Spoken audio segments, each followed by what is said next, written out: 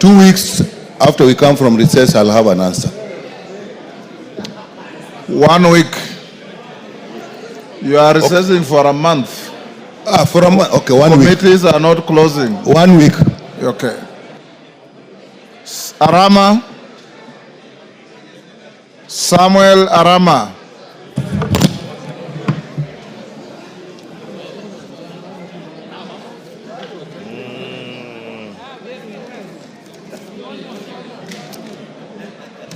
Thank you, Honorable Speaker. Honorable Speaker, I request for a statement regarding the attempted grabbing of land, L number 2015-46 in Nakuru Municipality.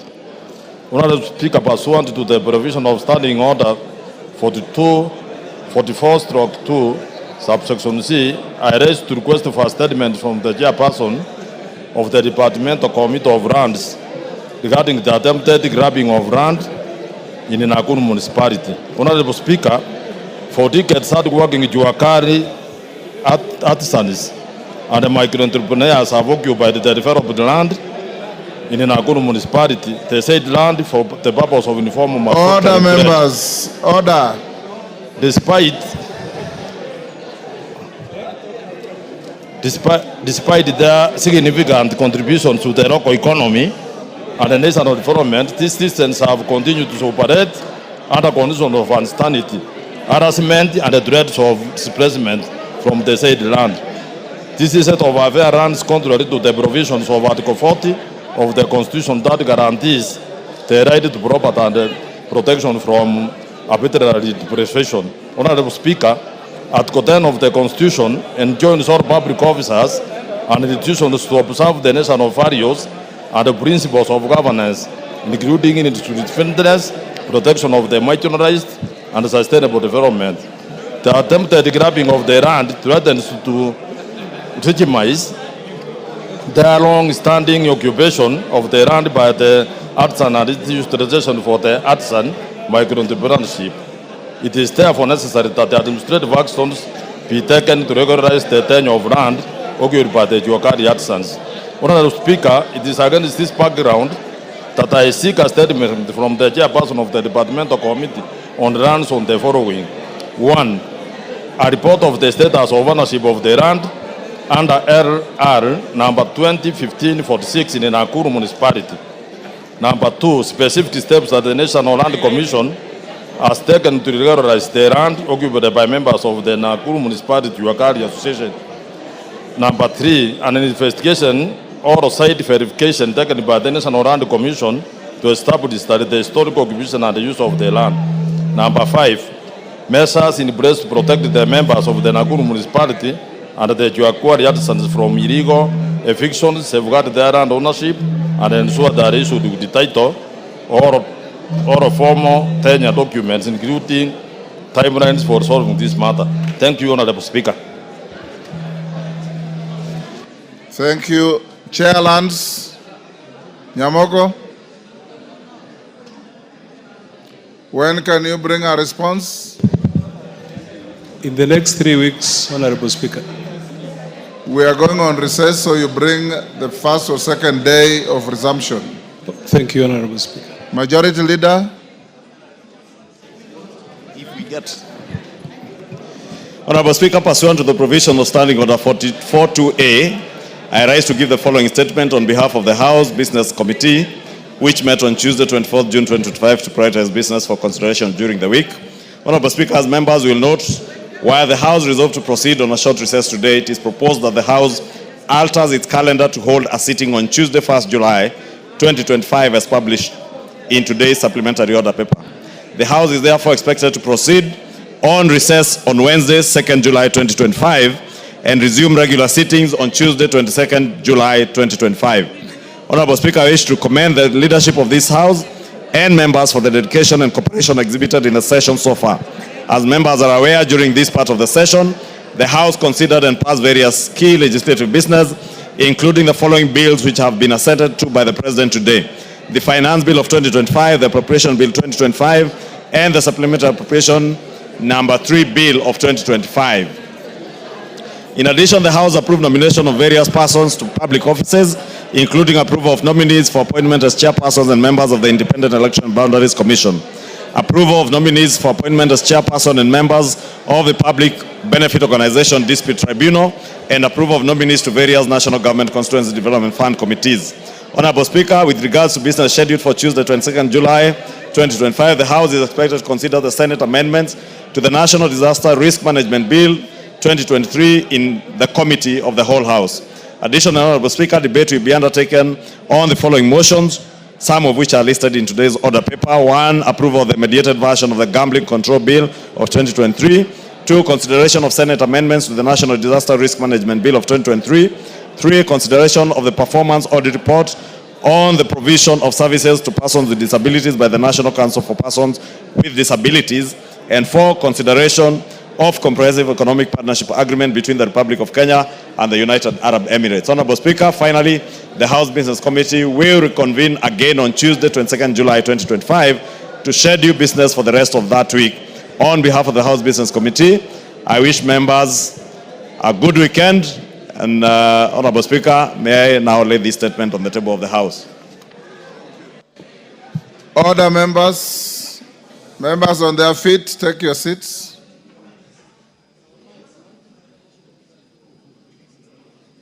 Take your seats.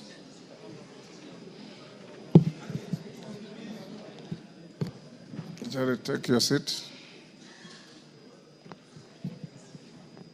Honorable members, you will notice that on the supplementary order paper, we have a motion at order number 9, which seeks to enlarge our calendar to go on recess on Tuesday.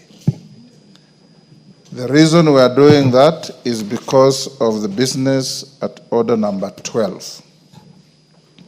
The bill on NGCDF, NGAF, and other related matters. The members who are persuading me that they have lobbied sufficiently and you may have numbers to vote. Remember that the Speaker will not call a vote unless he's satisfied that you have the numbers, and the minimum is 233. Present and voting. Hold your horses. Order. A casual count on how many we are is giving me an average number of 170. So we still have some gap. What we will do then is this, because I've also been given a long list of members who wish to speak, but I'm told they are ready to forego their intention to speak. If we achieve the numbers and the whips can get on overdrive, and not just the whips, chairpersons of various caucuses, reach out to your members and get them here. Once we finish the motion at order number 10, we'll still do order number 9 in 2-3 minutes. If by the time we finish order number 10, we have the numbers, I'll order the vacation of the resolution at order number 9. Then we go to a vote. In case we don't have the requisite numbers, the resolution at order number 9 will stand, and you will be obliged to be back here on Tuesday. So let's go to order number 9. I hope that is clear to everybody. So let everybody be a constructive whip now to look for your colleagues who are not here. And in the event you have the numbers, then order. In the event you have the numbers, then I'll call the House to a vote by 5 p.m. 5. Order. Order. Call the next order.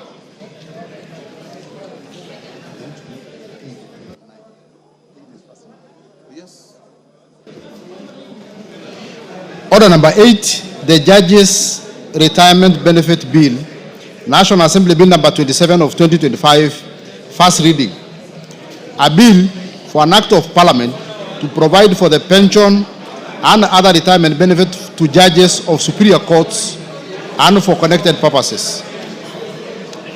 Order number 9, motion, alteration of the calendar of the House. Majority Leader. Thank you, Honorable Speaker. I beg to move that notwithstanding the resolution of the House on 13 February 2025 and 27 May 2025 and pursuant to the provision of Standing Orders 28.4 on calendar of the Assembly, this House resolves to further alter its calendar so as to 1. Commence its short recess on Wednesday, 2nd July 2025, 2. Hold a sitting on Tuesday, 1st July 2025, commencing at 2:30 p.m., and 3. Resume its regular sittings for the second part of the fourth session on Tuesday, 22nd July 2025. Honorable Speaker, I don't need to say anything. You had already said the intent of this motion. Yes. I beg to move and request the Leader of Minority, the Honorable Junet Mohammed, to second. Mr. Speaker, I stand to second. Thank you. Order members on their feet. Take the nearest seats.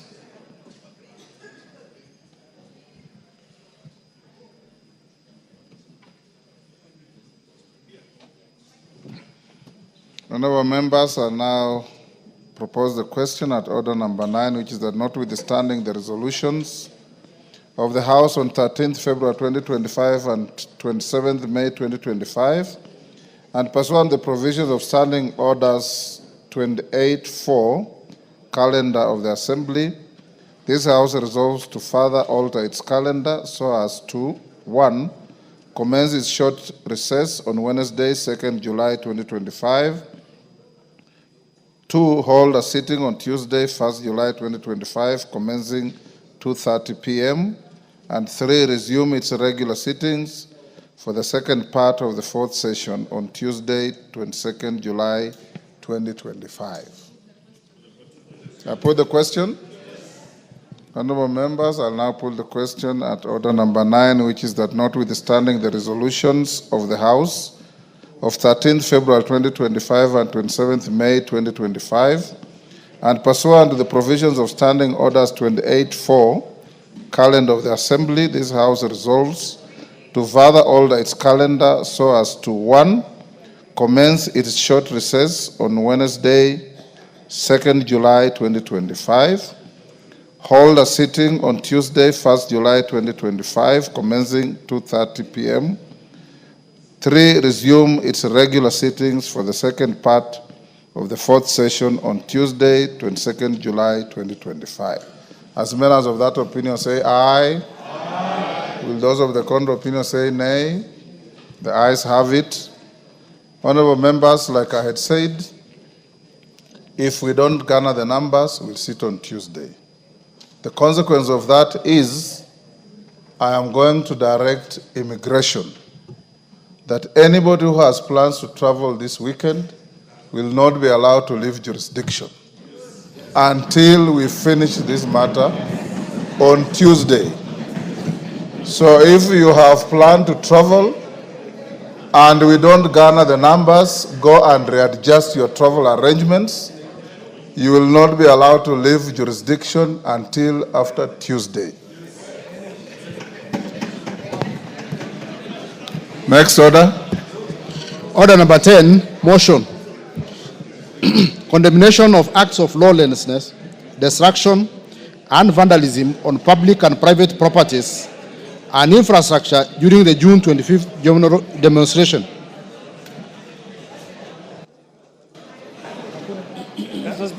Yes, Minority Leader. Mr. Speaker, I rise to move motion on condemnation of acts of lawlessness, destruction, vandalism on public and private properties and infrastructure during the June 25th demonstrations. That appreciating that Article 37 of the Constitution guarantees the right to assemble, demonstrate and present petitions to public authorities peacefully, further appreciating that on Wednesday, 25th June 2025, sections of the population participated in public demonstrations and protests in various parts of the country, deeply disturbed that in exercise of this great constitutional right, there were numerous cases of violence. Order, members. Order, members who are walking out of the chamber. Honorable members. Yes, Millie. Thank you, Mr. Speaker. Mr. Speaker, I'm actually speaking in relation to members who are walking out of the chambers. They may have misunderstood what you said. As soon as we get quorum, we proceed. We only don't proceed if there is no quorum. So I'm requesting members, wherever you are, please come into the house. Yes. We only need you 20 more. Please come back into the house. In fact, if you get quorum, I'll curtail the debate on this motion. You vote, then we carry on. Go on, Jeanette. Order. Go on, Jeanette. Mr. Speaker. Start afresh. You know, when members, when they want to come to this house, Mr. Speaker, yes, they really want to come and sit on these chairs. Yes. When they get an opportunity to sit on these chairs, Mr. Speaker, their buttocks cannot hold these chairs. They just want to run out, Mr. Speaker. I don't know what they're looking for. Mr. Speaker, there are numerous cases of violence, arson, invasion into both private and public premises, attacks on innocent wananchi and security officials, most of police officers, and further deeply disturbed that demonstrations destroyed and vandalized both public and private properties and infrastructure, including courts, administration offices, shops, businesses, business premises, homes, and supermarkets in various parts in the country, including Nairobi, Kikuyu, and Elgeyo, among other places, alarmed by attempts by demonstrators to enter girls' schools, including State House Girls, Nairobi, now therefore the House 1, condemns in the strongest terms the deliberate destruction of public and private property and infrastructure during demonstrations, including court records. 2, express grave concern over repeated incidents of violence targeting civilians and public officers, including security personnel. 3, affirms and acknowledges the right of every citizen to demonstrate, protest, and express dissent, while emphasizing the need to protect life, livelihoods, and property. And 4, calls upon the Inspector General of Police and the Directorate of Criminal Investigations to immediately and expeditiously investigate the acts of lawlessness and bring to justice those found culpable, including current and former politicians who are involved in the planning, mobilization, financing, and incitement of mobs, goons, and criminals. Mr. Speaker, the country is fully aware of what happened yesterday.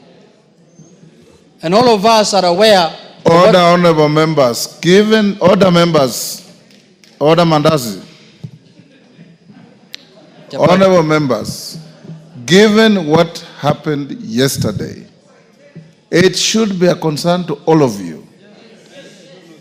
Either you are affected or you know somebody affected. I would expect you to be listening in silence and making a contribution that helps us move forward as a country. The manner in which you are loudly conversing, holding illegal kamkunjis on the floor, Rindikiri, that kamkunji is illegal.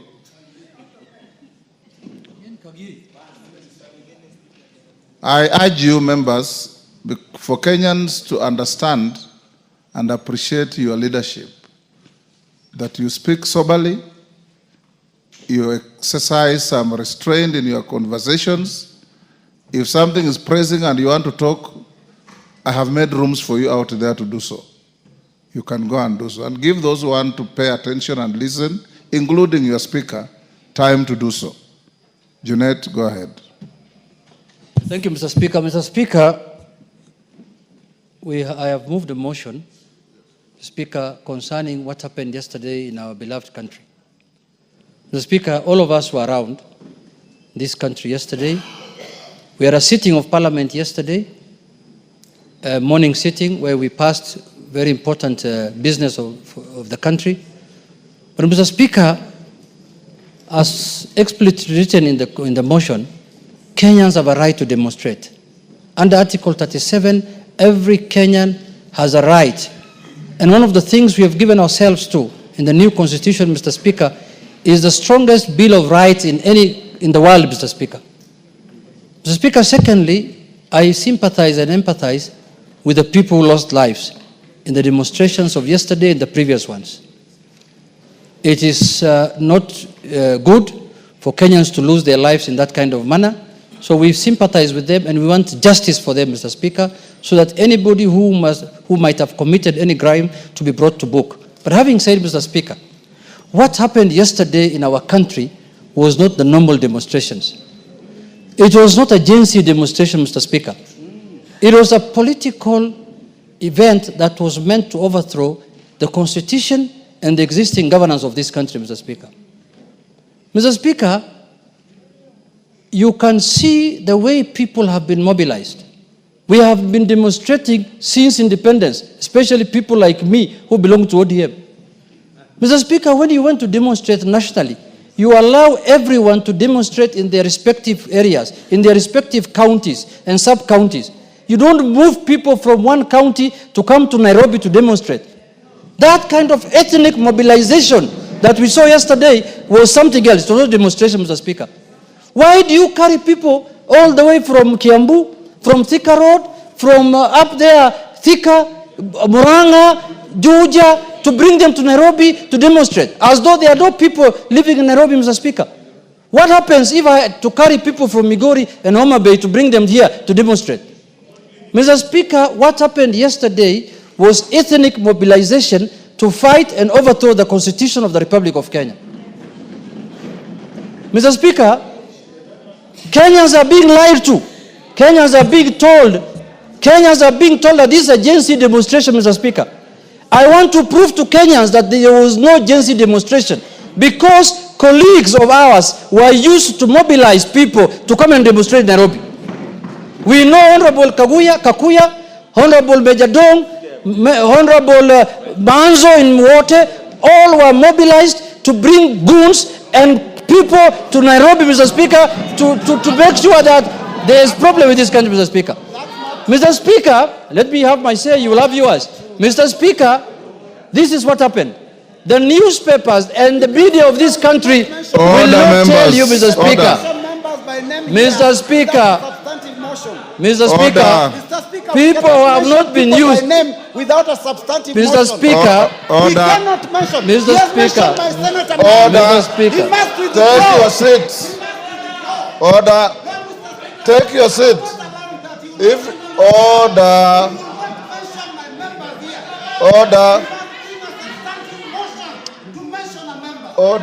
Robert Mbui. Order, Robert Mbui. Take your seat. That is not how to make your point. Take your seat. Take your seat. Robert Mbui, take your seat. Order, members. Order, members. Order, members. Robert Mbui. Order, members. Honorable Robert Mbui. Order. Order, honorable members. Honorable Robert Mbui, the Speaker knows only too well what the standing orders say. In fact, I drafted them. And I don't need you to raise your voice and bang tables for me to enforce them. He was in the middle of a statement and I was going to stop him. So far, he had not order. I need no assistance from any one of you. Honorable Robert Mbui, you have a point, but you can prosecute it honorably and decently.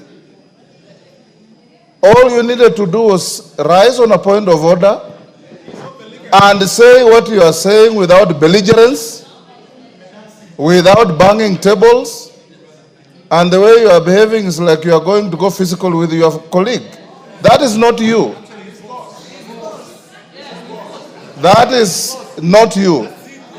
Honorable Junet, you only mention your colleagues adversely after you have brought a substantive motion to the House. Saying that members were involved is sufficient. Go ahead. Mr. Speaker, why do I say so? Mr. Speaker, the media of this country, Mr. Speaker, will tell you that the demonstrations were organized by Gaucho. They will tell you the demonstrations were organized by Gaucho. They will tell you they were organized by Matakwei. They will tell you the demonstrations were organized by Sakaja. They will not tell you the real culprits, the people who are organizing these demonstrations, Mr. Speaker. So it is incumbent upon us as people who have to discuss matters of national importance, Mr. Speaker, to tell Kenyans the truth, Mr. Speaker. Mr. Speaker, what happened yesterday was very clear. Mr. Speaker, it was not a Gen Z demonstration. It was a demonstration that was organized politically in this country, Mr. Speaker. And you can see where it happened. It took place in Nyeri. That is where Rigathi Gachagua comes from. It took place in Madira. It took place in Kisii. Mr. Speaker, the standard that has been set, the standards that has been set by Rigathi Gachagua in this country is that if you want to qualify to become a presidential candidate in his so-called opposition alliance, you must do as much demonstrations as you can. He has given them a benchmark that for you to qualify to become a presidential candidate in their team, you must cause anarchy and you must do demonstrations, and that is how you are going to qualify to become one, Mr. Speaker. And destroy property. Mr. Speaker, this ethnic mobilization in this country must end. Demonstrations must be for all Kenyans. Why do you destroy the property and the livelihoods of your own community, Mr. Speaker? Mr. Rigathi Gachagua. Mr. Speaker, you can see the kind of planning that has been put into this matter. You can see the kind of money that has been paid to this matter, Mr. Speaker. Mr. Speaker, we must call a spade if we are to save this country, Mr. Speaker. Mr. Speaker, I am standing to move them. Mr. Speaker, yes, my second point. Order. Yes, Wanjiku Moya, what is it? Honorable Speaker, you just ruled few minutes ago that Honorable Junet should substantiate when he's mentioning the names of persons on this floor. Was Honorable Rigathi in Homa Bay? Was Honorable Rigathi in Mombasa? Was Honorable Rigathi in Kakamega? Was Honorable Rigathi everywhere? Order. Order, Honorable Wanjiku. Gone. Order. Gone.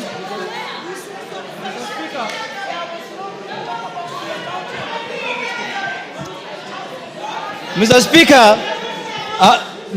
I want to tell Honorable Muya that there was no destructions of property in Homa Bay. There was no destruction of property in Kisumu. There was no destruction of property in Kisii. But there was destruction of property in Nyeri. There was destruction of property in Nyandarua. There was destruction of property in Kikuyu. There was destruction of property in Nyamakima. That tells you who the chief goon is. The chief goon is Mr. Rigathi Gachagua, Mr. Speaker. Mr. Speaker, we must call a spade today. We must call a spade today, Mr. Speaker. You can see, Mr. Speaker, this is one man who is holding his community hostage, Mr. Speaker. He has decided to use his community and destroying their property and making and impoverish them in this country, Mr. Speaker. This is the Lord of poverty. This is the man who wants to make the community from Mount Kenya to become poor so that he can rule them, Mr. Speaker. Mr. Speaker, I want to say this. Order, members, listen to yourselves. Mr. Speaker, I want to say this. This country has a constitution. This country has a government. The government of the Republic of Kenya and the constitution must make sure that every citizen's life is protected and their property is protected, Mr. Speaker. We have an election in 2027. We don't have any other election before then. If you want to remove a government, you will not do it by force. You will not do it through demonstrations. You will not do it through burning and destroying people's property. You have to wait for the election to arrive. Mr. Speaker, my second point on this matter, the media of this country. Mr. Speaker, I support the freedom of the media, Mr. Speaker. And yesterday, I was sad when the live coverage was removed, Mr. Speaker. But Mr. Speaker, the freedom of the media also must come with responsibility, Mr. Speaker. Mr. Speaker, the media must be able to make sure that they report accurately and factually, Mr. Speaker. Mr. Speaker, for example, what is happening with the Standard newspaper and the KTN, Mr. Speaker? This is a media house that is hell-bent to create genocide in this country. We have, as a house, Mr. Speaker, we have to interrogate the issue of politicians owning media houses in this country, Mr. Speaker. I'm aware one Honorable Gideon Moi is the owner of Standard newspaper and this KTN, Mr. Speaker. Mr. Speaker, he cannot use his media house to settle political scores unless or otherwise he wants to become like Felician Kabuga of Rwanda, Mr. Speaker, who has caused genocide. The Felician Kabuga of this country now is Honorable Gideon Moi, Mr. Speaker, because he's using his media house like the way Radio Mill Collins was used in Rwanda to cause genocide, where 800,000 people were lost, Mr. Speaker. We must call a spade, Mr. Speaker. The media house, the media must enjoy their freedom. The media must be allowed to do their work. The media must be allowed to exercise their constitutional rights, Mr. Speaker. But the media that is owned by politicians who are trying to use their media houses to settle political scores, Mr. Speaker, we must call them out here because they will cause genocide in this country, Mr. Speaker. I am told Gideon Moi is the one who used to keep Felician Kabuga in Kenya when his father was the president. And he was hiding here for, maybe he learned those bad manners from Felician Kabuga, Mr. Speaker. Mr. Speaker, I want to say this. Yes, Kagusha, what is it? Honorable Kagusha. Honorable Speaker, is it in order for the honorable member to continue mentioning the names of honorable members, either present or who have been in this house before, adversely in this house without a proper motion? Honorable Speaker, on the same... Take your seat. Honorable Kagusha, you have been a Speaker of Account Assembly before. Take your seat. Take your seat. Take your seat. Honorable Kagusha, you have been a Speaker of Account Assembly before. The standing orders that we wrote for this House are applicable where you are Speaker. When he mentioned sitting members of Parliament and Robert Moi protested, I stopped him. Order. Order. Honorable Kagusha, as a first-term MP, if you think you'll gain traction by being sent out of the House, I will not send you. Just take your seat and become and participate in debate. You want to speak, I'll give you an opportunity. But don't be rowdy. Former members of this House don't enjoy the privileges sitting members enjoy. Read your standing orders properly. Go on, Junet. Mr. Speaker, you know, Honorable Kagusha was the Speaker for Nyeri County Assembly. This is National Assembly. It's a different area. This is a different place, Mr. Speaker. Mr. Speaker, I want to say this. Mr. Speaker, this country, there are people in this country who are hell-bent to take this country to anarchy, Mr. Speaker.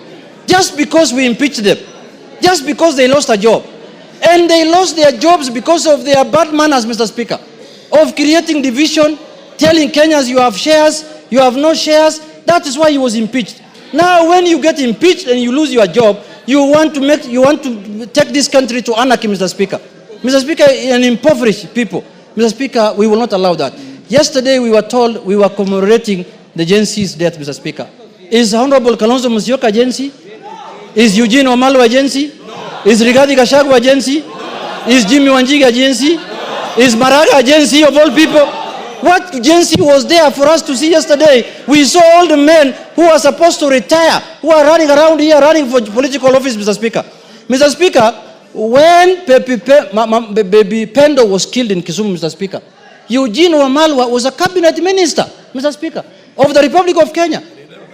When we passed the draconian laws of the security laws in this House, Mr. Speaker, Justin Muturi was the Speaker. When the IG, the independent office of the IG was mutilated in this office, Mr. Speaker, Justin Muturi was the Speaker, Mr. Speaker. Now, Justin Muturi now says he wants to be chair of some commission called Justice Commission.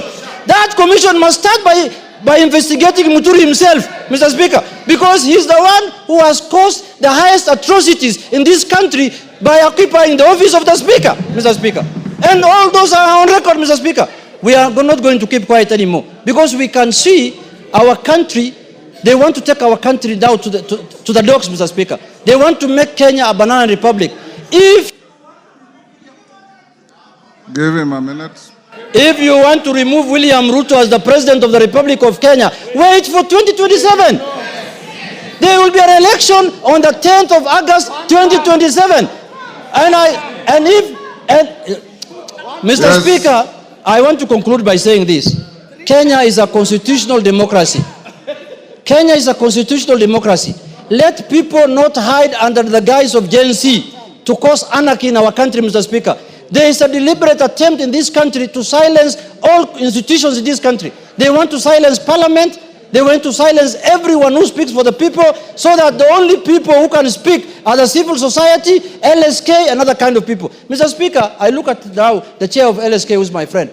Her mandate has expanded from legal issues now to political issues. Now we should elect the president of LSK through universal suffrage. Because, Mr. Speaker, that's the work she's doing. She's doing politics all the time, Mr. Speaker, which is good for the country, but she should limit her work to advocacy of rights of the people, Mr. Speaker. Mr. Speaker, I want to say this in conclusion finally, that what happened yesterday was an attempt to take over power unconstitutionally, to do a coup on the governance, on the government of the Republic of Kenya. We lost an election as ODM. We disputed the election. We went to the Supreme Court. The Supreme Court told us, you have lost the election. We abided by the decision of the Supreme Court. We never attempted to overthrow the government. What the hell can this Rigathi Gachagua do that he can take power through unorthodox means? Gachagua must be arrested as early as tomorrow. Tomorrow morning. Thank you, Mr. Speaker. I beg to move. I beg to move, Mr. Speaker. And I request the leader of the majority party, Honorable His Eminence, His Highness, the Kingpin of Mount Kenya, Kimani Ichung'wah, to second the motion. Majority Leader. Thank you, Honorable Speaker. Honorable Speaker, I beg to second this motion. Honorable Speaker, as I second this motion, it's important. Order. It's important, Honorable Speaker, as I second this motion, for us to be clear on what the motion is asking us to do. One, Honorable Speaker, is to affirm and acknowledge that the people of Kenya and every citizen in the Republic of Kenya has the right to demonstrate, protest, and express dissent in accordance with our Constitution, but do so peaceably and unarmed, Honorable Speaker. The other thing we're asking to be done by this motion is to condemn in the strongest terms possible the wanton destruction of property that we witnessed yesterday.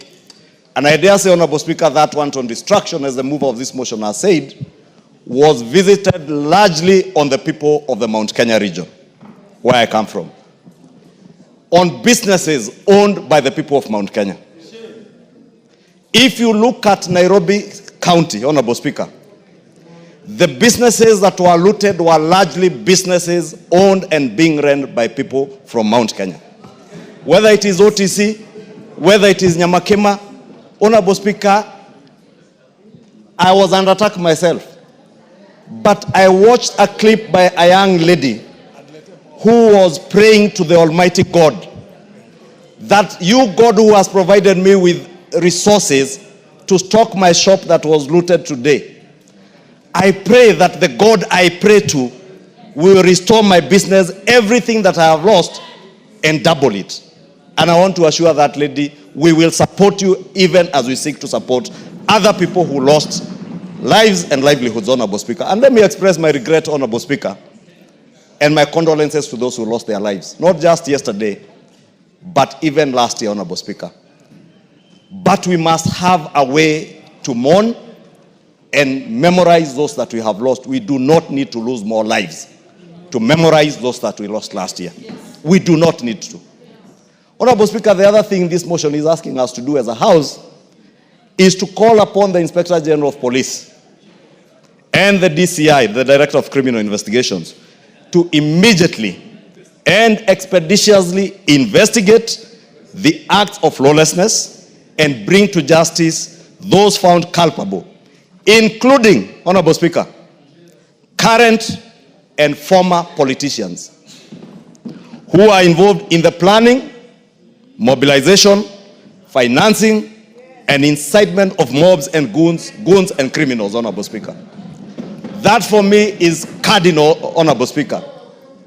June 2024, 25th of June 2024, with the unfortunate incidents that happened, Honorable Speaker, we let it pass. If you can protect me from the member for Narok County and the member for Elgeyo Marakwet. Honorable Speaker was saying June 2024, we let it pass.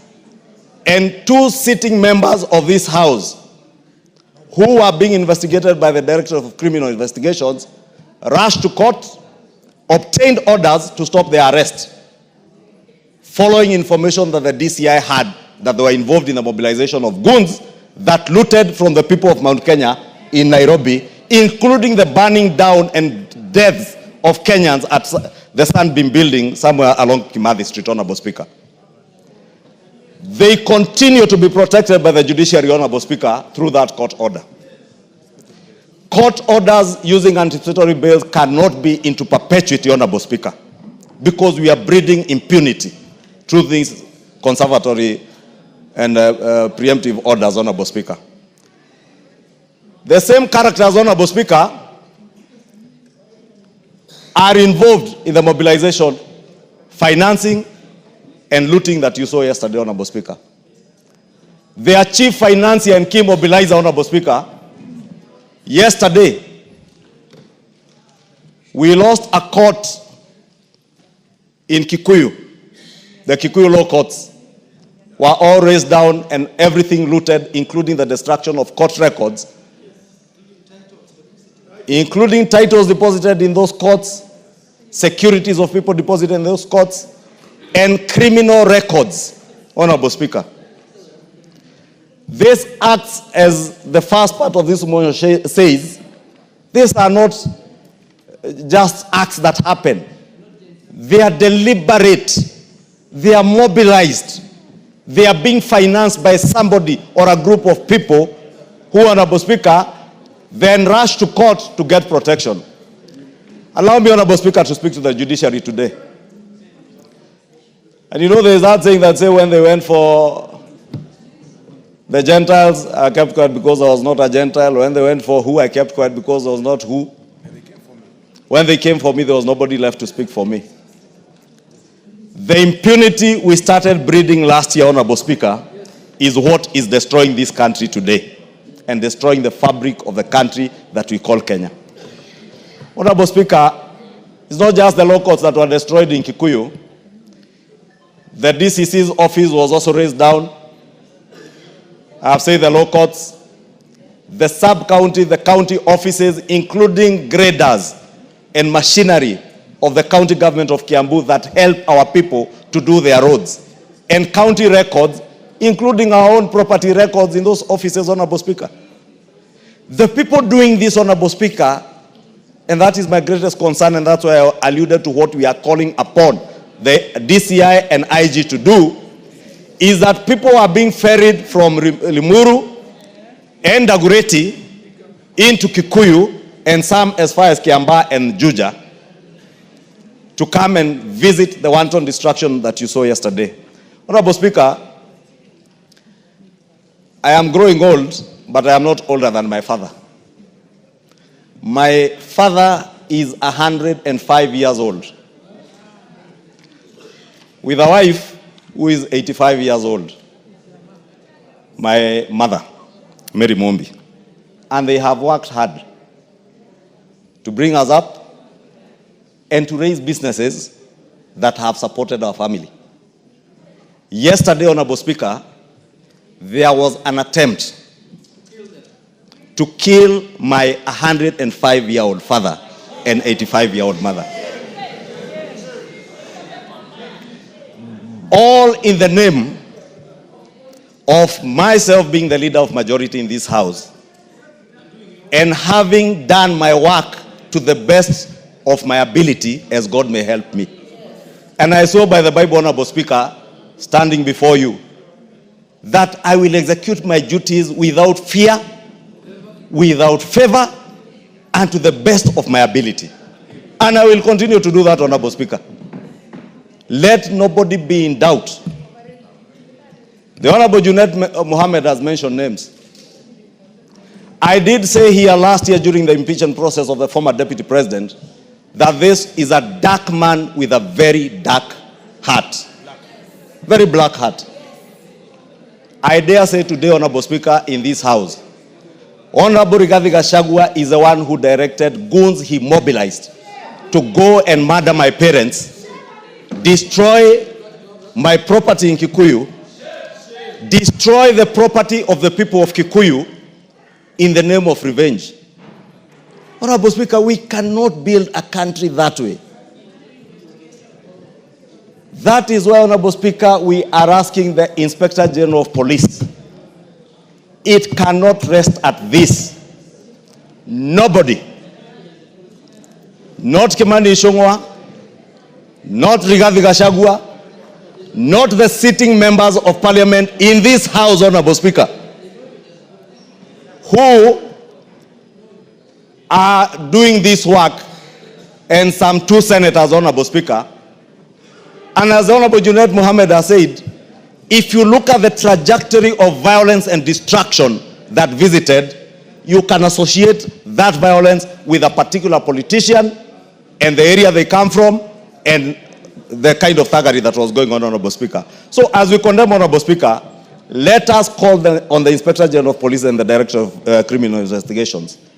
Anybody involved in this criminality, whether it is Kimani Ichung'wah, whether it is Junet Mohammed, whether it is Rigathi Gachagua, whether it is Jane Kihara, whether it is Kaluma, whether it is Ngogoyo, whether it is Major Dong, whether it is Kakuya, whether it is Senator Medho, investigate each and every one of them without fear or without favor, and whoever is culpable, bring them to book, Honorable Speaker.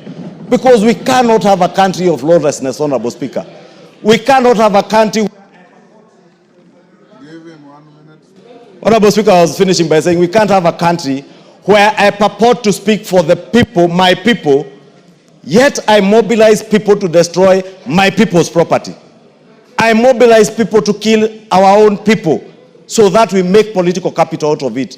We must desist as political leaders in this country from using our people as political pawns to make political capital out of, Honorable Speaker. And I condemn the lawlessness, the violence, and congratulate the people of Mombasa, Honorable Speaker. The people of Mombasa yesterday demonstrated what peaceably demonstrating is. What happened in Nairobi and in other areas in central Kenya were riots, disorder, and anarchy, Honorable Speaker. And the owner of that anarchy is known, must be apprehended. Honorable Speaker, allow me to commend the police also for the restraint that they exercised yesterday and for the hard work they put yesterday when a police lady was being brutalized by men, grown men, beating up a woman, Honorable Speaker. It's the most despicable thing you can find, that a man is stepping on a police officer on her head. Honorable Speaker, there were criminals who attempted to get into State House girls. It is not William Ruto's children who go to State House girls. It is not Kimani Ichung'wah's daughters who are in State House girls. It is our children. Why would anybody mobilize criminals to attack young school girls in a school? I commend the police for protecting State House girls, protecting other lives and property that they protected yesterday, Honorable Speaker, and call on them to take action on the financiers, the mobilizers, and those particular criminals and those who want to drive our country to anarchy. And we tell them, resounding as a house, we shall not allow our country to be driven to anarchy by bloodthirsty people, bloodthirsty politicians who have no agenda, who have no vision for Kenya, who can only harp on Gen Z. A Gen Z, a generation, they are neither a Gen Z, nor do they have children in their houses who are Gen Zs, Honorable Speaker. I have 2 Gen Zs in my house. I know what these children want.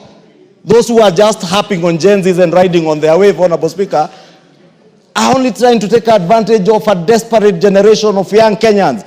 Let us desist from doing that, Honorable Speaker, and I beg to second. Order, honorable members. Those on their feet, take your seats. Honorable members, I now propose the question, which is that appreciating that Article 37 of the Constitution guarantees the right to assemble, demonstrate, and present petitions to public authorities peacefully. Further appreciating that on Wednesday, 25th June 2025, Order, members. Order, Martin. I think in the induction we told you that however pressed you are, when the speaker is on his feet, you maintain studious silence. Further appreciating that on Wednesday, 25th June 2025, sections of the population participated in public demonstrations and protests in various parts of the country.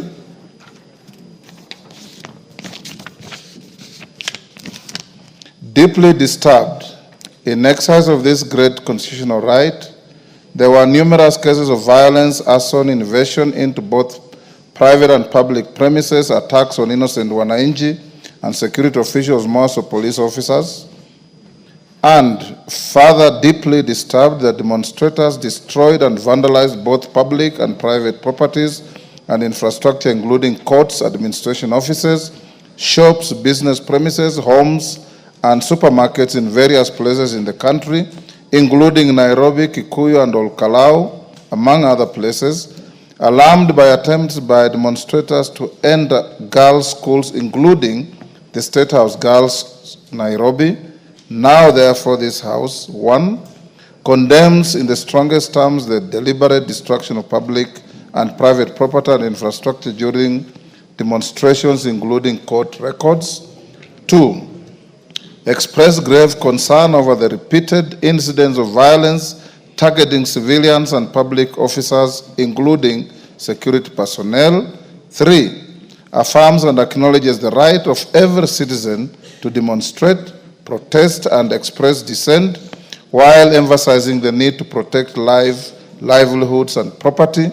And 4, calls upon the Inspector General of Police and the Directorate of Criminal Investigations to immediately and expeditiously investigate the acts of lawlessness and bring to justice those found culpable, including current and former politicians who are involved in the planning, mobilization, financing, and incitement of mobs, goons, and criminals. Honorable members, the screen is too small to accommodate all of you, so I'll use a show of hands to pick on those to speak. Millie Odhiambo. Thank you, Mr. Speaker, for giving me this opportunity. Everybody has 3 minutes. Thank you, Mr. Speaker. Mr. Speaker, let me first of all offer my condolences to the family who lost their loved ones yesterday, the ones who lost their loved ones 2024, the ones who lost their loved ones 2023, the ones who lost their last one in 2022. Mr. Speaker, I have noticed that the media has forgotten that we also lost loved people in Kisumu. Maybe because they come from Kisumu, they do not matter. But I want to offer condolences to every family who has lost a loved one. Mr. Speaker, Article 37 guarantees a right to demonstrate peaceably and unharmed. And Mr. Speaker, I'm one of the people who pushed for that article in the Constitution, and I will defend it with my life. And that is why, Mr. Speaker, it was very sad to see what happened yesterday. Mr. Speaker, ODM and Azimio have become the experts in demonstration, Mr. Speaker. And Mr. Speaker, when we were doing that, we were called anarchists. Bare fidelity to history. Exactly. You as truly here was with you in CORD and NASA. Yes, Mr. Speaker. So it's not just ODM. No, I've said ODM and Azimio and NASA. Yes. And CORD and all those. But the constant one is ODM. Mr. Speaker, for me as Millie Odhiambo, I can't cheat you. I thank God that I'm resting, Mr. Speaker. I don't think people understand what it means to go to the streets. I understand when the Gen Zs are writing letters to their parents saying we may not come back. I would tell my husband that because they didn't know I'd come back. So let us be. You called us names, Mr. Speaker. You called us names. You said we are anarchists and all that, Mr. Speaker. Mr. Speaker, but who is God? God creates balance. Mr. Speaker, you called us names when we were fighting for the same rights you are fighting for. Mr. Speaker, now, or that you said to be fighting for. Mr. Speaker, now instead what you are telling us is that Baba is eating and observing table manners. Mr. Speaker, if you can give me 1 minute, Mr. Speaker, because I was interrupted, or 2 minutes. Mr. Speaker, it's difficult to be Baba. You are damned if you do, damned if you don't. So, Mr. Speaker, we are only learning from the best. You have observed table manners since independence. Let people from the lake also observe table manners. For once, let us also observe table manners. And take over, and I've heard people saying that that in terms of demonstration, you've overtaken Baba, that we've been lying, that we want to, that no. I am glad to note that you have overtaken us. Please do it excellently. But Mr. Speaker, I want to say one thing, if you would allow me. Mr. Speaker, as a women's rights activist, Mr. Speaker, yesterday I left my house, not caring for my life. I went to State House when I saw on social media that State House was under attack. State House girls. Give her 1 minute. Thank you, Mr. Speaker. When I saw State House girls was under attack, Mr. Speaker, I didn't care for likes. I condemned when the policewoman was under attack. Mr. Speaker, we cannot allow such things. Mr. Speaker, where we are attacking women, and then, Mr. Speaker, today in the morning in the WhatsApp group of FIDA, I saw something very disturbing, that women were being removed from motorcycles, they were being gang raped, and they were being, even in our time with our excellence, even when we were infiltrated, that has never happened. Never. Mr. Speaker, I said this and people condemned me as a Christian. Come, let us reason together. It's not about who is winning. This country belongs to all of us. Thank you. George Murugara. Thank you. Thank you very much, Mr. Speaker. The Speaker, allow me also to... Seeing the interest, I will reduce the time to 2 minutes. Thank you. Thank you very much. Go ahead. Allow me kindly to empathize with the families and the persons who suffered fatalities yesterday, their properties damaged. This is abhorrent.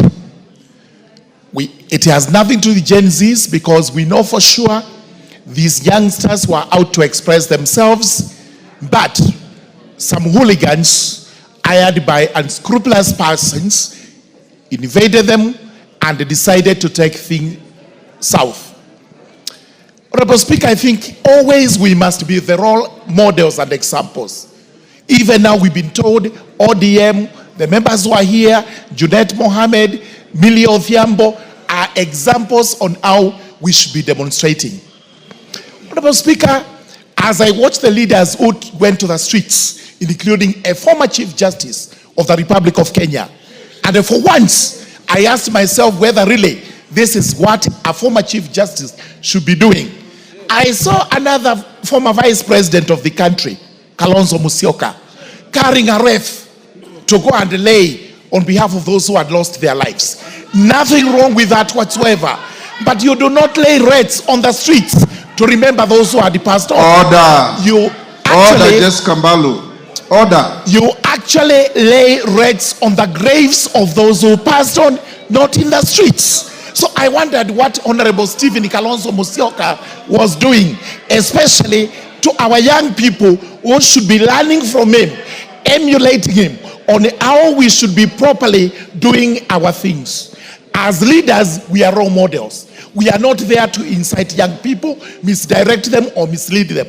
We are there to tutor them to rights and the paths of righteousness. So with all that, while the Gen Zs were right, our politicians were not right at all, and this is the time they should be called upon to account. Thank you very much, Honorable Speaker. Yeah, thank you, Mr. Speaker. I also condemn in the strongest terms possible the destruction of property and infrastructure. And but Mr. Speaker, we must be careful, because when you look at the way this motion is worded, We seem more concerned about the property that was damaged, and we are not talking about the 10 people that lost their lives yesterday. We are not talking about the 60 that lost their lives last year, right here in Parliament. Order, Mr. Speaker, Robert Mbui, order. Mr. Speaker. Order, Robert Mbui, take your seat. Save his time. Save his time. Robert Mbui, I'm also sitting here and I listen. Let's have fidelity to facts. Milo Odhiambo next to you has eulogized all the dead up to 20 years back. Your neighbor there who moved the motion talked about the same thing. Kimani Ichung'wah talked about the same thing. So let's bear fidelity to facts. The motion is not just about what is written, but also what is going to the Hansard. Go ahead. Mr. Speaker, your time was saved, so you have not lost. Mr. Speaker, the motion is very clear. It doesn't actually talk about the 60 that were killed last year. It doesn't talk about the 10 that were killed yesterday. It talks only about the destruction of property. So, Mr. Speaker, it's important. It's very important that we be careful about this issue. Mr. Speaker. Yes, Junet. Mr. Speaker, is my deputy, who is not behaving very well also. Mr. Speaker, is he in order to mislead the House that we are in demonstrations, we have only lost 10 people, 60 people, when he knows very well we were with him having sufrias on our head, and we lost over 100 people on the road, Mr. Speaker, and he was part of us that time. Why is he not talking about those ones? Only because they are Luos, Mr. Speaker, and their lives don't matter. Luo lives don't matter in this country, Mr. Speaker. Mr. Speaker, the minority leader knows that we also lost people from our region during all those demonstrations. So it's not about tribe. Mr. Speaker, we have to be careful not to trivialize a very serious thing. Now, Mr. Speaker, my concern is this, that this regime, unfortunately, seems to be curtailing rights that are enshrined in our Constitution under Chapter 4. Mr. Speaker, the first one is the freedom to demonstrate, Article 37. Yesterday, you know that the police were trying to stop our youth from demonstrating, which unfortunately is against the Constitution. Mr. Speaker, the right to life, police bullets have taken so many lives, and that is against Article 26. Mr. Speaker, the freedom for movement, which the minority leader has talked about, that people are coming from other places, is a right under Article 39.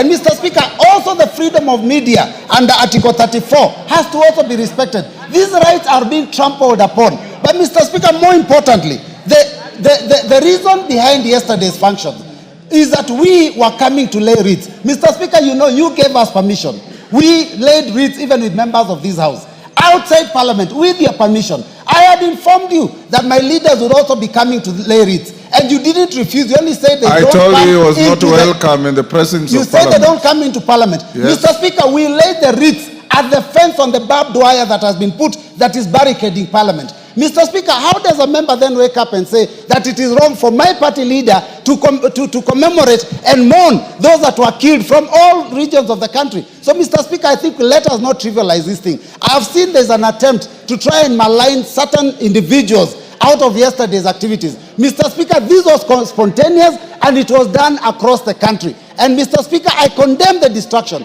I condemn the looting. I condemn the killings. But we must condemn it fairly, so that we do not make it a partisan issue or an individual or even a tribal issue.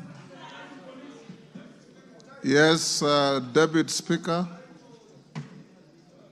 Everybody has 2 minutes. Thank you, Honorable Speaker, for giving me the opportunity. I must say that I give my condolences to the families who lost their loved ones. Also, my sympathies with the police officers who are injured. And also, congratulate the police for trying to keep the peace of this country. Honorable Speaker, what happened yesterday was not demonstrations. They were not peaceful demonstrations. Those were acts of hooliganism by criminals who destroyed people's properties. Today, there are people in Nairobi and other parts of the country who are facing bankruptcy. There are people who will not be able to pay for their children to go to school or even feed their families because they have lost everything and all their investment as in the name that somebody was exercising their right their constitutional right to demonstrate. Yes, you can exercise your constitutional right to demonstrate, but you cannot exercise your right while you destroy the properties and the rights of others. That is completely unacceptable. Your rights end where the other person's rights start. And so we must guard our country from anarchy. We must take action against those who attacked our police stations. CCTV footage is available. They should be arrested and they should be charged. Because even if they are our children, they are not permitted to destroy people's properties or to burn down the government property, vehicles, police stations, courthouses. And I must say, shame on you, Chief Justice Maraga. You're currently on pension paid by the government. They pay for your cars, they pay for your gardener, they pay for your cook, and then you go to the streets to demonstrate and mislead our children, to destroy people's properties. Shame on you, Chief Justice Maraga. Somebody of you... Farah Maalim. Mr. Speaker, I also begin by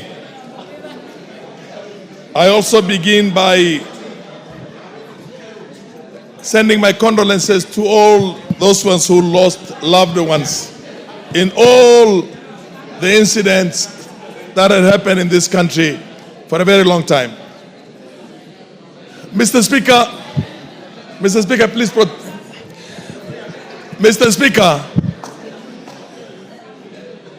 there are countries that are autocratic and there are countries that are despotic. There are countries that are ruled by dictators. It is better to be ruled by a despot than to get into a situation of anarchy and chaos and you have a dissolution of that country. Mr. Speaker, the cardinal rule of the executive in this country here, Mr. Speaker, protect me from all this. Order, honorable members. Let's listen to one another. Go on. Mr. Speaker, my message goes out to two people. Anybody who is a dignified, retired politician who is having a pension on the basis of that position he held like a speaker, or anybody or in the judiciary, or a politician who is a former president or a former prime minister and gets involved in these kind of things, we should make a law that makes sure that he does not enjoy those perks again. I respected Maraga up until now, but I've now seen that he is nothing but a chaotic anarchist. Juvenile and many others. Mr. Speaker, they took a bit of my time. Give me 1 minute. Mr. Speaker, the most protected place in this world is the White House. It's not the Pentagon. Give him a minute. It is not the Pentagon. If you try to scale the boundary of the White House on 1600 Philadelphia Street, you'll be shot in the head. Immediately there are snipers out there to make sure that nobody scales that. When you have an ambition to go and occupy State House, you have occupied Parliament, you have burnt what they call the judiciary. Mr. Speaker, that is anarchy and chaos, and it is on the executive to make sure that the institutions are protected, the lives and properties of Kenyans are protected, and there is a rule of law. There is only one way of dealing with people who are lawless, and that is a very firm application of the law itself. Mr. Speaker, we don't want to have a failed state. If we continue with this kind of liberalism and the way things are happening right now, Gachagua should be in prison today. He should be out there recording a statement and going to prison and going to court. And so should be all those other... Mary Masse. Order. Mary Masse. Thank you, Honorable Speaker. Honorable Speaker, I stand also to condole with the families who lost their loved ones and also wish quick recovery to all those who got injured, including our police officers who are putting their life in line to protect Kenyans and their property. Honorable Speaker, what happened yesterday was very disgusting, despicable to say the least. Honorable Speaker, what we witnessed yesterday was an organized uprising against this country. And we cannot allow this to continue, Honorable Speaker. Honorable Speaker, we've had demonstrations in the past We have had demonstrations, but the peculiarity of the recent demonstrations is disturbing, Honorable Speaker. Why are they targeting protected areas like Parliament, like State House, Honorable Speaker? Honorable Speaker, I want to support the position by the members who have spoken that these incidents must be investigated thoroughly and all the culprits brought to book, Honorable Speaker. We cannot continue to watch Kenya degenerate into a state of lawlessness and anarchy because we do not have any other country to go to. This is our country. And I conclude by saying, Honorable Speaker, honorable members, we need to bring an amendment in law into this house where we designate specific places for picketing, so that if you want to picket, there is a designated place for you to go and picket. Not everywhere, and disturbing everyone's peace and disturbing people's businesses and destroying people's property. It's unacceptable, Honorable Speaker. Yes, Kibagendi, what's your point of order?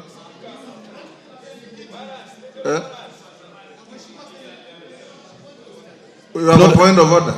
Yes, what is it? Kibagendi, hold your horses. Mheshimiwa Speaker, hapo awali tukianza bunge hili ulisema kwamba iwapo kwamba wabunge watajisajili wa kutosha ili turudi kwa ule mswada wa CDF, ungesitisha mazungumzo tupige kura. Ngoja kidogo tafadhali. Wasiwasi wangu Mheshimiwa Speaker, ndio sababu nisimame kwa point of order, ni kwamba nimeona chamba hichi kilikuwa kimejaa na wengine huenda wakawa wako na shughuli ambazo zinawafanya wanatoka. Ifike wakati wa kama ni tujadili mswada huu tuwe hatuna idadi ya watu, na kuomba Mheshimiwa Speaker kwa taadhima zote na heshima usitishe mjadala huu, kwanza tujadili mswada uliokuwepo tupige. Thank you, Honorable Chonga. From where I sit, I can see all of you, and I can tell how many you are. Since I made that pronouncement, the highest recorded number has been 193. That is not 233. The highest number you have recorded since I made the direction has been 193. So the moment you reach 233, I'll stop the clock on this motion and we vote. The moment we don't get there, the motion we passed stands. Thank you. Kibagendi. Thank you, Honorable Speaker, and I want to appreciate for this opportunity. It is the first time you've given me a chance to speak outside a question or statement in this House. I appreciate. I want to also associate myself with the concerns that have been raised by my fellow colleagues, especially on the destruction of property and killings and the unfortunate things that happened yesterday. I, however, would also like to caution, we need to be also talking about the issues that have been raised by Gen Zs. The issues raised by the Gen Zs. Fatuma, just hold on, Kibagendi, hold his time. Yes, give Mama. Honorable Speaker, thank you for the opportunity. Honorable Speaker, Honorable Kibagendi has just made a statement. Maybe you didn't take notice. That it is the first time that you've given him an opportunity to speak in this House. Yes. I would like him to know that you don't pull people from their seats to speak. You must raise your voice. You must show that you are interested in speaking. So I beg him to withdraw that statement because you don't work in partiality. You are very considerate, Mr. Speaker. And he's never even in the House and he's blaming you. You don't point people from their houses to contribute. That is wrong, Ms. Kibagendi. Thank you. Thank you, Fatuma, for defending me. And that's why I ignored it. Go on, Kibagendi. That's extremely responsible from my fellow honorable member. Go on with your contribution. Now, I wanted to make a point this way, Honorable Speaker. We must stop trivializing the concerns of young people of this country and trying to make it become like it is a Gachagua thing. Kenyans demonstrated across the country, and it is because of their concerns that we must all rise up and support these young people. Honorable Maraga did not come to the streets because he just wanted to come to it is because of the concerns of young people. I'm perturbed by what Honorable Farah Maalim and the Deputy Speaker speaking about Honorable Maraga and those who've spoken about the former Deputy President. It is irresponsible. What is your point of order? Mr. Speaker, Honorable Kibagendi is saying this was a Gen-Z demonstration. Could he share the House with his experience in organizing the one in Kisii County, Mr. Speaker? Because he was the supervisor and organizer of that one, Mr. Speaker. Mr. Speaker, I hope you'll add me the time because you realize all this time members have been... Go ahead with you. What I'm saying is this.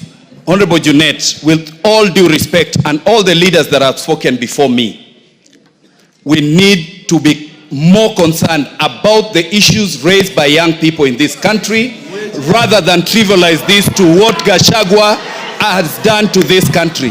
Gachagua is such a small person. Did he organize in Mombasa? Did he organize in Kisii? Did he organize in Kericho? Why don't you have him arrested? Deal with Gachagua in accordance with the law. And finally, we want to advise that this Mwafrika,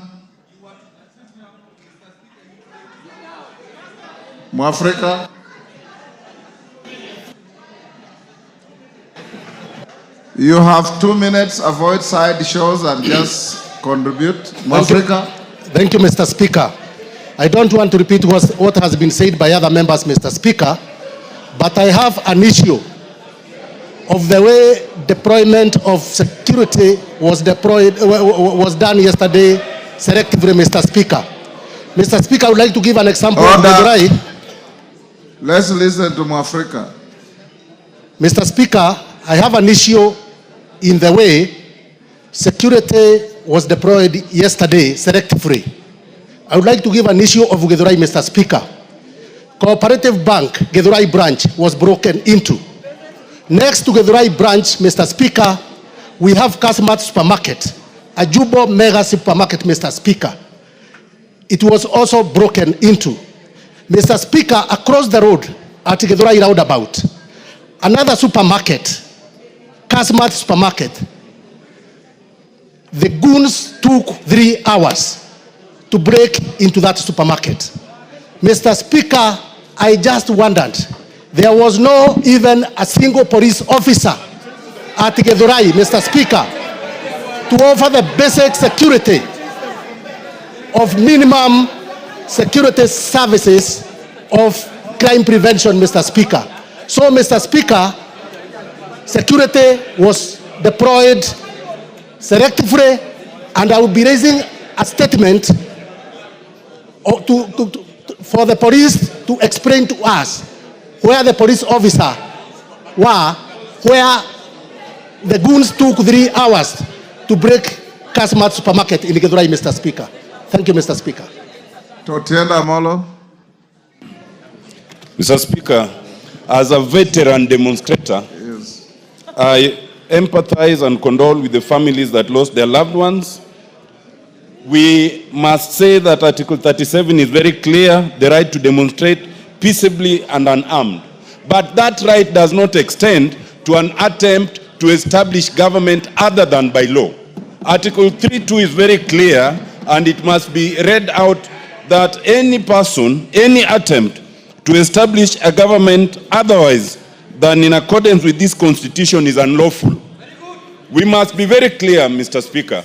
Demonstrations are different from anarchy. What we saw in Mombasa were demos. What we saw in all those other places mentioned in the motion, that was anarchy, and it cannot be tolerated. Mr. Speaker, we condemn the hiring of goons. We condemn the torching of courts, police stations, and houses. We condemn the extreme provocation of the police. But, Mr. Speaker, I also condemn the CAK for stopping live coverage, because the CAK cannot do that in the face of a very clear judgment by the court. Thank you, Mr. Speaker. Osoro.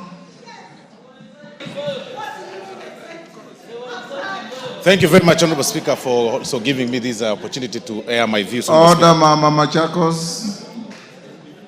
Order. Yes, Osoro. Thank you very much, Honorable Speaker. Honorable Speaker, I have really not lived for long in this planet Earth. It's just nearly about 4 decades. And about 3/4 of such I've lived in the Mount Kenya region. Honorable Speaker, what I saw yesterday in Mount Kenya has never been seen before. And I'll be very specific on Mount Kenya because that is a place I grew in, Honorable Speaker.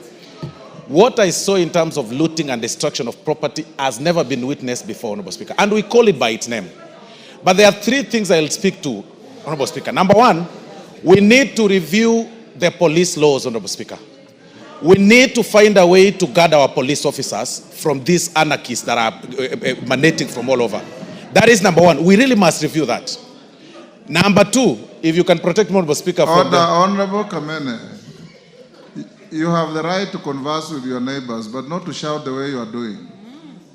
Please keep your cool. So, number 1, Honorable Speaker, we need to review the police laws. We need to protect our police officers. Number 2, we need to look into the question of pension or those officers, the retired officers who are pensionable, Honorable Speaker. Honorable Muturi earns more than 1 million shillings, Honorable Speaker, from the pension, from the taxpayer, Honorable Speaker. Honorable Kalonzo Musyoka earns a lot of money, Honorable Speaker. Honorable Maraga earns a lot of money. That law must be reviewed. They need not to earn when they are actively involved in such things, Honorable Speaker. Number 3, Honorable Speaker, it's the question to the former Deputy President. You claim to speak for the Mount Kenya region. Now speak about the destruction of property. Speak about the loss of jobs. Talk about Naivas that was looted in Nyeri. Now talk about those young people that lost jobs in Nyeri. Talk about... Elachi. Okay, give him a minute. Thank you very much, Honorable Speaker.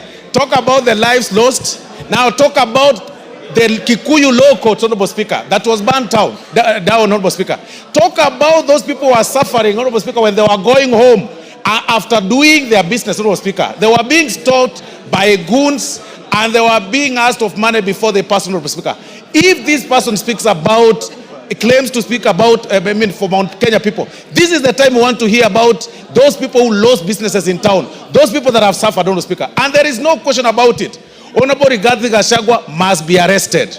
And all the politicians that work under him, they should be arrested and investigated because we know, we saw some of them moving around and claiming that they are supporting this movement called Gen Z, which is a lie, Honorable Speaker. There is no movement called Gen Z. These are criminals. There is nothing like that. There is nothing called Gen Z, Honorable Speaker. Those are people who are hiding behind a generation to loot and bring anarchy in this country, Honorable Speaker. Elachi.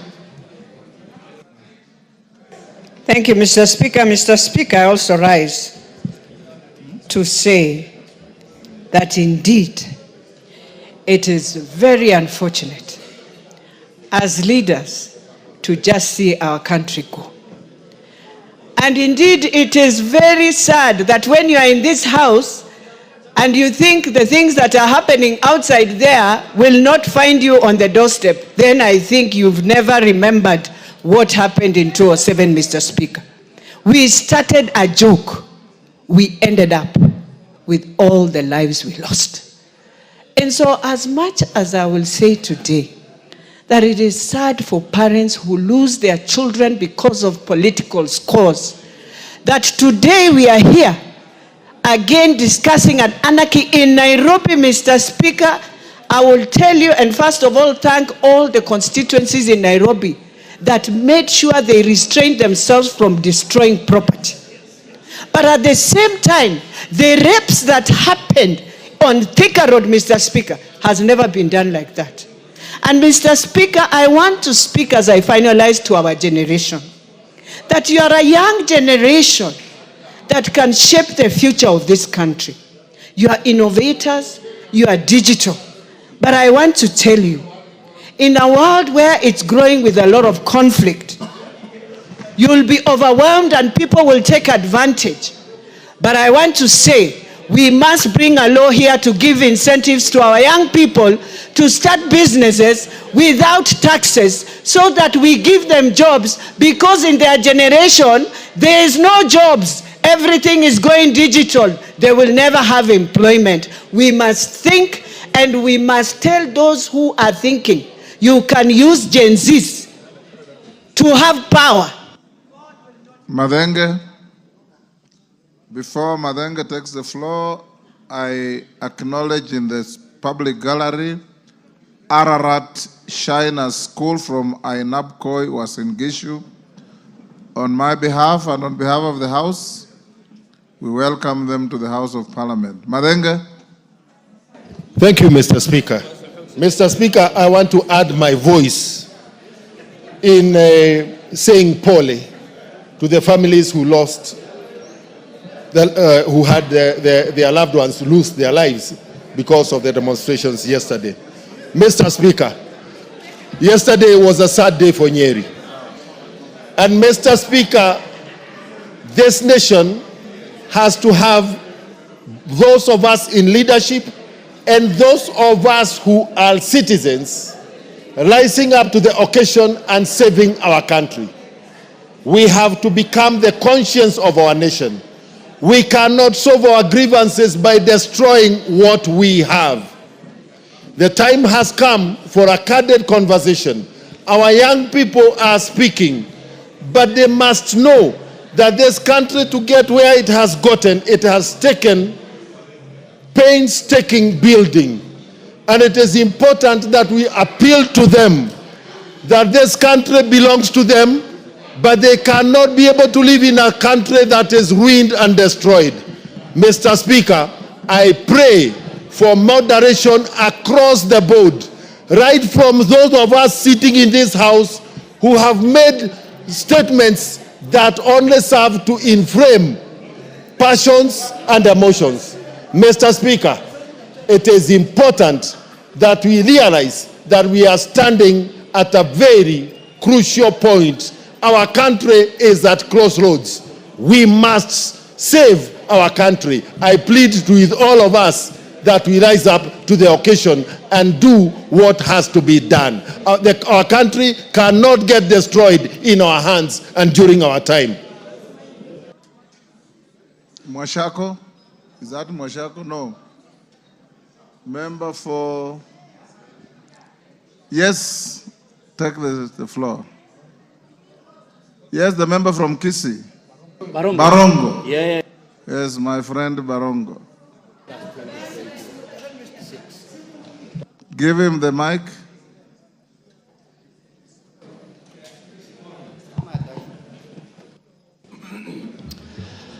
Thank you, Mr. Speaker, for the opportunity to also contribute on the what we witnessed yesterday.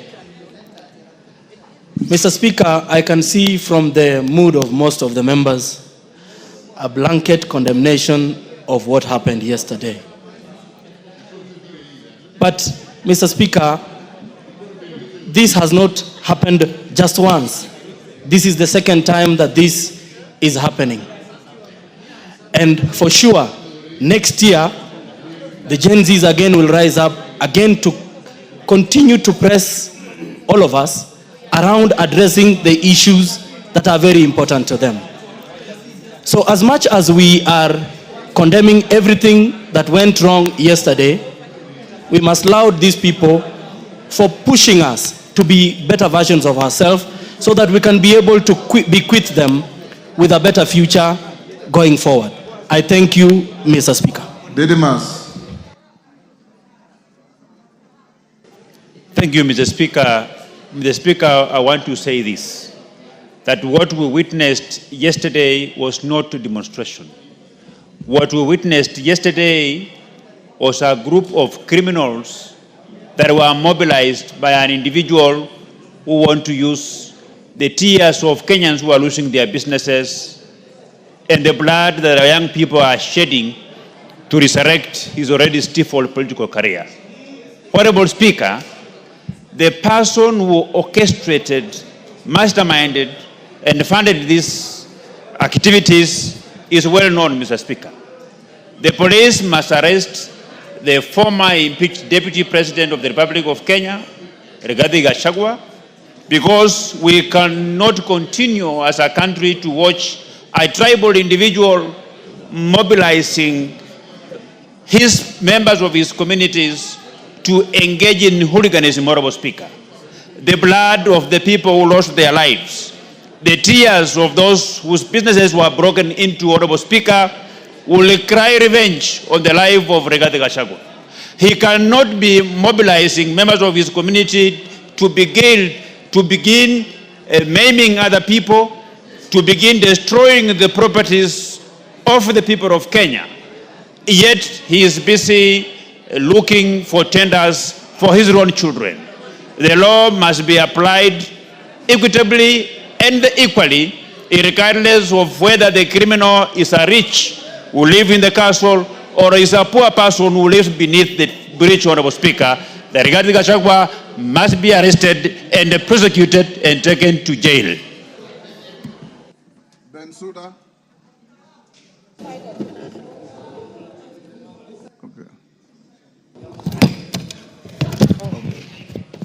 Thank you, Honorable Speaker. I also rise to make my contributions on this motion. Honorable Speaker, what happened yesterday, as a parliament, we have to condemn in the strongest possible terms. Number one, I want to say that we must rise to a parliament, a nation that solves problems. We must not allow some people to take political scores because we have a little bit relaxed on providing for justice. The justice we are talking about, the families that their children lost their lives. We need to organize for a national prayer, give them compensation, and shame the demons in the broad daylight.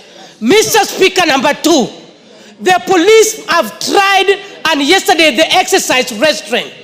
We have to take it that they must be beefed up in terms of their numbers. Whether it requires additional resources, Mr. Speaker. I came to Parliament yesterday and saw the work that they were doing. I want to applaud them, but they need to be increased in number so that we don't have a situation whereby when things are getting out of hands, then we direct the GSU to come. I witnessed next to the Parliament here, the people who are hiding behind Gen Zs, Mr. Speaker. The Gen Zs came in, and when they walked and found the policemen, the age of the real Gen Zs, they were allowed to walk in. All of them clapped, and they were young children. But the ones who were exercising hooliganism, Mr. Speaker, those are not Gen Zs. My third contribution, the women are the largest numbers who lost their properties yesterday, besides the ones who were raped. I could see the ones who were confessing over the television. The majority are the women. Benja. Thank you, Mr. Speaker. I want to join my colleagues in condoling the families who lost their children, Mr. Speaker. Mr. Speaker, as a way of information... I'll reduce to 1 minute now. Mr. Speaker, as a way of information, because I've had members talk here, I was here in the 11th Parliament, Mr. Speaker, and I'm aware we passed a law called Deputy President and other State Officers Retirement Benefits Act, Mr. Speaker. And Mr. Speaker, in that act, we are giving the retired Deputy President some salary and vehicles, retired Chief Justice, retired Speakers, Mr. Speaker. But we also said in that act, Mr. Speaker, that for as long as they are not engaged in political activities, Mr. Speaker, they will enjoy the pension, Mr. Speaker. Mr. Speaker, I want now to ask the executive to remove vehicles and salaries from former Vice President Kalonzo Musyoka, to remove vehicles and salaries, Mr. Speaker, from the retired Chief Justice, Mr. Speaker, because they are now engaged in anarchy, they are engaged in politics, Mr. Speaker. The law is there, Mr. Speaker. We only need to execute the law so that we make sure they enjoy the retirement or they play politics, Mr. Speaker. Thank you. Patrick Macau. Thank you, Mr. Speaker. I too join the families of those children who lost their lives and also the policemen who are hurt during the demonstrations. Mr. Speaker, I think as a House, it is high time we listen to ourselves listen to the young people, and ask ourselves, what's the bigger question? How do we engage these young people? Mr. Speaker, I agree. There could be people who are inciting them. But the bigger picture is how we engage them. Because as a parliament, you know how much we are looked at as though we don't fight for them. Mr. Speaker, I want us to stand up and engage the young people of this nation. And Mr. Speaker, again, I want also when the policemen are out there, when they are controlling these crowds. Mr. Speaker, when I look at yesterday at Matu, 2 people were shot.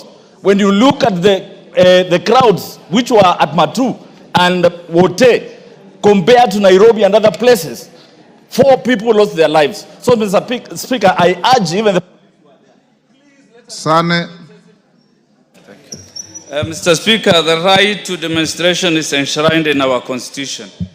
Looting supermarkets, robbing mama bogas, burning police stations, personal properties are not within the realm of that right.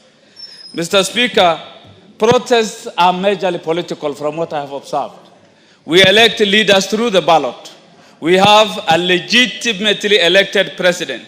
Marching to State House is tantamount to a coup, which is unacceptable. I'm looking forward to a time when somebody from northern Kenya can be a president peacefully. Nyanza can be an elected president, can produce a president. The western Kenyan people can be president. The coastal people can be president. We can't have a monopoly of leadership just because you disagree with somebody. Somebody cannot be the president. I entirely don't approve that. Chonga.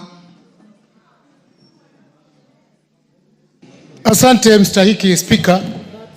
Mimi nimekuwa mmoja kati ya ambao washawahi kuwekwa ndani kwa sababu ya maandamano.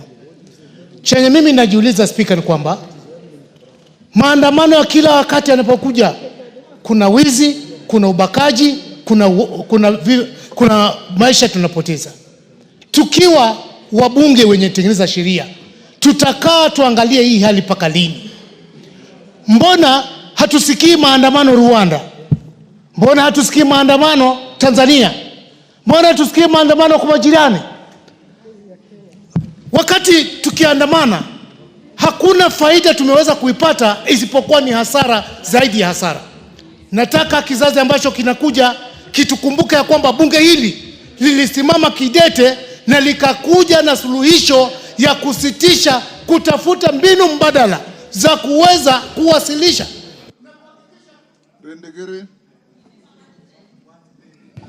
Thank you, Mr. Speaker. I really sympathize with those ones who lost their properties and lives under the hands of a bloodthirsty personality, a vampire of our generation, the man who cares less, the man who feels nothing. Mr. Speaker, we as members of Parliament have come across the wrath of this man. I had started with the wrath of this man on Sunday. He came to my constituency sorting everybody and he brought this to Nairobi. It is a shame. It's a shame to the organizers. It's a shame to those people who came and encouraged our people to rape our women. It is so bad. It's a shame. Member for Isiolo. Is it North or Bidu? Yes, sir. Thank you, Mr. Speaker, to give me the opportunity for me to contribute. In itself, we all condemn what happened yesterday. Goons cannot rule a country. Goons will only destroy a country. So whatever happened, if anybody has any issues, we don't condone goonism. And goons are in every form. Even in my county, there was a goon which was going on, up to the point of county assembly could not sit because goons were employed by the governor and he was stopping the members of the county assembly from sitting. So we should condemn goons in all forms so that we get safe in Kenya. Thank you, Mr. Chairman. Mr. Speaker, sorry. Tongoyo, Chairman, Security, I'll give you 2 minutes by virtue of yours. Thank you, Honorable Speaker, and I want to join the rest of us who have spoken to condemn what happened yesterday, Honorable Speaker. And Honorable Speaker, I should also want to really pass my condolences to the families who lost their loved one in the yesterday's demonstration, Honorable Speaker. Honorable Speaker, from the very start, Honorable Speaker, what happened yesterday was not, Honorable Speaker, demonstration. There are riots. Honorable Speaker, as much as Article 37 talk clearly about the right of Kenyans to demonstrate, to picket, to assemble, it outlined the condition under which it has to take place. It says that it has to be peaceful, it has to be, the demonstration has to be unarmed. And Honorable Speaker, what we saw is totally the opposite. The people who participated in the demonstration or in the riot, Honorable Speaker, they are armed. And the intention was very clear, Honorable Speaker. Honorable Speaker, what is so surprising, Honorable Speaker, is actually when, Honorable Speaker, you take keen look to what actually these people, the places they ban, the police station, the ngao offices, the supermarket, you keep wondering what the intention was, Honorable Speaker. In fact, Honorable Speaker, I'm sorry to say, in one instance, I think it was in Kikuyu, these people raided the police station and they ran away with ammunition box full of bullets, right? You keep wondering, Honorable Speaker, what were they up to? You just conclude, Honorable Speaker, these are the people who are outrightly out for a coup, a civilian coup, to overturn a legitimately elected government. Edith Nyanze, did you give him 2 minutes? Thank you. You've done your 2 minutes. Thank you, Mr. Speaker, for giving me this opportunity. Edith, just hold. Yes. Wind up what you're saying. Honorable Speaker, as I finish, Honorable Speaker, I want really to commend the work done by our police officers. The very patriotic, dedicated officers who actually went beyond the call of duty to protect this country. Honorable Speaker, it's a moment we should be able to have a candid conversation to really, Honorable Speaker, come to our senses and able to protect this country, because we don't have any other country to run to. We only have one country, Kenya, and we must safeguard it. And if it means for looking at our security laws, Honorable Speaker, we should actually do the same, Honorable Speaker. I support. Edith Nyanze. Thank you, Mr. Speaker. Let me take this opportunity to empathize with the families who lost their loved ones and also people who lost property and livelihoods. Mr. Speaker, let me say that as we condemn and see some people organize the strikes or the riots, let's also recognize that there is a problem in our country. How can our youth be so daring to even want to lose their lives? That means there is a lot of hopelessness. There is a lot of desperation. And this is the thing which we should actually be addressing. How can we help our Gen Zs? How can we help the young people? We should not continue condemning other people who do not have instruments of power. Who has the instrument of power?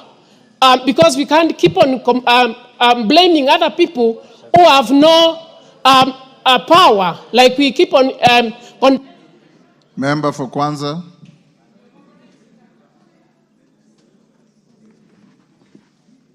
Mr. Speaker, this demonstration I saw yesterday, there was not a demonstration. There was an anarchy, and I want us as a parliament, Mr. Speaker, if you could listen to me, I think let's have a solution. Because as it is, we are just talking. I want us to at least sit as a house to be able to demonstrate to the Kenyans that this is what we are going to do in the case. Because there are even people who are actually leaders in this country who are involved. That we saw. So I would suggest, Mr. Speaker, that this House can form a team to be able to look at this and see how far we can go to condemn the whole thing and see what can be able to be done. Wakili Mureo.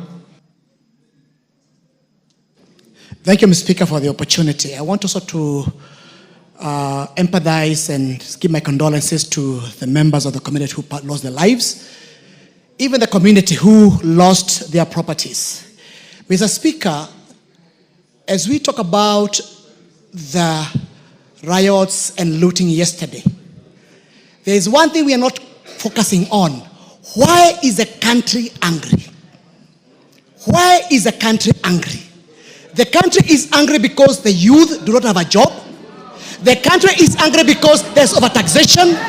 The country is angry because the government has refused to listen to them. Yesterday it was Raila.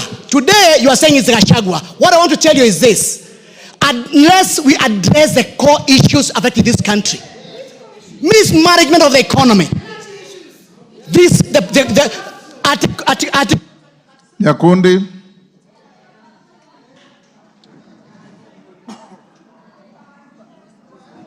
Give Nyakundi. Thank you, Mr. Speaker, for also giving me this opportunity. Mr. Speaker, what we witnessed yesterday was pure anarchy. What we witnessed yesterday was looting, terrorism, someone who wanted to take this country to the goose. And as this House, we cannot accept, and the people of Kenya, to be taken to the goose by someone who was fired or who was impeached because of his bad manners. As a country, we sympathize with those who lost their loved ones. We sympathize for everyone who lost his property yesterday. But as this House, we must sit down and look on the solution towards the problem that we have as a country. Thank you, Mr. Speaker. Odanga Makoha. Thank you, Honorable Speaker. Honorable Speaker, I condole with the families that lost their loved ones, and also I pray for those who are sick, those who are maimed and injured to recover quickly. Honorable Speaker, we need a conversation. The young people who have spoken, they are speaking repeatedly. We need to listen to them. A conversation is very critical, Honorable Speaker. Thank you, Honorable. Zaire.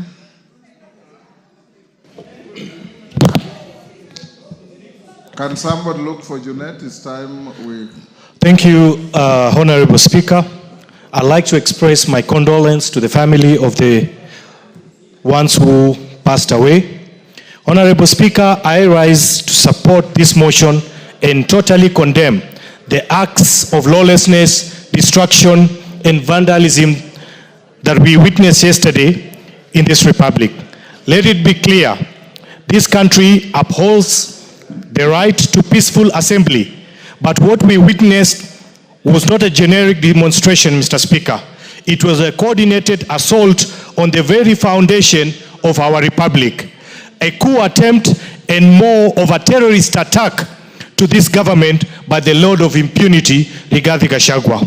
Honorable Speaker, it is not enough to condemn. I request through you. Mama Nairobi.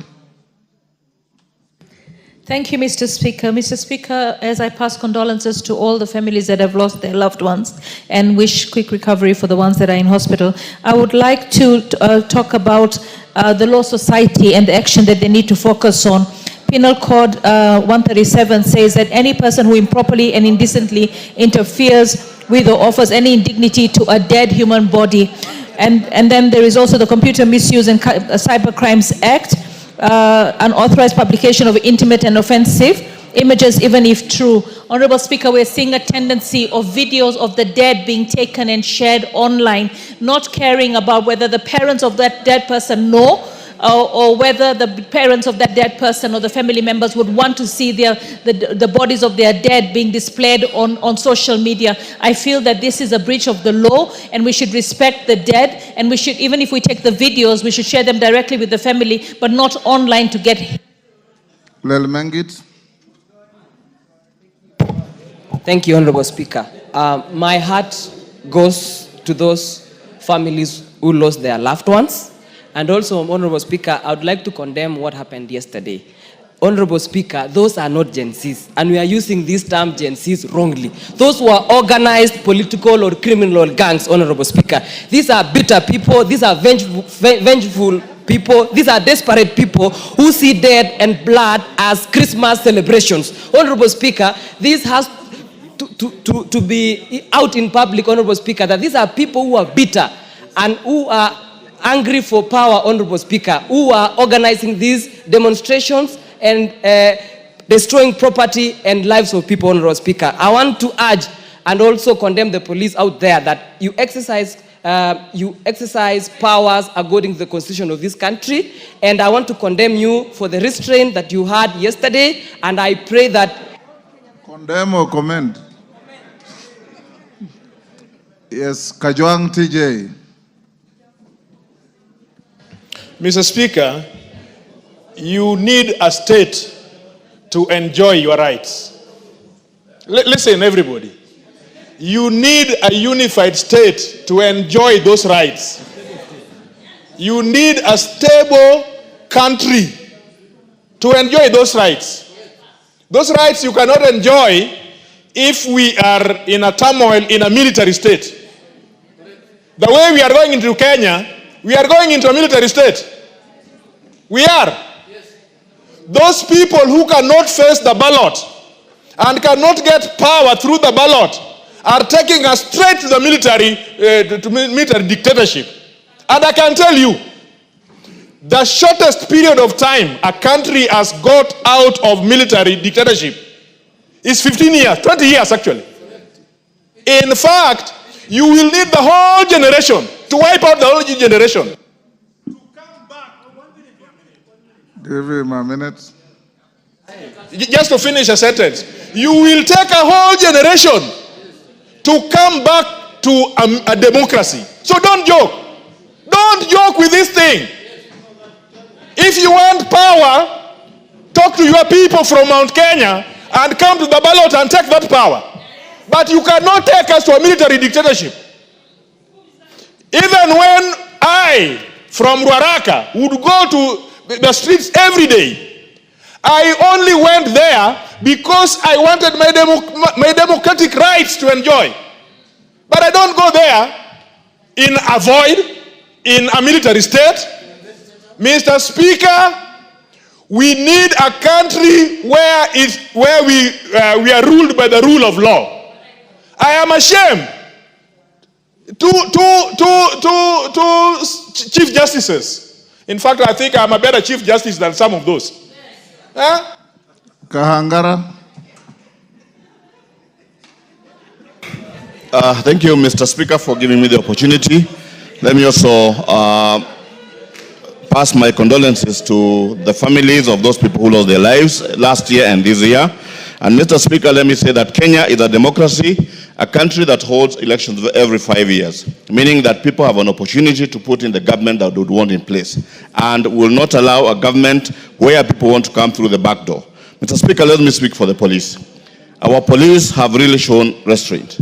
And as a country, if we want to move forward, how do you expect our police officers to be able to protect property when people are coming when they are armed and police are not able to take action? Mr. Speaker, I think this is an opportunity for us as a house where we should be able to sit, and if it means changing our laws so that we can be able to protect the people who are supposed to be protecting us as the police, we ensure that they are able to arrest, they are able to stop what was happening yesterday. Otherwise, when we... Thank you, Kangara. Mover to reply. We gave 1.5 hours. We have exceeded by 5 minutes. Oh? Are you allowed to donate? You have 5 minutes to reply. No, you can donate. 10, Mr. Speaker, I have 10. You have 10 minutes. Yes. You can donate. 1 minute to Gogo. Order. 1 minute to Gogo. And 1 minute to Bararot. 2 minutes. And 1 minute to Al-Kalau. That is all, Mr. Speaker. Only 3 minutes. Okay. Kogo. Lillian. Thank you very much, Honorable Speaker. I don't know whether to thank you or to thank my majority leader, because I raised my hand throughout and you simply refused to see me. Just thank the Speaker because I can Thank you, Honorable Speaker. My question is, as I condole with the people who lost their families, as I condole with the mothers who lost their loved ones, as I condole and empathize with the people and the women and the young people who lost their businesses, were these people going to State House or were they going to State House girls? And what interest did they have in State House girls? And finally, Honorable Speaker, I want to say, they went burning police stations. they should take, it has been said that Gachagua should be arrested. He should be arrested, be put up in a police station, and I will personally go and put that police station in flames so that it is destroyed forever. Then after that, Thank you, Mr. Speaker.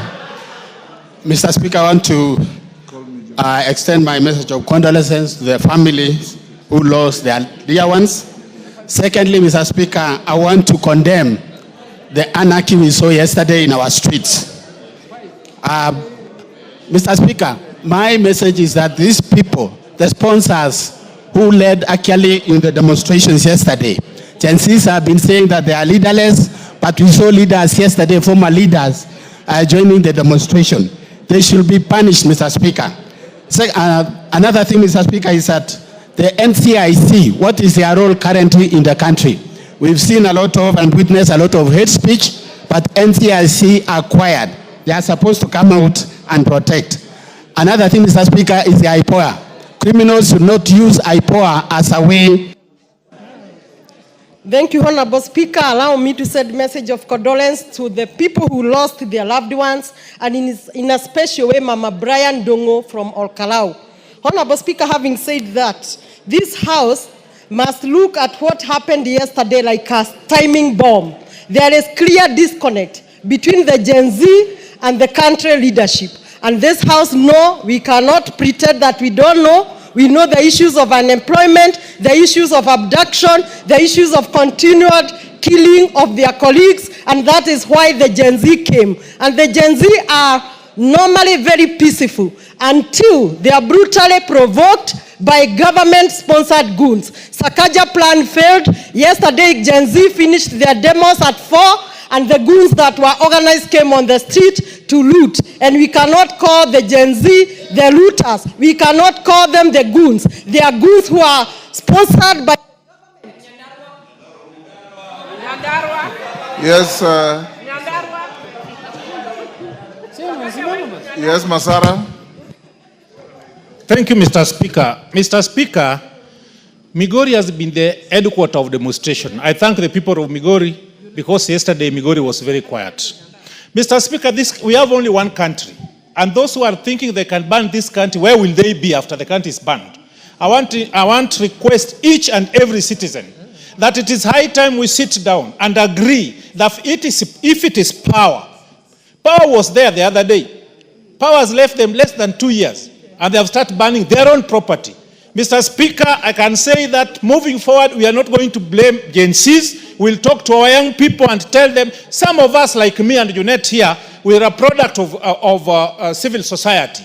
From councillor to mayor to now MP and going to be the next governor of Migori. Young people, let you not be misused, let you not be go astray. You have a future. This country belongs to you after we have... Now. Thank you, Mr. Speaker. Mr. Speaker, first and foremost, I want to thank the members of this House for taking their time to contribute to this important motion, Mr. Speaker. Mr. Speaker, in accordance with the Constitution, it is only this House that can address matters of concern to the people, Mr. Speaker. And what happens yesterday must be a matter of concern to the people of Kenya, Mr. Speaker. Mr. Speaker, I've listened keenly to the contribution of every single member, and every member has reiterated that this country cannot slide to anarchy. We must have a country that we are all proud of, Mr. Speaker.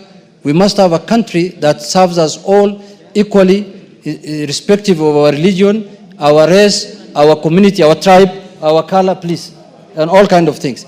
Mr. Speaker, but one thing I have noted, Mr. Speaker, from the contribution of my members is that they have confirmed all and sundry here that yesterday's demonstrations were not Gen Z demonstrations. They were political demonstrations organized by politicians who are power hungry, who are impeached, and who want to come back to power through the back door, Mr. Speaker, and take this country to the dogs. I want to speak to the young people of our country, Mr. Speaker, wherever they are, may they be in my constituency or in other constituencies, that your good intentions of rectifying what is happening in this country of speaking to the powers that be has been hijacked and overtaken by selfish, inward-looking, self-interested politicians, Mr. Speaker, who are power-hungry, led by one man called Rigathi Gachagua. Mr. Speaker, a member here said that Sakaja brought goons. Was Sakaja in Olkalau? Was Sakaja in Kikuyu? Was Sakaja in Nyeri? Was Sakaja in Kiambu? Was Sakaja in Muranga? Was Sakaja in Madira? Was Mei in Kieni? Sakaja was in Nairobi. But the distractions and looting that happened in Mount Kenya, Mr. Speaker, is what we describe today as ethnic mobilization. Someone has decided to mobilize his ethnicity, thinking that he can invade State House and take power through a coup.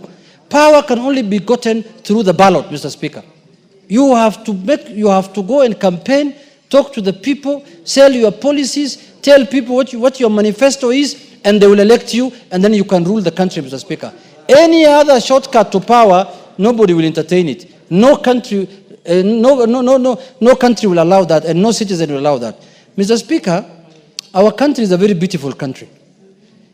The constitution that we enjoy in this country, Mr. Speaker, very little countries have, including developed countries in Western world, Mr. Speaker. The kind of constitution we have, the Bill of Rights, the kind of constitution we enjoy, no African country enjoys, Mr. Speaker.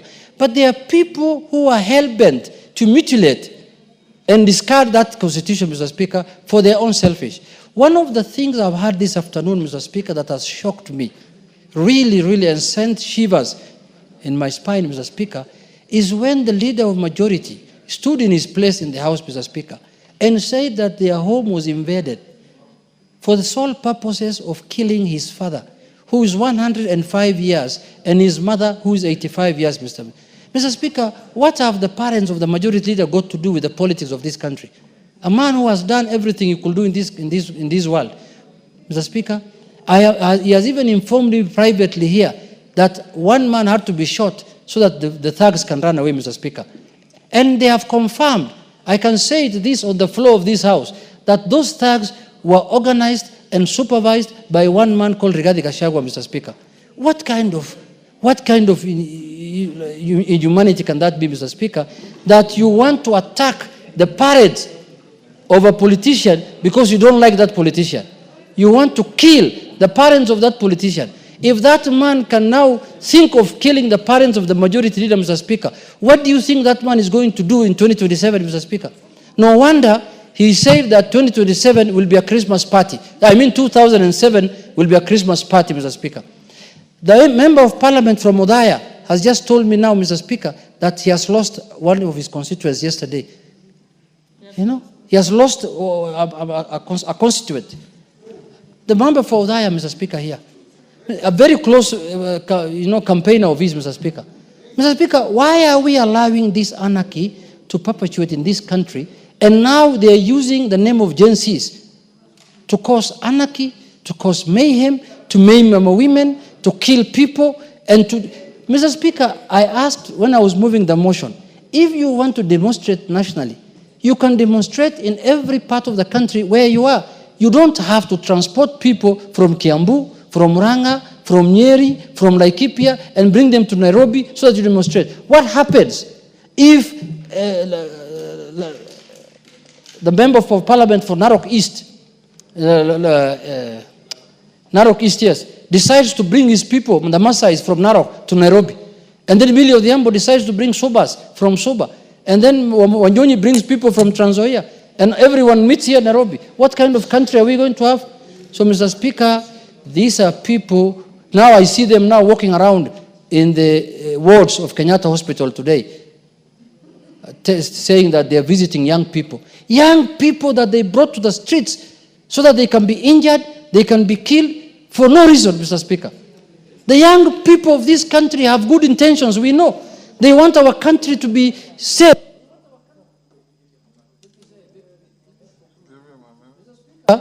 The young people of our country don't want what Gachagua is planning. They want a safe country, a country that they can be proud of when they get old, Mr. Speaker. And that is what we are going to do. All of us in this house were elected by Gen Zs. We never came here by ourselves. We were voted for by agencies, we were voted for by women, by elderly, by every person. And we know what our constituents want. Mr. Speaker, with those few remarks, I beg to reply. Member for Lamu, take the nearest seat. Thank you. Honorable members, I now put the question at order number 10, which is that appreciating that Article 37 of the Constitution guarantees the right to assemble, demonstrate, and present petitions to public authorities peacefully. Further appreciating that on Wednesday, 25th June 2025, sections of the population participated in public demonstrations and protests in various parts of the country. Deeply disturbed that in exercise of this great constitutional right, there were numerous cases of violence, arson, invasion into both private and public properties, attacks on innocent wananchi and security officials, most of police officers, and further deeply disturbed that demonstrators destroyed and vandalized both public and private properties and infrastructure, including courts, administration offices, shops, business premises, homes and supermarkets in various places in the country, including Nairobi, Kikuyu, and Olkalau, among other places, alarmed by attempts by demonstrators to enter girls' schools, including the State House Girls' School, Nairobi. Now, therefore, this House, 1, condemns in the strongest terms the deliberate destruction of public and private property and infrastructure during demonstrations, including court records. 2, express grave concern over the repeated incidents of violence targeting civilians and public officers, including security personnel. 3, affirms and acknowledges the right of every citizen to demonstrate, protest, and express dissent, while emphasizing the need to protect livelihoods, and property. And 4, calls upon the Inspector General of Police and the Directorate of Criminal Investigations to immediately and expeditiously investigate the acts of lawlessness and bring to justice those found culpable, including current and former politicians who are involved in the planning, mobilization, financing, and incitement of mobs, goons, and criminals. As members of that opinion say aye. Aye. Those of the contrary opinion say nay. Nay. The ayes have it. Honorable members, as we go to the next order, I want to thank you for exhibiting maturity, decorum, and decency in debating a rather emotive issue. The events of yesterday should alarm all of you and all of us Kenyans that we need to speak to each other and make our country safe. This morning, the leadership of this House joined yours truly to meet a delegation from Nigeria, led by the majority leader of their parliament. They have come to Kenya to learn from us on how we engineered our new constitution.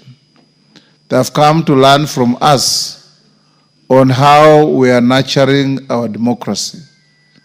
What we saw yesterday is an antithesis of democracy.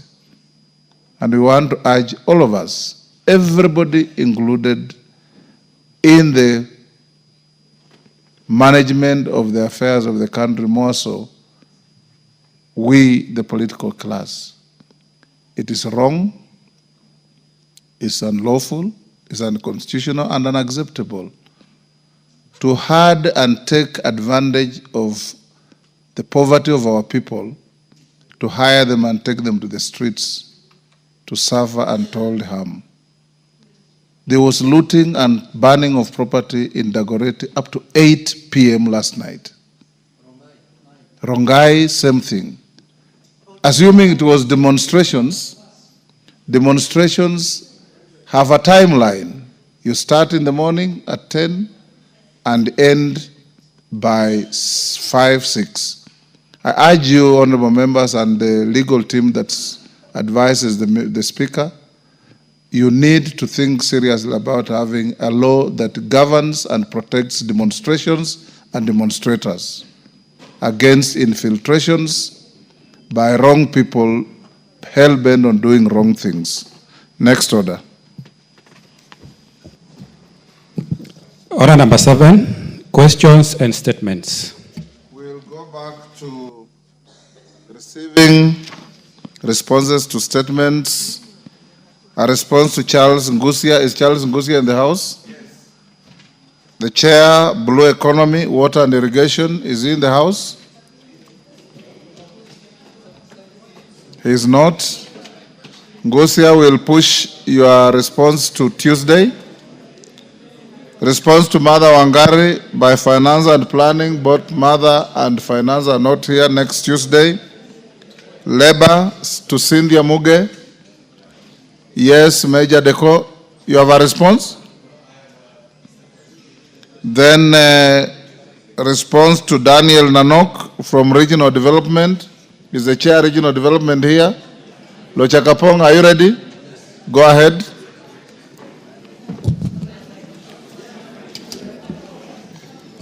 Thank you, Honorable Chair. This is a statement regarding the implementation of Shirika Plan. Order. Are you addressing the Speaker or the Chair? Which Chair? Sorry, I say Honorable Chair. Yes. Honorable Speaker. Apologies, Honorable Speaker. Go ahead and respond. Yes, Honorable Speaker, this is a statement regarding the implementation of Shirika Plan for refugees and host communities submitted to a committee in response to a question that was asked by the member for Turkana West, the Honorable Epuyo Nanok. Now, Honorable Speaker, Kenya has hosted refugees and asylum seekers from the Great Lakes region, East and the Horn of Africa for over 3 decades. Now, the country remains the 5th largest refugee hosting country in Africa and the 13th largest asylum country in the world. Honorable Speaker, the government of Kenya, in collaboration with partners, has been taking concrete steps to improve the conditions of host communities and refugees. In line with Global Compact on Refugees, GCR 2018, and its comprehensive refugee response framework, Shirika Plan builds on the success of past and ongoing programs. In 2022, Honorable Speaker, the government pronounced its intention to strengthen integration through socio-economic inclusion of host communities and refugees through a strategy called Marshall Plan, which was later renamed Shirika Plan. Shirika is a multi-year plan that aims to enhance socio-economic inclusion for host communities in refugees for them to be self-reliant and resilient. The Shirika Plan is in line with the Constitution of Kenya, Refugees Act 2021, Sustainable Development Goals, Vision 2030, and Medium-Term Plan 4, and Bottom-Up Economic Transformation Agenda. Shirika builds on the success of Kalobeyei Integrated Socio-Economic Development Plan, Phase 1 and 2, and Garissa Integrated Socio-Economic Plan. Shirika Plan was officially launched on 28th of March 2025 by His Excellency the President, William Ruto. The plan is an initiative to turn the country's 2 refugee camps in Dadaab and Kakuma into self-reliant integrated settlements, allowing refugees and host communities to live and work side by side and access donor and government services alike. This comes on the back of commitment made through the 2018 Global Compact for Refugees, which Kenya is party to. Shirika Plan has been lauded as a major step forward in securing durable solutions for Kenya's over 800,000 refugees and asylum seekers, finding solutions to forced displacement, many of these refugees having lived in Kenya since the 1990s, has become even more pressing in the wake of recent US aid cuts, which threaten the livelihoods of refugees receiving material assistance from donors.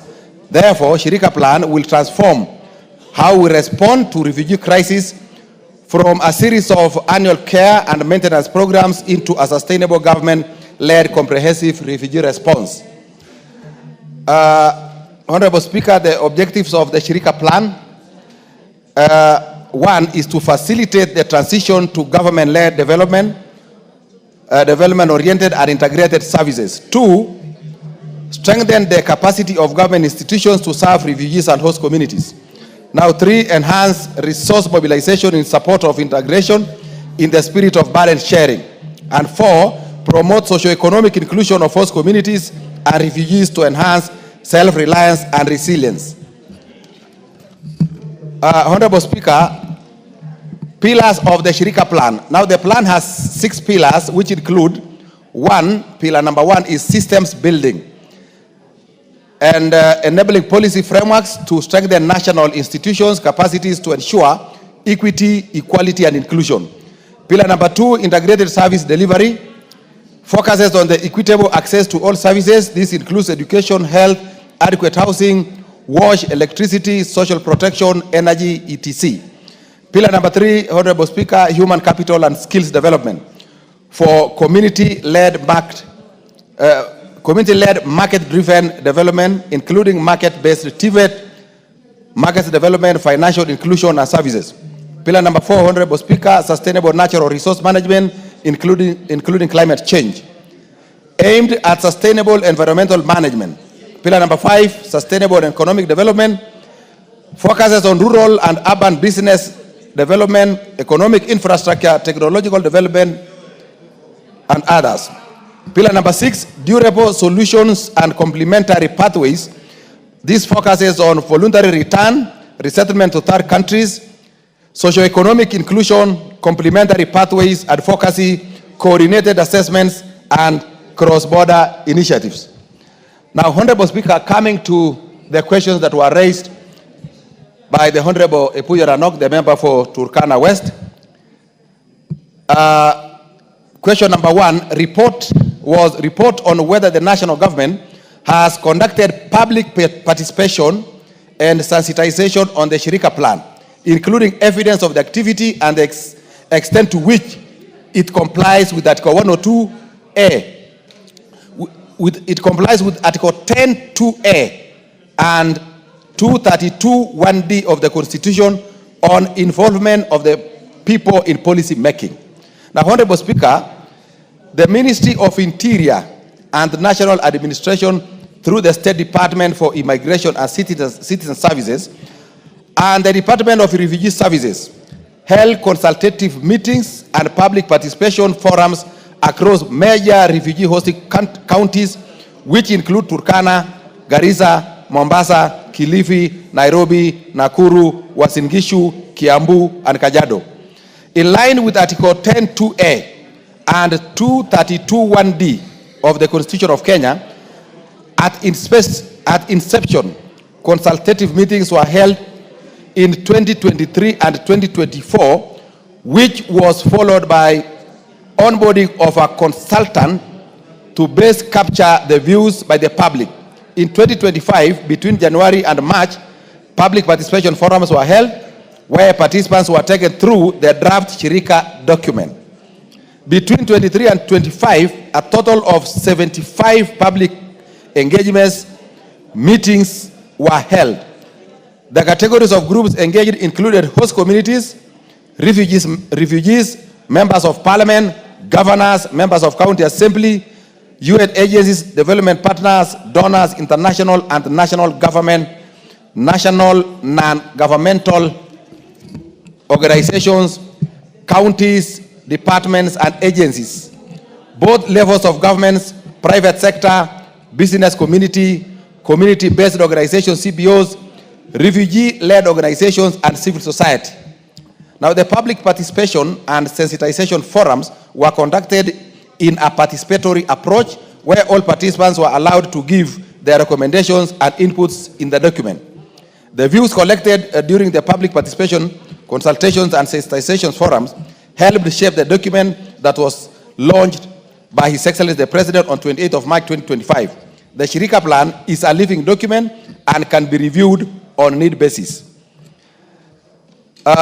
Number 2, Honorable Speaker, measures put in place to ensure Shirika Plan does not overstretch existing community resources, specifically with respect to infrastructure, such as schools, health facilities, water supply, and sanitation, and strategies put in place to fund projects enhancing the socio-economic facilities of host communities. Honorable Speaker, refugees and asylum seekers have been within our communities since Kenya gained independence. The numbers increased significantly in the 1992 during the fall of Somali government. Kenya has since witnessed rising numbers, with the current population standing at 849,625, where 431,216 hosted in Dadaab, 305,421 in Kakuma, and 112,988 in urban areas, Nairobi, Mombasa, Nakuru, and Eldoret. Our refugee situation being protracted over 35 years calls for the need for sustainable solutions, as the current status depicts a picture of over-reliance on humanitarian aid, which is unsustainable. Now, existing infrastructure are also overstretched due to the high population, as well as challenges of duplication of services, parallel service delivery systems, and inequalities in certain areas of service delivery. Through Shirika, the government aims to address these challenges as highlighted in pillar number 2 of integrated service delivery. Now, Shirika Plan adopts a development-oriented approach and aims to expand existing infrastructure in refugee hosting areas, including in education, health, shelter and housing, water and sanitation, roads, energy, and electricity and social protection. Currently, Kakuma has 14 boreholes, 27 schools, 8 secondary schools, and 8 health facilities, one being level 4. Dadaab, on the other hand, has 29 boreholes, 24 primary schools, 6 secondary schools, 4 level 3 hospitals, and 8 health posts. Government is working with stakeholders such as the World Bank to expand these facilities and enhance services to refugees and host communities. Under the World Bank's window for host communities and refugees, the following programs are being implemented in the refugee camps. Kenya 1 is Kenya Primary Education Equity in Learning, Phase 2. That is $60 million. That is from 2022 to 2026. This aims to reduce regional disparities in learning outcomes, improve the retention of girls in upper primary education, and strengthen systems for delivering equitable education outcomes.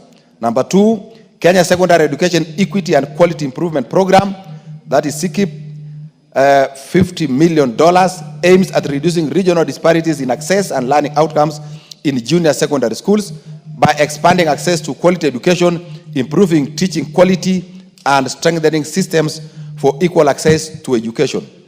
Number 3, Kenya Urban Support Program, Phase 2, that is $50 million, and the time is from 2023 to 2028. This one aims to improve the delivery and resilience of urban infrastructure and services, enhance the private sector engagement in urban planning, and support the transition of refugee camps into integrated host community and refugee settlements.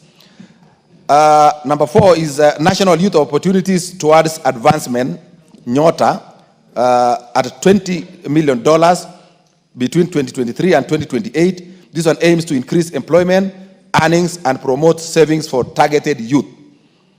Number 5 is building resilient and responsive health systems at $40 million budget, and it's between 2024 and 2029, and this one aims to improve the utilization and quality of primary health care services and strengthen institutional capacity for service delivery.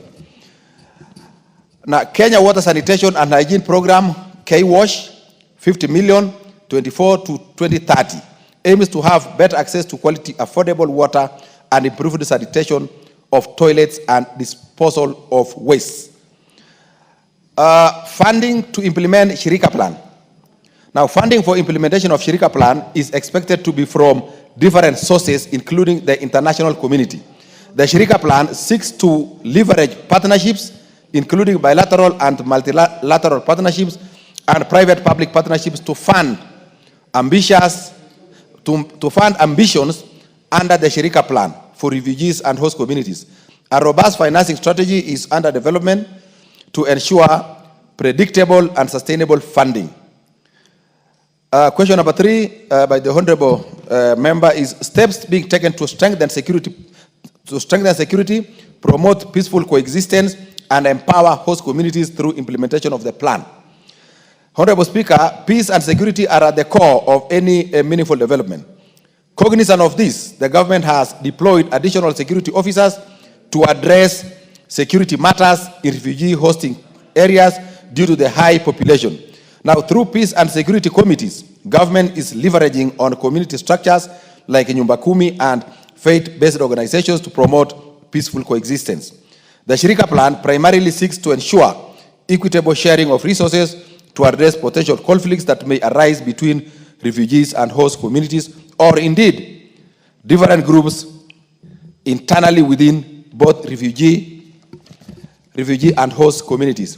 The systems building pillar of Shirika Plan places deliberate emphasis on community-based protection mechanisms, security screening, regional collaboration, and security and empowering community-based security approaches, alongside strengthening security agencies and structures to ensure peaceful coexistence between refugees and the host communities.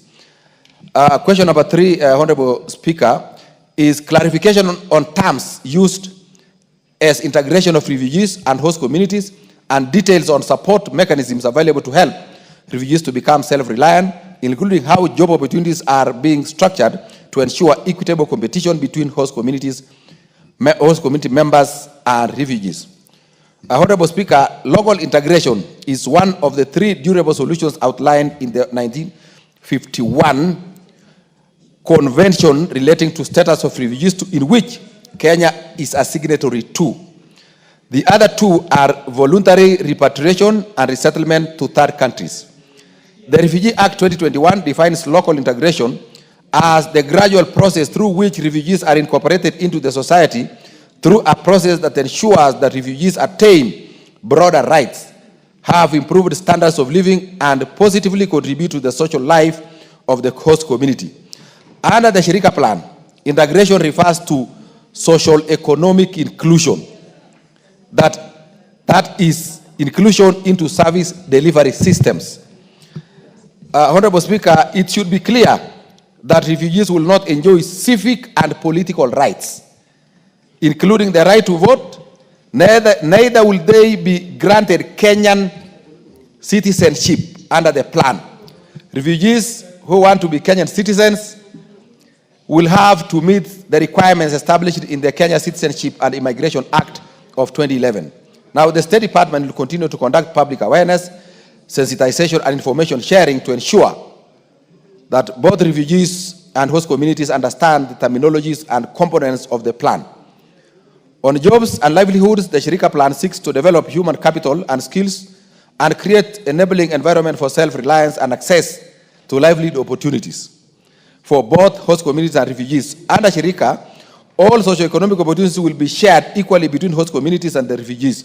Shirika Plan will leverage on public-private partnerships to provide economic opportunities, including access to finance, market development, and strengthening rural and urban businesses. Currently, a number of initiatives are in place, such as the International Finance Corporation and the Equity Bank partnership of a Kenya shillings 2 billion risk-sharing facility that aims to enhance financial inclusion in and deserved regions, including for host communities and refugees.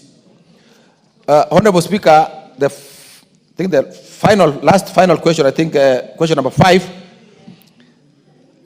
The measures put in place to transition the refugees under Shirika Plan, including the specific roles and contributions of key stakeholders, such as the United Nations High Commissioner for Refugees, UNHCR, to achieve the objective, the implementation is to be done in phases.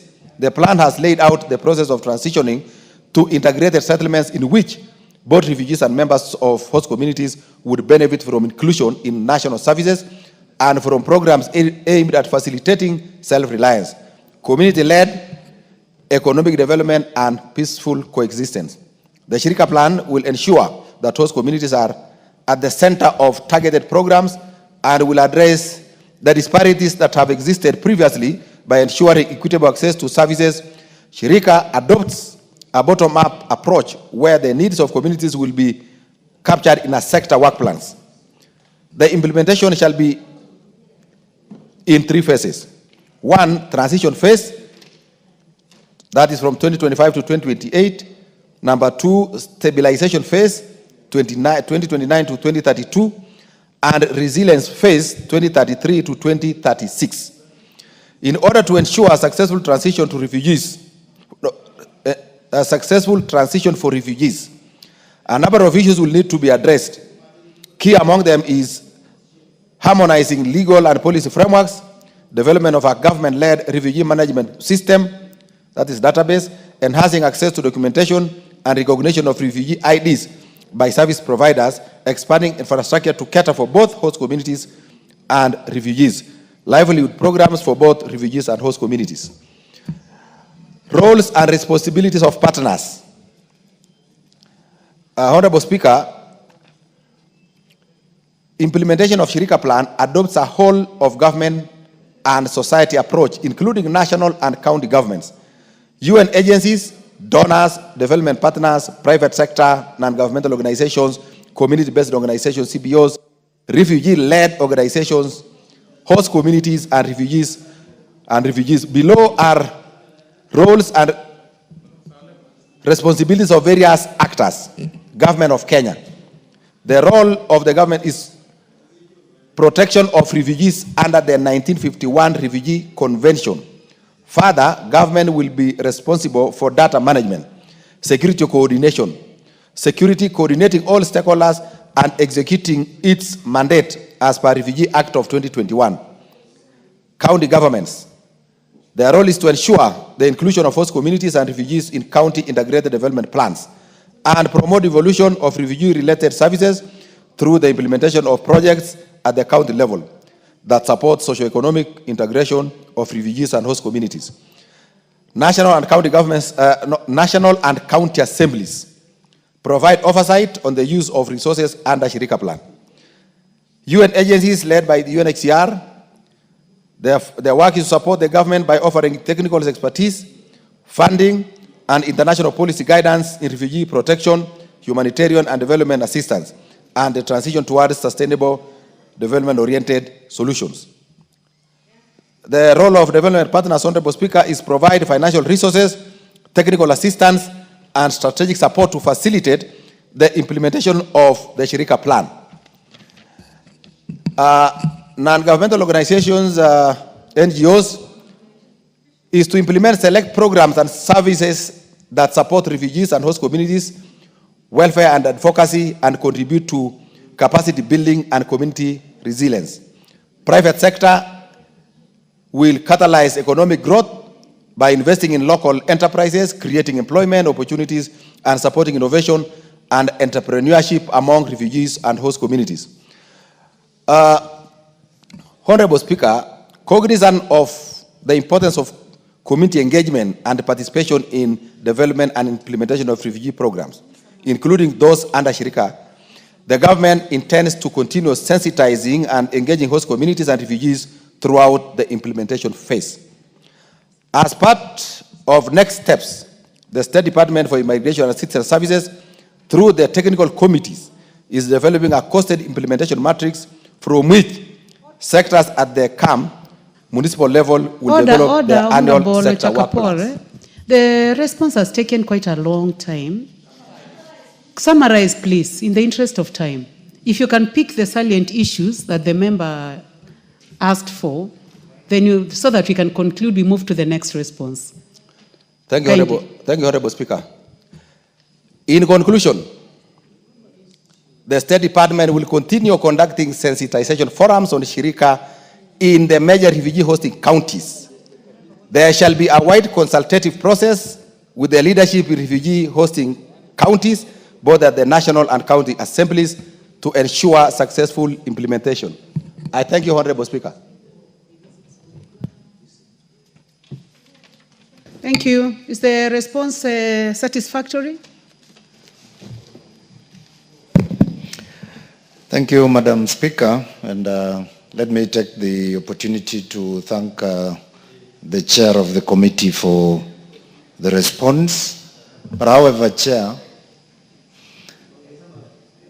these questions and these issues that I raised in my statement, I am not getting the answers that I was seeking for. I was seeking for concrete activities, concrete steps that the Kenya government is actually taking to bring on board Shirika Plan to the hosting communities. A lot of what you hear, Madam Speaker, given as answers here, are things we've been doing, we've been hearing, and we have engaged with the State Department, UNHCR, and those partners that are enumerated in this statement. And Chair, Madam Speaker, when we met in Mombasa with the Department of Refugee Services in 2023, we actually dissected the Shirika Plan with the 6 pillars and asked the department to redo that plan and bring it back so that we can take it to the host communities and explain to them, because we, as the representatives of the host community, have understood. That was never done, Madam Speaker. And that is the answer I'm getting here. The number of meetings that were undertaken by the department with the various stakeholders were cosmetic meetings. And the communities, Madam Speaker, I can tell you for a fact, go to any person in Kakuma, in Turkana West, even in Turkana County for that matter, and ask them whether they want Shirika Plan to take off, and they will tell you a definite no, we don't want Shirika Plan. It is because they have not been sensitized effectively. What has been happening is just a question of ticking boxes in terms of public participation. You cannot introduce a plan like Shirika Plan as largely refugee-driven as it is and say that the host communities will accept. So, Madam Speaker, I want to ask this way. We want real solutions to challenges of hosting refugees. The host communities don't feel well understood in terms of them hosting the refugees in this plan. So this discussion, Madam Speaker, needs to be redone. Honorable Nanok. Yes, Madam I think Speaker. you have made your point that the response is not satisfactory. But you know, then I need a concrete way forward for the question.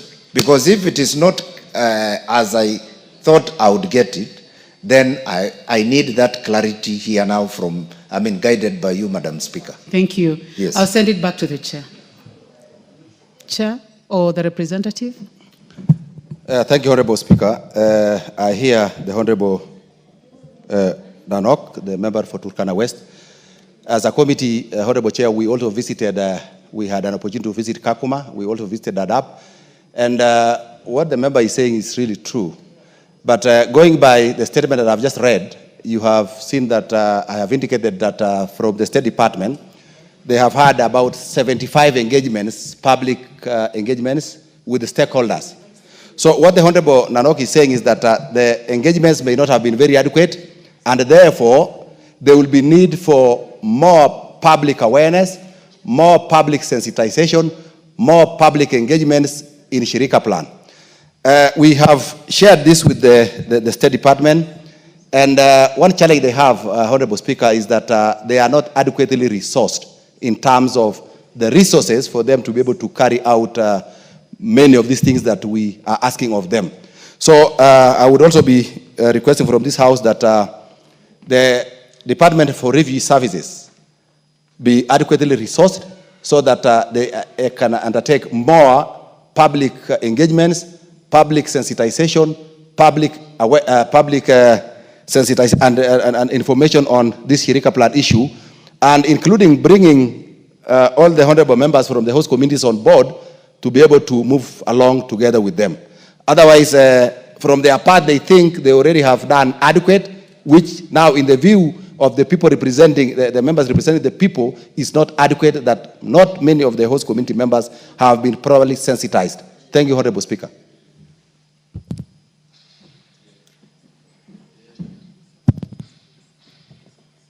Okay, so clearly from what the Honorable Member said about the response to that statement and what you have said, you seem to agree that the salient issues were not responded to adequately.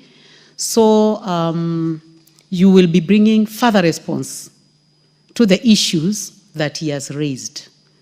You better go back to the statement and send it back to the ministry so that we can have it responded to. And I would like now to give us timelines on when you'll bring that response. Yes, Chair. Thank you, Honorable Chair. I think you've understood the member. This response is not addressing what he really wanted, that the host community, including the member of parliament from Turkana West, is saying that the public, the host communities, were not adequately sensitized or engaged in the Shirika plan. And I fear that even if we get back this to the State Department, they will still bring the same response that they have engaged in 75, they have had 75, because that's what is on their record. They even brought to us files of the meetings they have held, including the people who signed to participate in these meetings. So I think going forward, Honorable Speaker, my thinking would be that we will ask of them to engage more the communities in this issue of Shirika plan, and then probably give them a timeline and have the members on board. Involvement of the Honorable Nanok. Direct involvement of the Honorable Nanok. Otherwise, we'll lose the purpose of the House asking statements. And that is why I am asking that these specific issues that he raised in that statement be responded to. Unless you're telling me that even the statement was not clear.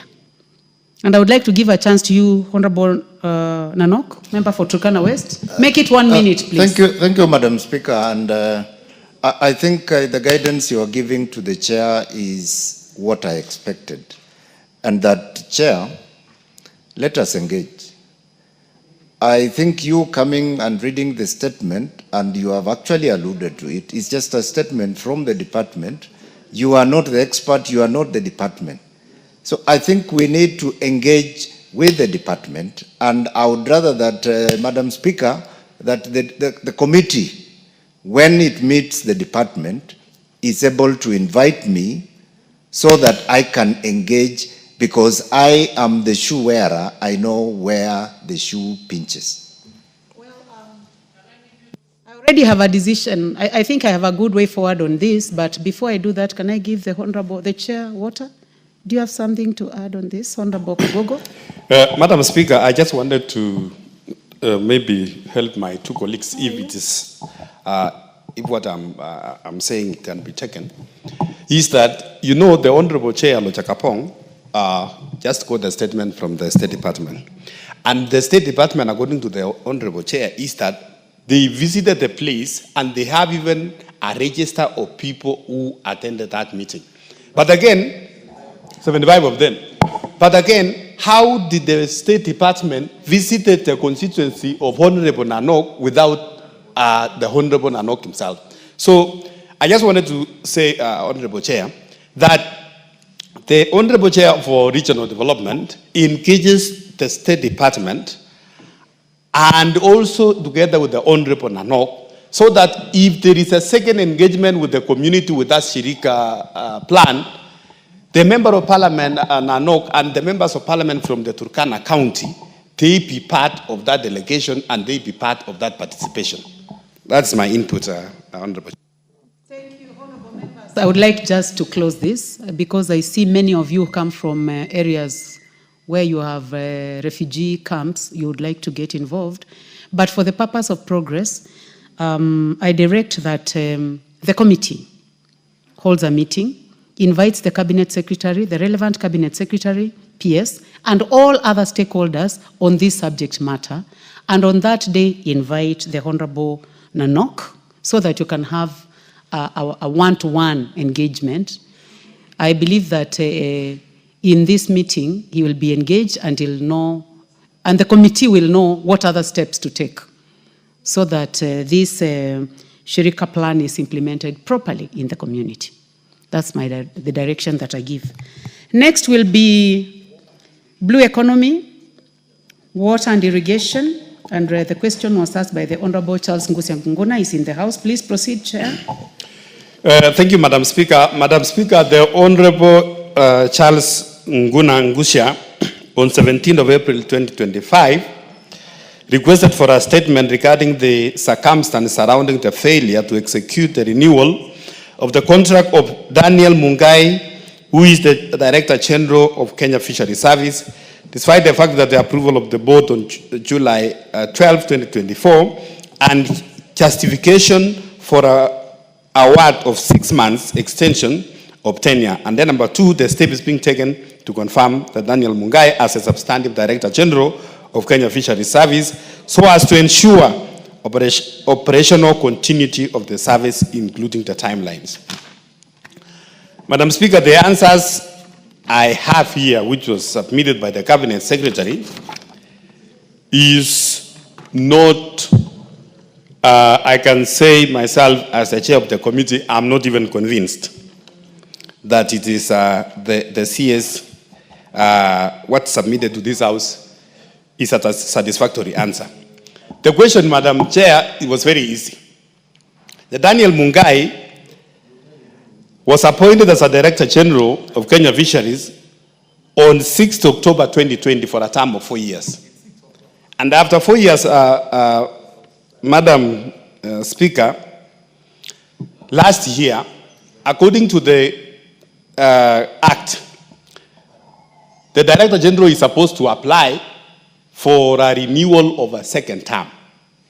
And Madam Speaker, the Board of Management for KFS sat and agreed to extend the term of Mr. Mungai for a second term. And the minutes are there. Madam Speaker, the chairman of the board wrote to the Cabinet Secretary asking for concurrence or no objection to the board resolution. The Cabinet Secretary then, the Honorable Mvuria, wrote back to, and he wrote directly to Mr. Mungai that his term is not going to be extended. And remember, it is the board who wrote a letter to the Cabinet Secretary conveying the resolutions of the board. But the Cabinet Secretary chose not to write to the chair of the board, but he wrote directly to Mr. Mungai, declining the extension.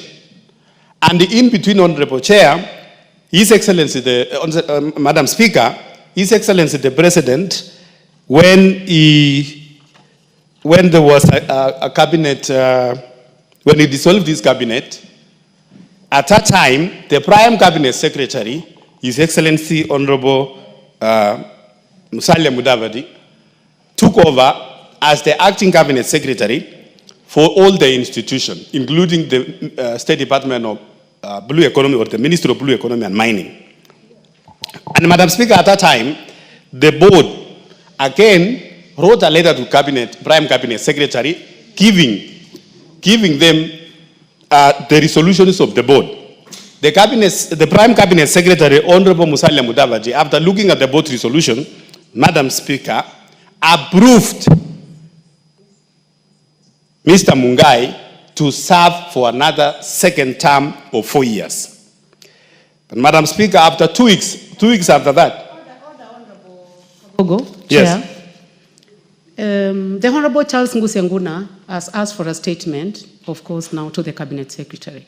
Yes. And you are responding to this statement. Yes. And as far as you are concerned, your first statement is that even you, as the chair, you are not convinced. Yes. That's how you started. Yes. And now you are going ahead to explain what happened. No, I'm just giving you an overview. I'm finishing, Madam Speaker. I'm just finishing. So you are giving us as it is from the cabinet secretary. Yes. So, okay. But when she submitted this, it's just confusing that you started by saying that even you are not convinced. Yes, and I invited the honourable member, and the cabinet secretary. When the prime cabinet secretary approved Mr. Mungai for a second term, Madam Speaker, 2 weeks thereafter, His Excellency the President constituted again the cabinet, and the Honorable Hassan Joho was appointed the cabinet secretary, Blue Economy and Maritime. What the cabinet secretary did, he came again, and instead, now giving Mr. Mungai his letter of appointment, he gave him an extension of 6 months against what the prime cabinet secretary had given.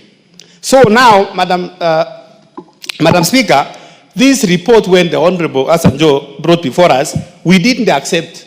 So we decided to call again the state corporation. The state corporation, Madam Speaker, appeared before us this morning. And they say that the board followed the procedure of reappointing the Director General. What we are remaining, Madam Speaker, is the Office of Attorney General to give us an independent legal opinion on the same. And then, lastly, to have also the Office of the Prime Cabinet Secretary to appear before us, Madam Speaker. So the two offices, we are waiting for them. We probably next week, Madam Speaker, on Tuesday. And then, once we have that, Madam Speaker, we will now bring a comprehensive report and comprehensive answer to the Honorable Charles Nguna. Thank you, Madam Speaker. Thank you. Thank you very much. Thank you. The Honorable Charles Nguna, is the answer satisfactory? Are you comfortable with the process that the chair is taking? Thank you, Chair. I would like to appreciate the chair of the Blue Economy and the committee members for actually helping us in this matter. I appeared before the committee. The answer which was given by the current cabinet secretary was not sufficient. So we decided to involve more stakeholders, and Chair, we are still waiting for the conclusion of this matter. So you can see from us, we need responses from the Attorney General and also the other departmental, the other people. So, Chair, at this moment, the answer is not satisfactory. Let us wait until we come to a conclusion of this matter. It is way far below the expectations of the answers we have gotten, Chair. So, Chair, let us, I would like to seek your guidance on this matter so that it can be expeditiously dealt with accordingly. Justice for the current CEO must be served fully, Chair. So the answer is not satisfactory. Thank you. I think what you are saying is that you are happy with the progress. I am happy with the progress, Madam Speaker, and still I need you to guide the House and to guide the Chair and the committee that this matter has taken too long. It needs to come to a conclusion so that justice for the current CEO can be served equally. Thank you. Before we conclude, I would like to hear, I've had point of order. I had a female member. It was not you. But I'll come to you, but I would like to give a point of order. It is Suleka Harun, nominated member. Thank you, Madam Speaker. I just wanted to correct the honorable member that you are not the chair, but the substantial speaker. Thank you. Honorable Charles Nguna, when I sit on this seat, speaker, not chair. So you are quite in order to correct the Honorable Charles Nguna. What is out of order, the honorable member for Kaiti? Thank you, Madam Speaker. Madam Speaker, if you look even the face of Honorable Nguna, he looked... What is out of order? what is out of order is that, Mr. Speaker, we need, once we ask a statement or question to these PSS and CSS, we don't need to take centuries before we get the answers. We need to be getting answers within, if we say 2 weeks, 2 weeks. And we need to get a good report. Because if I listen to my friend Chair, he's struggling to give the feedback. He is also in darkness. We need to get clear information and clear reports so that we can be satisfied, because we are serving Kenyans and they need to get a clear report. Thank you, Madam Speaker. Well, honorable members, in terms of being prompt in responding to questions, it has taken too long. So, first week after recess, the fact that it is the Honorable Charles Nguna who asked the question, and the matter was brought to this House, now the House owns it.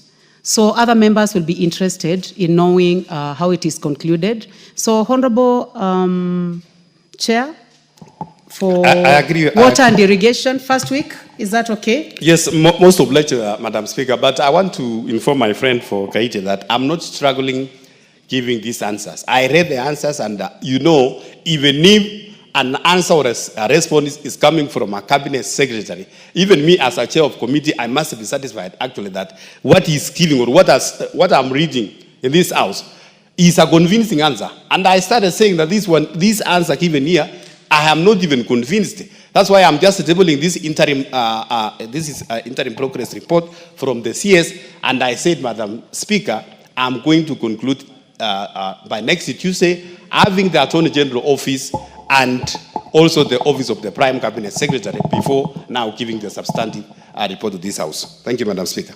Thank you very much, Chair. Actually, I would like to congratulate you for reading the response in advance. Because if it doesn't convince you, then clearly it will not convince the person who asked. So I think that was very well. Honorable members, the other two statements had already been stood down by the Speaker. We go to Honorable Deko. Honorable Deko, please proceed with your statement. Thank you very much, Madam Speaker. Honorable Speaker, pursuant to the provisions of Standing Order 44.2c, I wish to request for a statement from the Chairperson of the Departmental Committee on Defense, Intelligence and Foreign Relations regarding the non-implementation of a court judgment in the compensation case of the late Mr. Abdullahi Deis Barre. Honorable Speaker, Mr. Abdullahi Barre Deis, a Kenyan citizen, was fatally shot by Kenya Defense Forces officers in Garissa Township on the 19th November of 2012, succumbing to his injuries 2 days later. Despite judgments by both the Magistrate Court and the High Court finding the Kenya Defense Forces liable and awarding compensation to the family, the state has failed to honor these court-ordered obligations. Order. Sorry, I disturbed you because I've seen a point of order from the Honorable Francis Sigei, member for Sotik. What is out of order, Honorable member for Sotik? Chair, I wanted to raise an issue on my statement, which I had sought sometimes back in February. Okay, I'll give you a chance after. Let him finish first. Thank you, Madam Speaker. Once again, November 2012, succumbing to his injuries 2 days later, despite judgments by both the Magistrate Court and the High Court finding the Kenya Defense Forces liable and awarding compensation to the family, the state has failed to honor these court-ordered obligations. On 10th June 2021, the High Court delivered and affirmed the state's responsibility to compensate the family. 13 years after Mr. Lee's death, the family is yet to receive compensation, notwithstanding the repeated correspondence to the Ministry of Defense and the Office of the Attorney General. Honorable Speaker, it is against this background that I request for a statement from the Chairperson of the Departmental Committee on Defense, Intelligence and Foreign Affairs on the following. 1, a report on the actions taken by the Ministry of Defense and the Office of the Attorney General to comply with the High Court judgment awarding the compensation to the family of Mr. Abdullahi Barre Deis. And 2, a report on the administrative or disciplinary measures taken against the KDF officers involved in the unlawful killing, and to ensure a definite and time-bound resolution to this matter, including the compensation of the affected families. Thank you, Madam Speaker. Thank you very much. What is out of order? Honorable Suleka Harun, nominated. Honorable Suleka, I think you can remove your card from. Honorable Beatrice Elachi, what is out of order?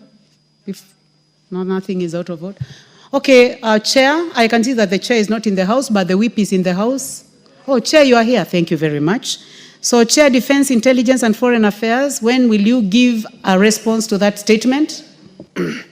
Thank you, Honorable Speaker. I think now that we are going on recess from Tuesday next week, we will be able to give a comprehensive response 2 days after we come back from recess. Thank you. Thank you very much. That is on Thursday after we resume, the week that we resume. Thank you very much.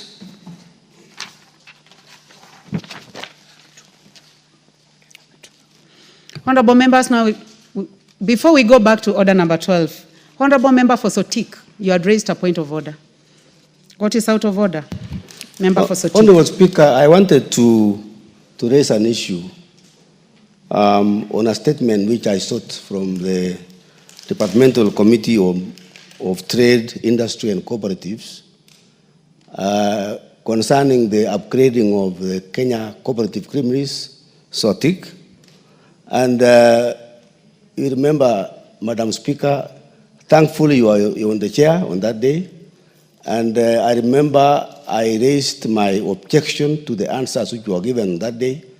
And you directed, and I thank God you are in the seat today.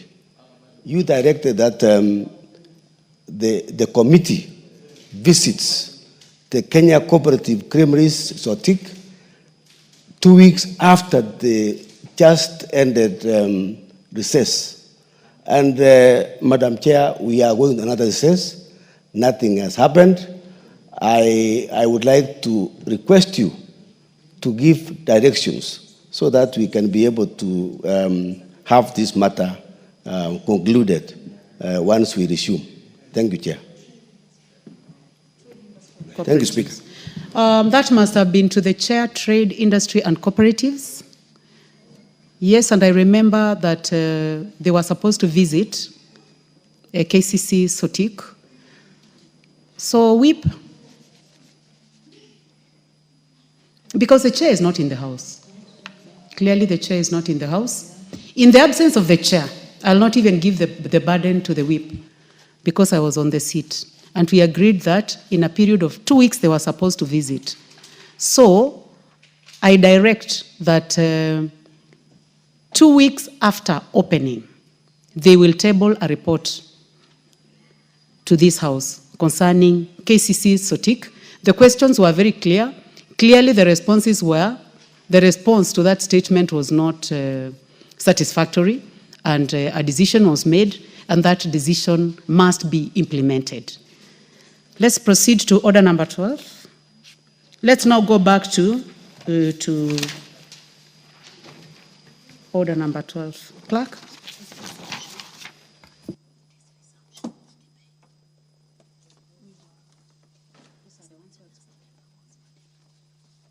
Okay, honorable members, this is a resumption of debate on the Constitution of Kenya Amendment Bill, National Assembly Bill number 4 of 2025, and the last person to speak was the Honorable Ferdinand Wanyonyi. He's not in the House, so any member who is interested in this may proceed to debate. After.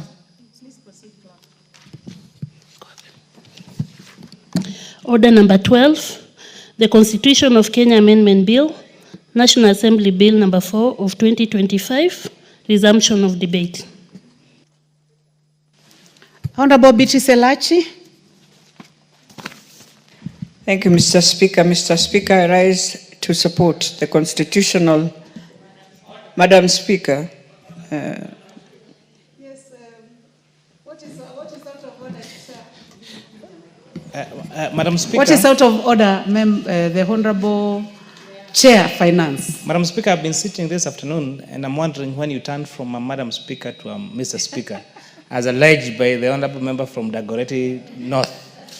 So I would like the Honorable Member from Dagoretti North to substantiate whether you are now a Mr. or a Mrs. Thank you, Madam Speaker. You know, in good English, we say the chairman. It does not matter whether you are a man or a woman. It's the same. But Madam Speaker, I think it was, normally she's very eloquent. I can tell you for sure I heard her say Mr. Yes. But I am going to allow her to proceed. No, my apologies, Madam Speaker, on that, because you are indeed Madam Speaker. Having said that, Madam Speaker, allow me to support the Constitutional of Kenya Amendment Bill 2025 of the NCGDF. And Madam Speaker, this is one fund among all funds that I believe has managed to prove that devolving funds is a very critical agenda, and it can create change, transformation that no one has ever seen. And it is the fund that also established that devolution can work. And so therefore, today we are here as members of Parliament, Madam Speaker, to say that this is a fund I know today. If we have many, many people who can just stand and give their testimonies, we will have judges who have gone through this, who are magistrates today, who are supported by NCDF. We'll have doctors, we will have lawyers, we will have teachers, engineers, and they can stand. And I know even in Marakwet, the attorney was a beneficiary of NCGDF. And so when you find every time that we are in court and in complete conflict that you can't understand, and sometimes, Madam Speaker, you know the sad part is that you'll find a person who takes NCGDF to court maybe never even went to a public school, maybe was able to be taken to a private school. So for them to understand that this is a fund that can support children who are Kenyans, who are vulnerable, and they've been able to go through this, they cannot understand also. And so, Madam Speaker, even as we look at this amendment, it is my prayer that we shall have one day one judge who will look in depth on NCGDF and ask a question. If the public have stood firm and said, this is the fund we want, this is the fund we have seen, we have not seen any other transformation than this fund, then who are we as Kenyans, those who decide to bring conflict, say that NCGDF cannot work? Madam Speaker, we have 290 constituencies. This is a fund that we ensured from the executive resources, not from devolution, from the executive resources.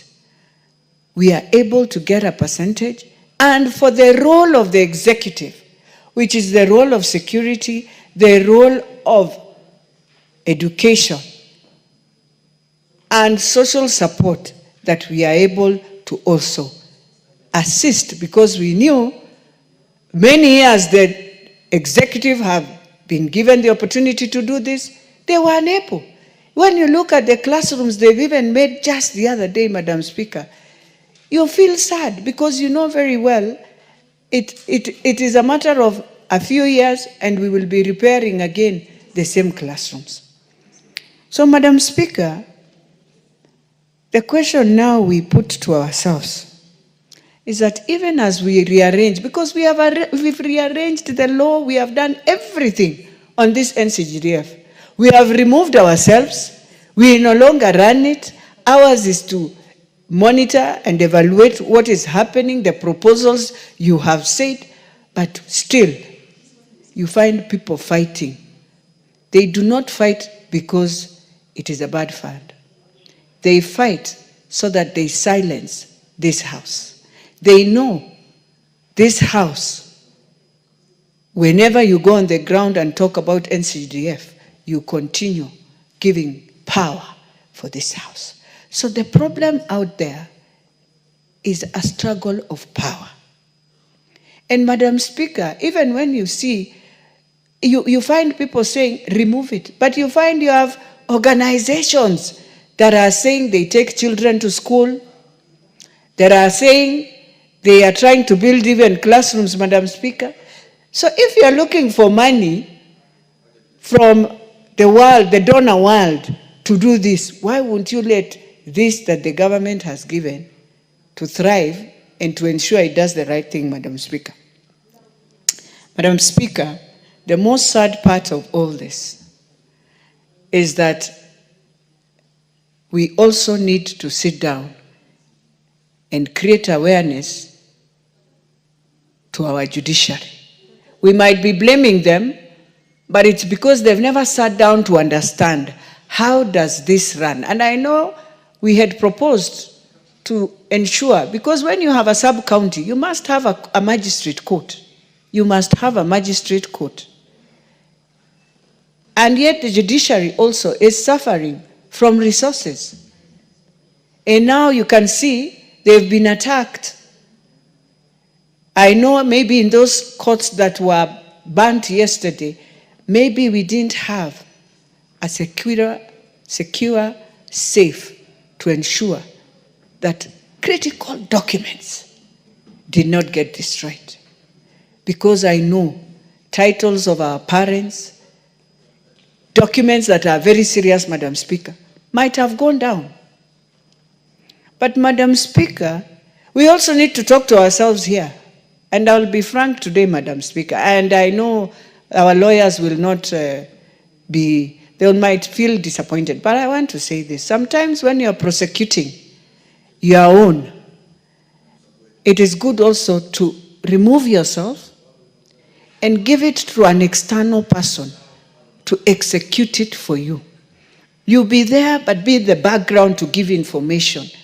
Be the technical teams to give. I want to plead with our lawyers. Is it possible, and the House and our Speaker, is it possible to get 2 external lawyers who can be part of our team?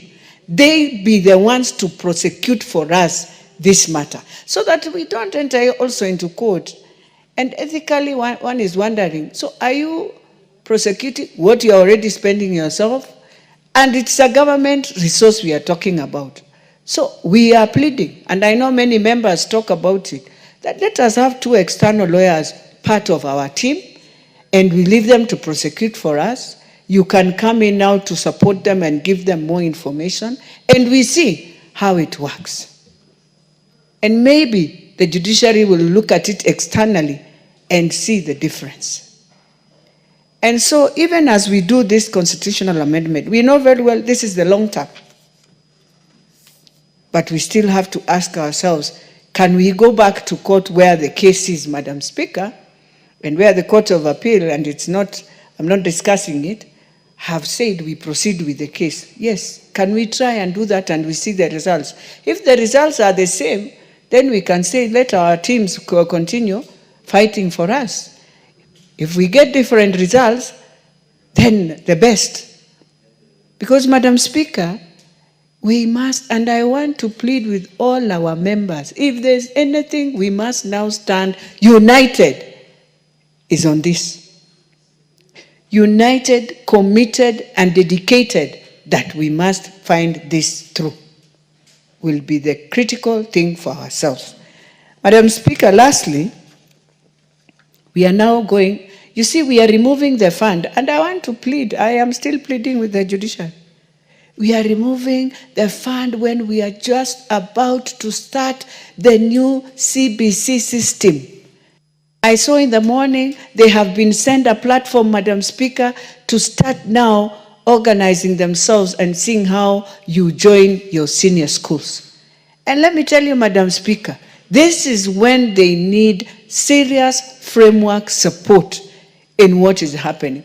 And it cannot be when we are just entering into a new dispensation of our education system is when we want to now kill the only fund that focuses on education. And so I am pleading that we look at this soberly, without having the political egoisms that we have. Let us look at it. So I am pleading with the judiciary, look at this in a very objective way. Help us, because our children are about to just go into this new system. They will need a lot of support.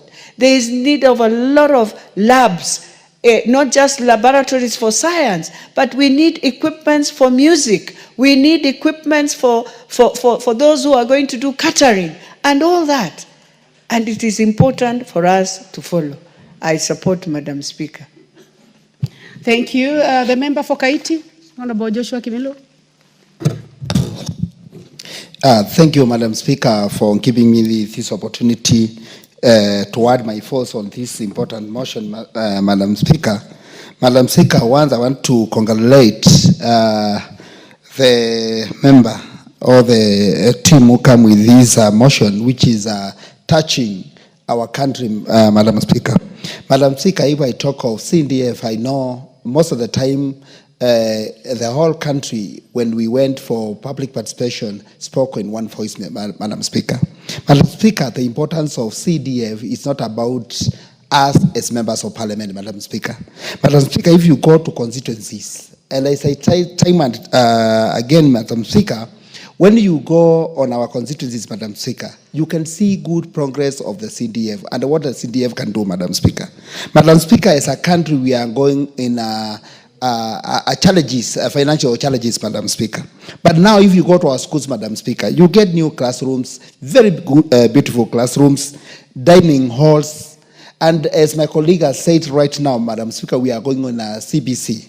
And now they need labs, even in primary schools. And the CDF is rolling these kind of laboratories in our schools, whereby with the CDF, it's only one touch, and you go almost the whole country, Madam Speaker, with these funds, Madam Speaker. Madam Speaker, I can remember when I go back to my constituency, I've done several projects of dining halls, which are costing over 6 million, Madam Speaker. And when you get the parents to contribute for this dining halls, Madam Speaker, to raise 6 million is not easy, Madam Speaker. So, Madam Speaker, I think this is important, and for us to entrench NGCDF into law, Madam Speaker, it's very important, Madam Speaker. When you go to constituencies, Madam Speaker, you even see our chiefs are in pathetic states, some of the areas, Madam Speaker. And Madam Speaker, for us chipping in with the NGCDF money to do good offices for our chiefs who are doing a very important job, Madam Speaker, by taking care of our people. And also the ACs, doing ACs offices, Madam Speaker. This is very important, and Madam Speaker, considering what the CDF is doing to our constituency, Madam Speaker, it is a very important fund to entrench or to help our community, Madam Speaker. Let's look at bursaries, Madam Speaker. Madam Speaker, is back in my constituencies, Madam Speaker. Every financial year, I have more than 280 students who am given a full scholarship, Madam Speaker. And Madam Speaker, this helps the poor people, Madam Speaker, because they come from poor families. Most of them are orphans. And with the help of CDF, Madam Speaker, some of them now they have degrees, Madam Speaker. So it is important, Madam Speaker, to consider some of the work and to recognize what the CDF is doing. When you go to areas, Madam Speaker, in our areas in the constituency, even that's why I was saying, if even we can, the budget of this country, if we can even divide it the way CDF we are doing, to go to all constituencies. Assume today, we get the monies for the roads, and we say we divide it into constituencies. I'm telling you, those marginalized areas, they can have tarmac as we speak today, Madam Speaker. But because that needs a referendum way of doing it, Madam Speaker, I want to say that I want to support CDF, and I want to request all my colleagues who are in this parliament to support and to give their inputs and ask the Kenyans to know that it is not about the MPs, but it is about Kenyans. Thank you, Madam Speaker, and I support. Thank you. The Honorable Deco. Thank you, Madam Speaker. Member for Garissa Township. Yes, member for Garissa Township. Thank you, Madam Speaker. I also want to raise my voice on it, add my voice on this very important debate on entrenching the NCGDF into the Constitution. This thing has been brought about by the fact that there are many people who are against, who do not understand the importance of this fund to the people of, especially to those in the rural areas. As a region which have been marginalized for a long time, the coming of decentralization of this fund and devolving these kind of funds to the constituencies and at that level was very important, because now people are able to get the same kind of learning environment. Students are getting the same kind of learning environment to those of this part of the country, to the level of like Alliance High School, Lenana High School. This is a very important fund. Those who are challenging it do not understand it, do not appreciate it, do not know what impact it has on the people from the rural areas. Madam Speaker, if I might quote one elder who talked about when during the public participation from my region, he said, and I quote him, "Kama mukitoa CDF, mutatukata makende." Ni kama mumetukata makende. Means we are not able to fund our needs as poor people on the ground. Meaning that our children will not be able to go to school. Meaning that the learning environment for our young people will not be conducive. What did you say? I said, I want to quote, I did not say... Do you say something unparliamentary in Kiswahili? Not necessarily unparliamentary. I was quoting an elder who made a statement during the public participation. And it was in public domain, it was in social media. Yeah, he was... Okay, I will ask withdraw. Even if it was spoken elsewhere, it is clearly not parliamentary. Madam Speaker, okay, what is out of order? The Chair Finance? Madam Speaker, I really want to rule the honourable out of order, because I'm just thinking why it not made it the opposite. The organs he's referring to, if it was the opposite gender, the reaction that would have been in this house. And the fairness of gender, of both genders, he has withdrawn that my word. Because now, if it was the other word, then we would have been trouble in this house. And it's only fair that we put those genders equally, Honourable Speaker.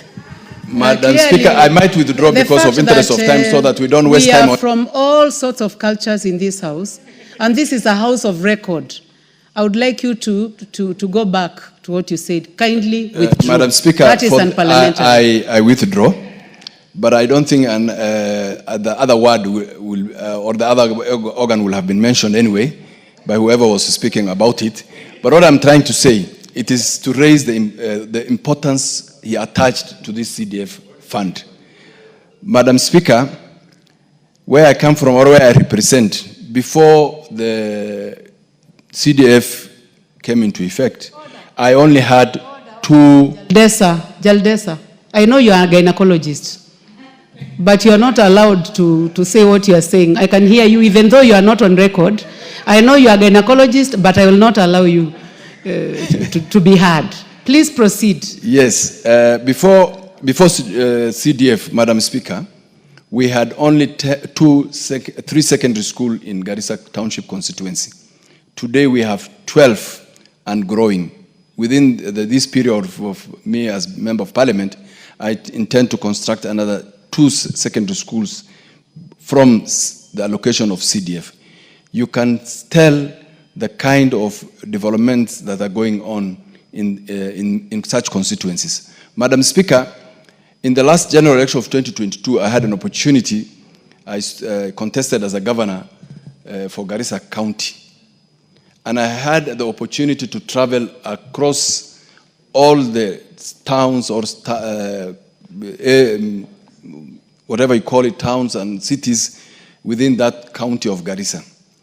And there is absolutely no impact from this devolution, the county allocations.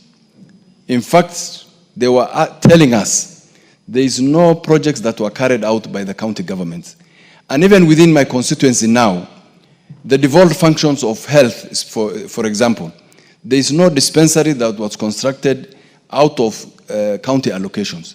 But you will see the 3 or the 4 dispensaries or level 4 hospitals were constructed by use of CDF funds before they're coming into place of county governments. So this is a very important fund, Madam Speaker, and we want to entrench it just to protect it from those who believe, who just for the reason of for no reason at all, just to oppose, and just those who feel that it is members of parliament who control these funds. It is very clear we have no role at all, just other than the normal supervision oversight that we have over all national government functions. So, Madam Speaker, in support of this fund, let us as members of parliament and let Kenyans in general support this fund. It is very important. It is, if we had, or rather if I had as a member of parliament, another maybe 200 million shillings, or raise this amount from 2.5 million to 5%, and allow us even as constituencies to construct health centers, to provide water to our people, to carry out emergency activities when our people are faced with emergency, we can be able to do with only the 5% if it is raised to 5%. Madam Speaker, Kenyans must know, and many members of this House have gone through or have benefited from bursary funds from CDF. As we have been told, one member who spoke earlier, who said she knows even magistrates and judges who benefited from this fund. And they are the same ones who want to deny these poor people from the rural areas to benefit from these funds, just because they don't need it themselves at this stage, because they can afford for their children and others who are directly involved in whom they are directly taking care of. Madam Speaker, let us as a country stand up for what is right. CDF is right. It is important. It is what the people on the ground need. I don't want to quote again the elder who said that, but he has expressed, and many of them have expressed, 98.5% of Kenyans have said this is a very important fund. They do not want any money going to the county government anymore, especially those who think, the governors who think that if this fund is removed from national government, it will go direct, it will be part of the county allocation. We must protect this fund. And those few remarks, thank you, Madam Speaker. The Honorable McClab, member for Baringo North.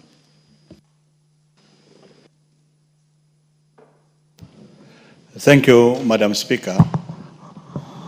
I rise to support this constitutional amendment to entrench NGCDF in the matter law of our country.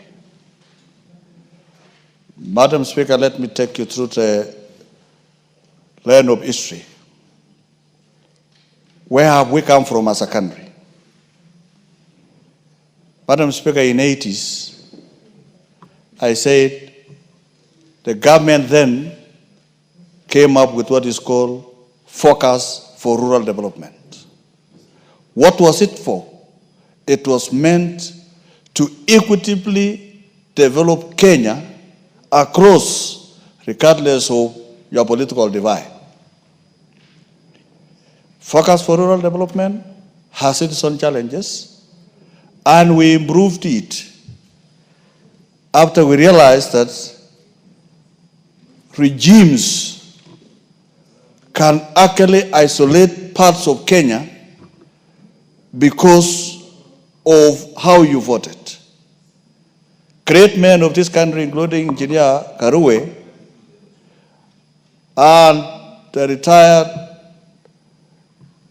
former President Mwai Kibaki entrenched NGCDF as a mode of developing the country equitably, regardless of how you voted in an election.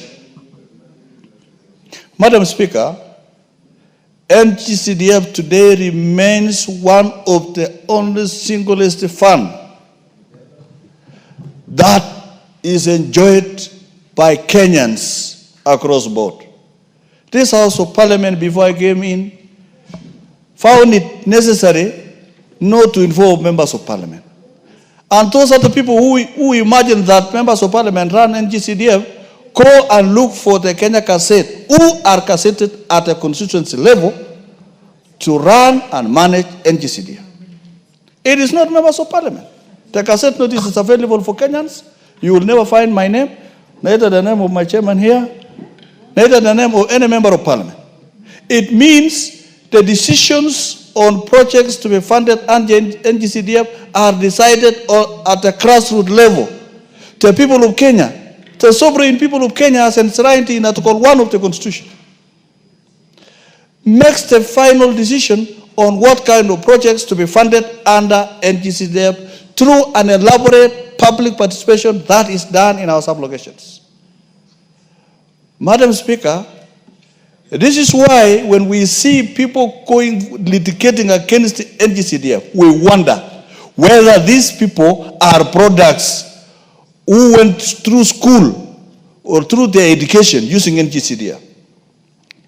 We want therefore this House to rise and join 98.5% of Kenyans who endorsed NGCDF together with the GAP, together with the Senate Oversight Fund, to be entrenched in the matter law. Because, Madam Speaker, there is nothing constitutional which is unconstitutional. Once this finds in the matter law, then there is nothing that would be reversed as by the courts as unconstitutional. Because whatever in the Constitution cannot be unconstitutional. Madam Speaker, let's go down memory lane. That when this fund started in 2003, Madam Speaker, people of Kenya, the taxpayers of Kenya, got a sigh of relief from fundraisings that Kenyans were doing, members of Parliament, councillors then, MCAs, governors, and leaders of this country every weekend. They go to do fundraisings to build the schools, to build the chief's offices. We Kenyans got a sigh of relief because now there was a fund to construct the schools of Kenya, to pay fees for the children of Kenya, to do chief's offices and do security matters, and many other projects that were now done under GCDF. Madam Speaker,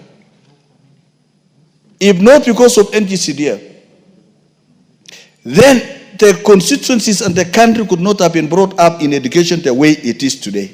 Could you imagine, Madam Speaker, a taxpayer, a mama mboga, a boda boda, a teacher, a soldier, a politician, after paying all the taxes to the government, again their own government follow what remains after taxation and ask them to give them to build the schools, to build the chief services, to educate children. It negates the spirit of tax to provide services for the people of Kenya. And in fact, since I took over as a member of Parliament, and many other constituencies of my colleagues here, you will never hear a single fundraising to build a school, a dormitory, a classroom, a chief service. Honorable members, the same people at home, the pastoralists, the farmers, got a sigh of relief because nobody would follow them again to remove what has remained after taxation to fund programs of government. Madam Speaker, NGCDF is very effective. Today, every constituency gives out bursaries to a tune of greater than 60 million to children in this country who could not have access to education. Madam Speaker, this is a serious fund for the people of Kenya. And that is why 98.5% people of Kenya endorsed that CDF be it a practical fund that will develop Kenya regardless of who is your president. Regardless of your loyalty, regardless of your commitment. Madam Speaker, this is the fund that changes Kenya. In fact, there is need to enhance NGCDF. There is need to enhance GAV so that we have many people going to school, affirmative action to be done, and, Madam Speaker, we need to bring on board electricity into NGCDF by increasing the percentage of NGCDF to even higher, to even 10%, so that money for electricity is there, money for water is there, money for critical services that are offered in Kenya are brought on board, because that will change Kenya. Madam Speaker, look, for example, I am a student of mathematics. My own county, Baringo, receives 7 billion for county government of Baringo. Simple maths. Assume that 70% of the money that goes to Baringo will go to recurring expenditure, salaries and others. And 30% goes to development. Madam Speaker, what is that 30% of 7 billion? It is 2.1 billion.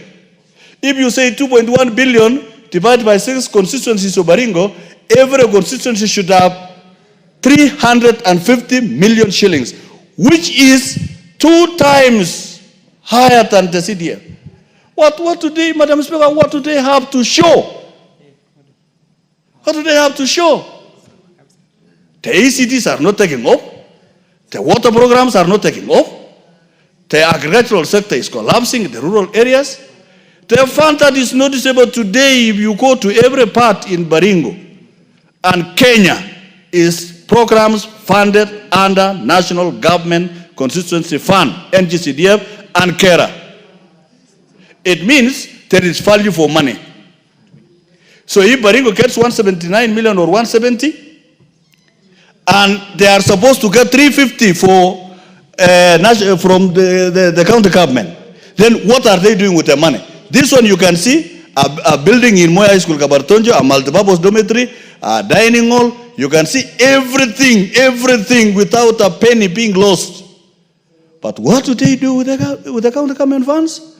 That is a question for another day. And we are saying, Madam Speaker, this is a fund that I request all members of parliament of 290 constituencies and 47 county MPs to be here on Tuesday and stand with solidarity with the people who endorsed the NGCDF in Kenya. If you will not be here on Tuesday, then you are not for the people of Kenya. Let us stand here on Tuesday so that we can make a decision that will become constitutional and that can live generations for.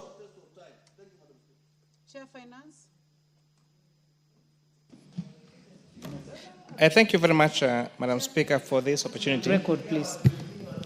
Member for Molo. Yes, Madam Chair Speaker. Finance, please. I want to begin from the onset by supporting this constitutional amendment to our constitution to enshrine NGCDF in the Constitution of the Republic of Kenya.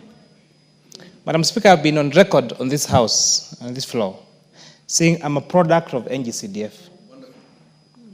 When I completed my Form 4 my Class 8 in 2001, being the best student then in Molo constituency, my grandparents could not afford to take me to the school I was admitted to join.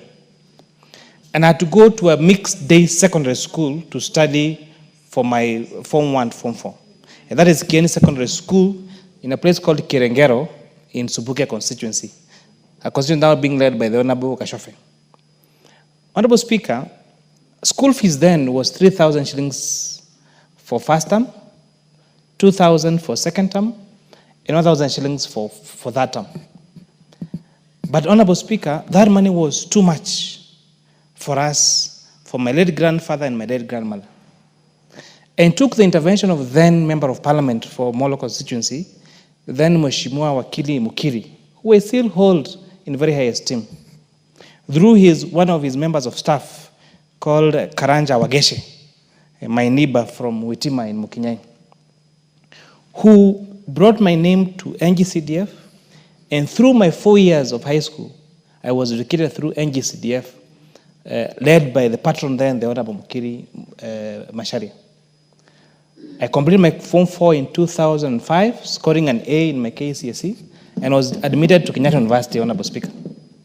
Still, that was a mirage in the dream of my community. Because school fees per year then, from 2000, I got a bit in 2007, was 2,000 shillings per year without counting money for accommodation and money for upkeep. It was still a very, very long dream for my grandparents.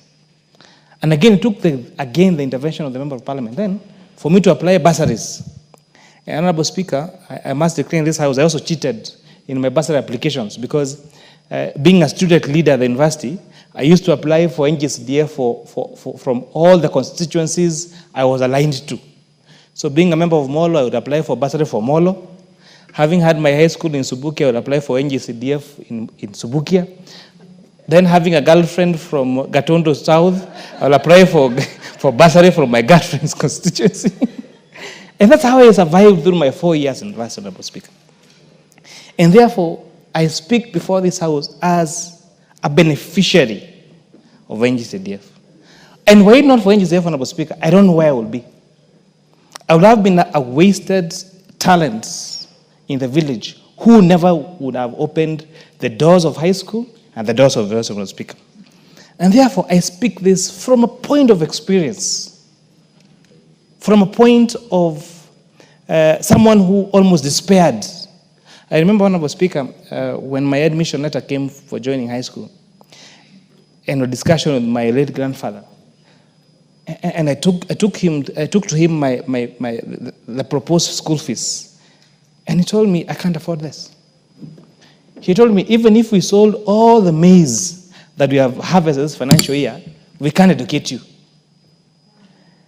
And I thought, after that, I went to bed crying, knowing that my future of trying to be somebody in the Republic of Kenya had been shattered. So enshrining this in our constitution means that we are going to support dreams. We are going to support talents. We are going to ensure that people who never had a vision of ever going to school or going to university or having a decent income for their household, Honorable Speaker, is achieved. I have listened to members contribute on this particular discussion, Honorable Speaker.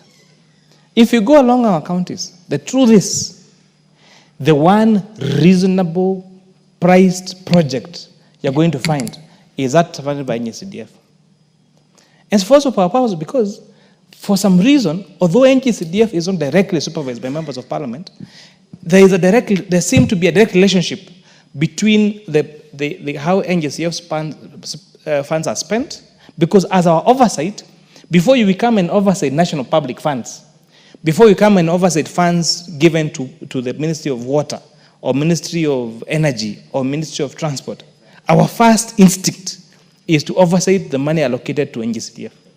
And therefore, as a result, naturally, Honorable Speaker, is that NGCDF remains the most oversighted funds by both houses of Parliament.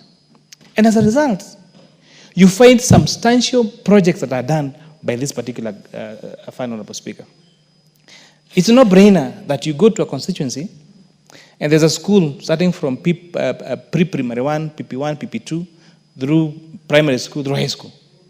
And you find a class constructed by county government, for example, will cost 1.6 million. And a class next to it, constructed by NGCDF, will cost between 800,000 and 1 million shillings. And then you wonder, where did the rest of more than 500,000 shillings go to, Honorable Speaker? And therefore, if there is one thing that I must support and encourage this House to, and I urge, and I heard the voice of Honorable Makila, that next Tuesday, we must all turn up in numbers to ensure that the national government constituency development is enshrined in our Constitution of the Republic of Kenya. So that the risks that we face. One time one judge wakes up and says it's unconstitutional, citing one reason or the other. Then the following day they wake up suggesting another reason or another. So we make sure that this fund is enshrined in our Constitution. Honorable Speaker, this particular matter has been raised because of fundamental matters that have adequately and honestly, accurately been raised by litigators in our court of laws. Questioning Article 1 of the Constitution on the sovereignty of the Republic of Kenya, questioning the role, Article 92, 93, 94, and 206 of the Republic of Kenya, at what level is the separation of power between the three arms of government. And I want to assure all members that have, all litigators that have raised particular concern, that members of National Assembly are oversighters of all national government projects. The electoral projects done through REREC and the last mile projects being done by Kenya Power are oversighted by members of this House. In fact, they are both appropriated and oversighted by members of the National Assembly. But by the political nature of our operation, when an electricity project comes to my constituency, I'll be the first one there to witness that there is actually an electricity project that is coming to my people of Mukinyai, to the people of Borop, to the people of Soin, to the people of Kiambiriria, to the people of Mon. I shall be the first person to see that we have now electric poles have come, transformer has come, now people are being connected to the national grid. That does not mean that it takes away my power of oversight of use of those particular funds. As a representative of the people of my constituency, I'm the first witness for the project that comes to my constituency. When a road is built through the Kenya, through Kera, or through Kenha, or through Kura, I am the first person in my constituency to go and witness that actually this road is being done. The same way I'm the first person to see that the projects that were appropriated by this National Assembly and that were allocated by the committee, by the KDF committee, have actually gone to the school that was supposed to be taken to. That does not in any way take my role as an oversighter of that particular fund.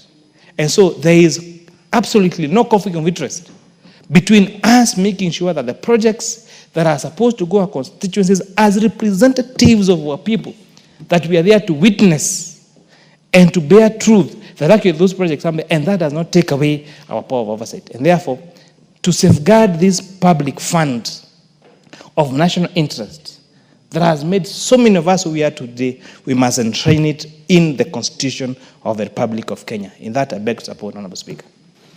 Thank you, Member for Molo. The Honorable Jaldesa, Member for Moyale. Thank you, Madam Speaker, for giving me an opportunity to contribute to this motion.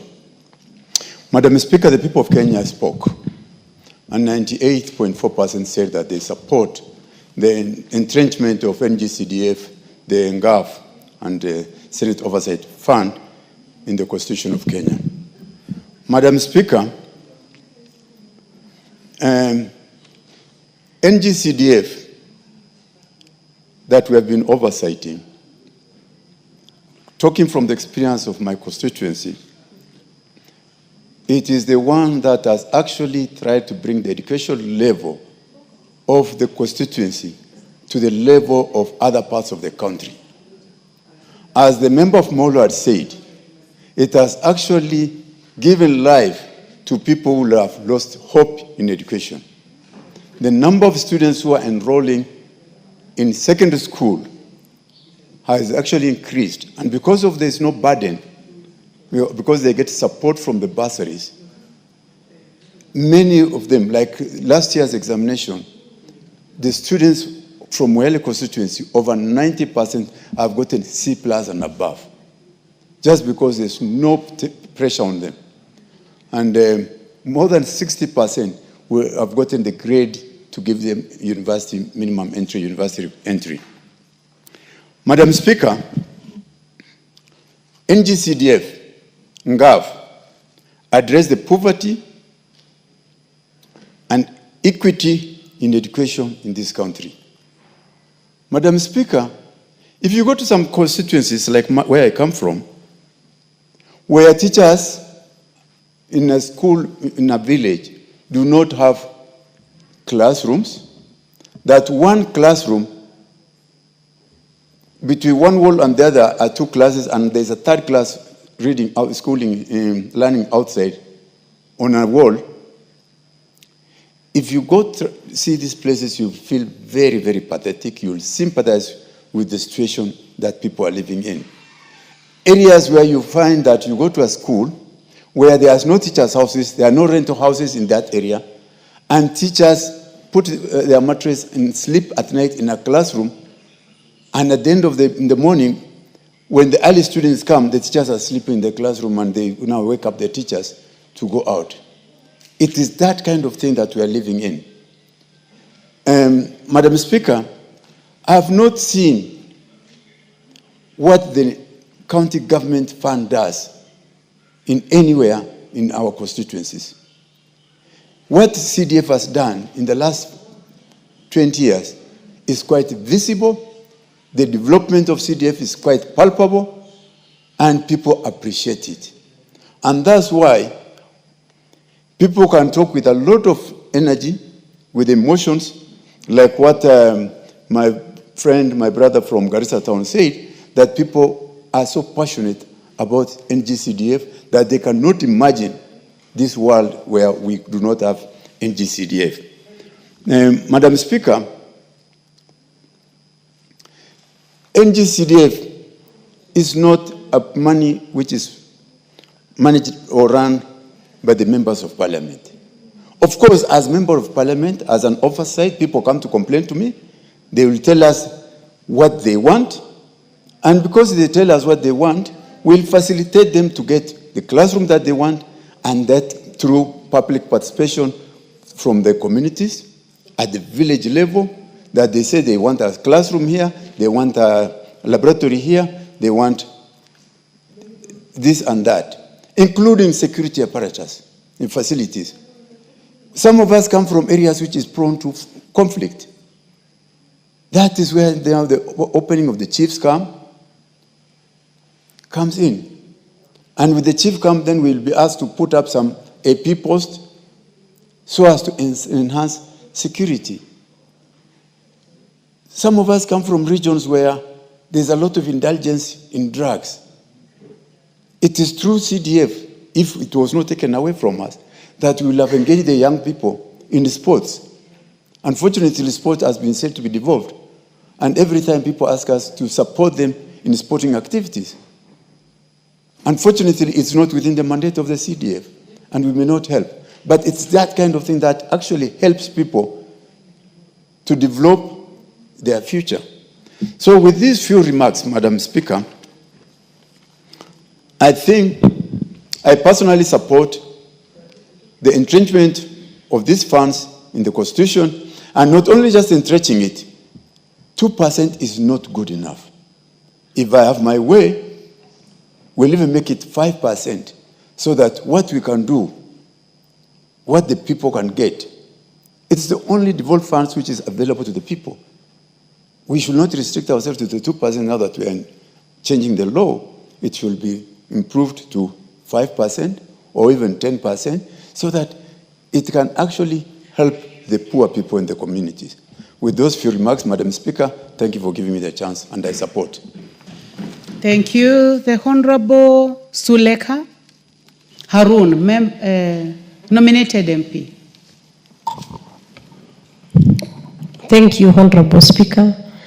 I also rise to support the bill of entrenching NGCDF, NGAF, and Senate Oversight Fund into the Constitution. Madam Speaker, as we've witnessed in the last public participation, it has been overwhelmingly supported by the Kenyan citizens. it was the most participated public participation in the recent past. That shows NGCDF is one of the most important funds that we have in the constituencies. Some of these rural constituencies have nothing but just NCDF. Madam Speaker, I'm also a beneficiary of the NGCDF. I managed to get in my 3rd and 4th year, and I became a beneficiary after I lost my dad. So it is a very instrumental, very important for the poor people and all vulnerable in the communities. So, and on the other hand, you know, in the pastoral communities, it's a luxury for you to take a girl to school. NCDF, in fact, helped us to bridge that gap in terms of educating the girl child. Both NCGDF and GAF played a very big role because those girls would have been forgotten if it was not this fund. Madam Speaker, I can comfortably say CDF is the real definition of devolution in this country. It has been devolved to the farthest end of the country, to the most rural constituency in this country. It is not the county government that is devolved, I can assure you. It is the county, it's the CDF and the GAF that are devolved in terms of reaching to the people. Madam Speaker, on the other hand, GAF has been very crucial. It has been targeting the most vulnerable people in the community, women empowerment at its best. We've seen of late, since the introduction of GAF, many women venturing into business. We've seen the disability community being accommodated in many of these empowerment programs. We've seen the youth who are very active in these programs. Madam Speaker, the other issue that I know is that our people at the constituency level have more trust with CDF than any other money that the government brings to the constituencies. They believe the MP is their representative and they trust the MP with all their development programs. So, Madam Speaker, as we support this program, as we support the bill, let's also think about a way of increasing the funds. 2% is not enough. We need to get more so that we are able to reach into the needs of these communities. Also on the issue of security, where I come from is a security problem. It's a security-prone area, and CDF played a big role in terms of protecting the chiefs who never used to have offices in the administration sector. As you know, the budget does not reach in many of those constituencies. We've had our members of parliament working so hard so that they get these needs at our doorsteps. So, Madam Speaker, I support. Let's also fight for the increment, not just entrenchment in the Constitution, but the increment of this fund. Thank you. Thank you. The Honorable Member for Migori County, Honorable Fatuma Mohamed. Thank you, Madam Speaker, for giving me the opportunity to also put my voice on this. Madam Speaker, both GAF, CDF, and the oversight fund for the senators are very important for the growth of this country. Madam Speaker, if I was to speak only as a woman rep, I would tell you that GAF has really changed the lives of many people in this country.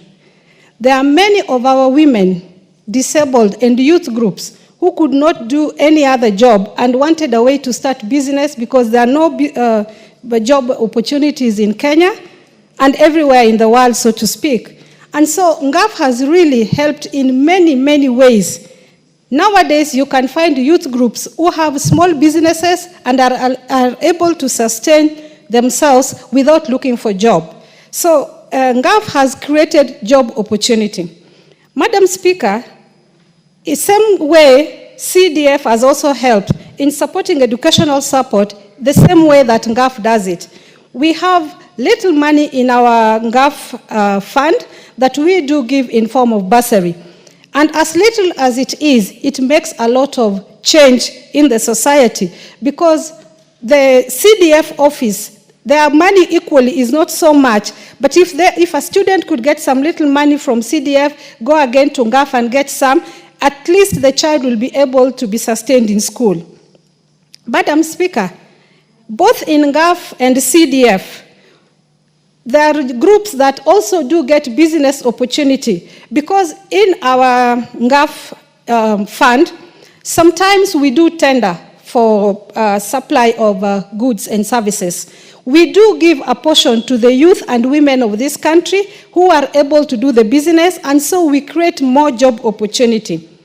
Madam Speaker, the health care is also taken care of in CDF, because the CDF is able to renovate and even construct small dispensaries within their constituencies.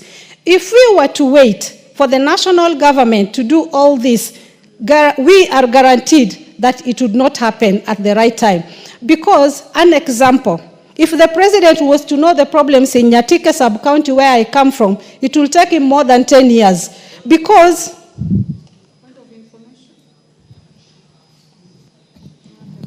I want to inform my sister from... I didn't give you a chance. I wanted to be on record. Would you like to be informed by the Honorable Nyakundi, member for Kitutu Church North? Yes, information is power. Okay, you may proceed. I want to inform my sister from Migori, Honorable Fatuma, that under NGCDF, we don't renovate hospitals or dispensaries. All that is under the devolved functions of the county government. Thank you, Madam Speaker. Fatuma? Thank you, but I've seen instances where I've seen signboards renovated by CDF. I don't know how that happened. It happened earlier, so well, I don't think I am wrong. You appreciate the information that yes, has been I do given, appreciate. But I believe that this must be before devolution. Before 2015? Well, if it did at that time, it's still recommended. It's still a good idea. Madam Speaker, as we continue,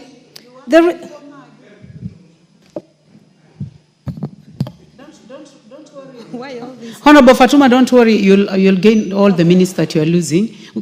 Is it a point of order or point of information, Chair Finance? Honorable Speaker, I actually want to support my sister, the Honorable Fatuma Mohammed, and inform the person who raised this point of information that actually if you apply to the NGCDF board, and maybe there was a project in your constituency that was started before the enactment of NGCDF Act, or that was an ongoing project, whether it is an ECD program or a divisional hospital, that was maybe not complete, and you actually prove justification there is a reason why that is a priority project, then NGCDF has a mandate to grant that exception to NGCDF to do that project. And therefore, it's actually very possible that as recent as maybe this year or last year, what the Honorable Fatma is referring to could actually be happening now. Because as long as you apply for exemption and you show proof that that's a priority project and for the need of the people, then it's actually possible to get that approval. Thank you. Fatuma, you may proceed. I would also like to add that before the year 2015, I was in this house together with others who came in 2013. We did some dispensaries before we received a letter. Actually, members of parliament, members of National Assembly stopped doing it after receiving a letter that you cannot continue building dispensaries. So you are in order, you may continue, you still have your few minutes remaining. Thank you, Madam Speaker, and thank you to all the members who have also given me more information on this. I appreciate it, I don't take it for granted. Madam Speaker, if I was to speak more about NGAF, it is only in NGAF fund that you'll find the disabled taken care of. The disabled are not able to reach the national government to air their problems. But women reps are the people who reach them, because we even have a location specifically for the physically disabled brothers and sisters. And we do give them monies to start business. We do train them. And so if you were to remove NGAF fund, how will these people survive? How will a mother in the village who never got an opportunity to go to school, but is a good mama mboga businesswoman who doesn't have the capital to start any business, how would she survive if you were to remove NGAF?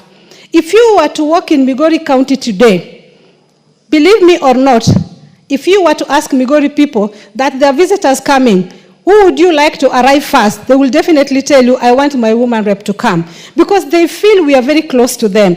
We feel their pain. We do talk to them. We do support them. And we don't do this with our pockets because we can't afford it from our wallets. We have to do it with CDF and NGAF. Even the senators.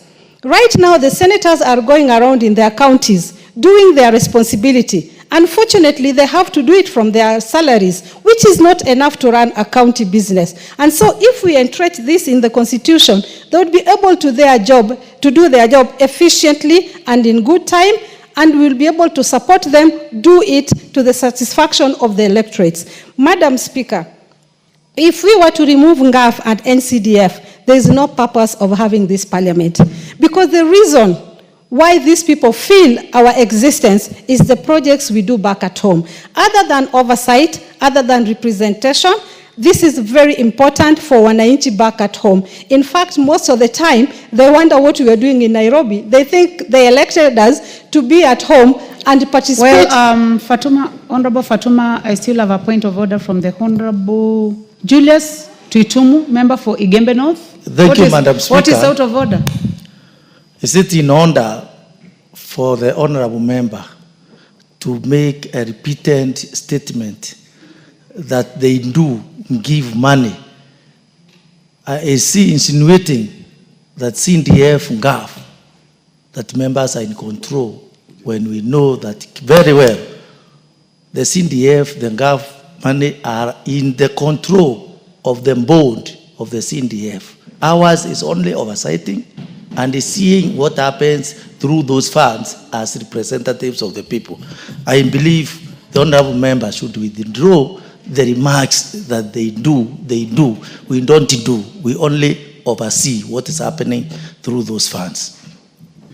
Honorable Fatuma? Madam Speaker, you may start by commenting on that. As a woman representative, yes, I do give women empowerment money. The check is not signed by me, but the check is presented through the woman group or the youth group or whichever group by me, directly by me. And I repeat, we do give money in form of checks, a government affirmative check written by the district accountant officer, signed by them, but presented by me.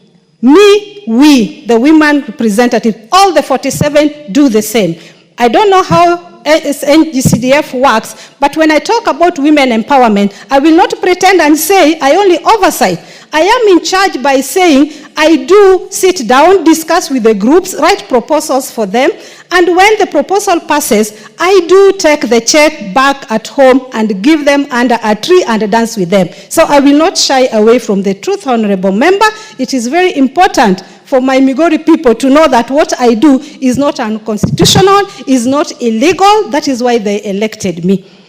The committee that sits in Nairobi to decide which groups will be given money do not know those groups. It is me who refer the groups to them, and they look into the groups and consider one or two. Therefore, there's nothing wrong that I have said. I will not withdraw a true statement. But if in case I said that NCDF gives money, then I would have withdrawn, which I didn't say. But I'm referring to NCDF, NGAF. At the same time, I'm referring to the Senate fund. The money that we give is from the Woman Representative's Office. Madam Speaker, thank you for the time. I do pray that members of Parliament will be here on Tuesday to pass this bill. And to our wananchi back at home, if your member of Parliament is not here on Tuesday, first mark those who are not here today, because we should have passed it today. If they happen to miss again on Tuesday, please put on record that your member of parliament, your woman representative is not for your growth if she or he happens to miss on Tuesday. I believe we will all be here. If you come from my county, Migori County, as a member of parliament and you happen to miss, I will take the message back home to your electorates, because they said they need these funds, they participated, and they were positive about these two funds, these three funds.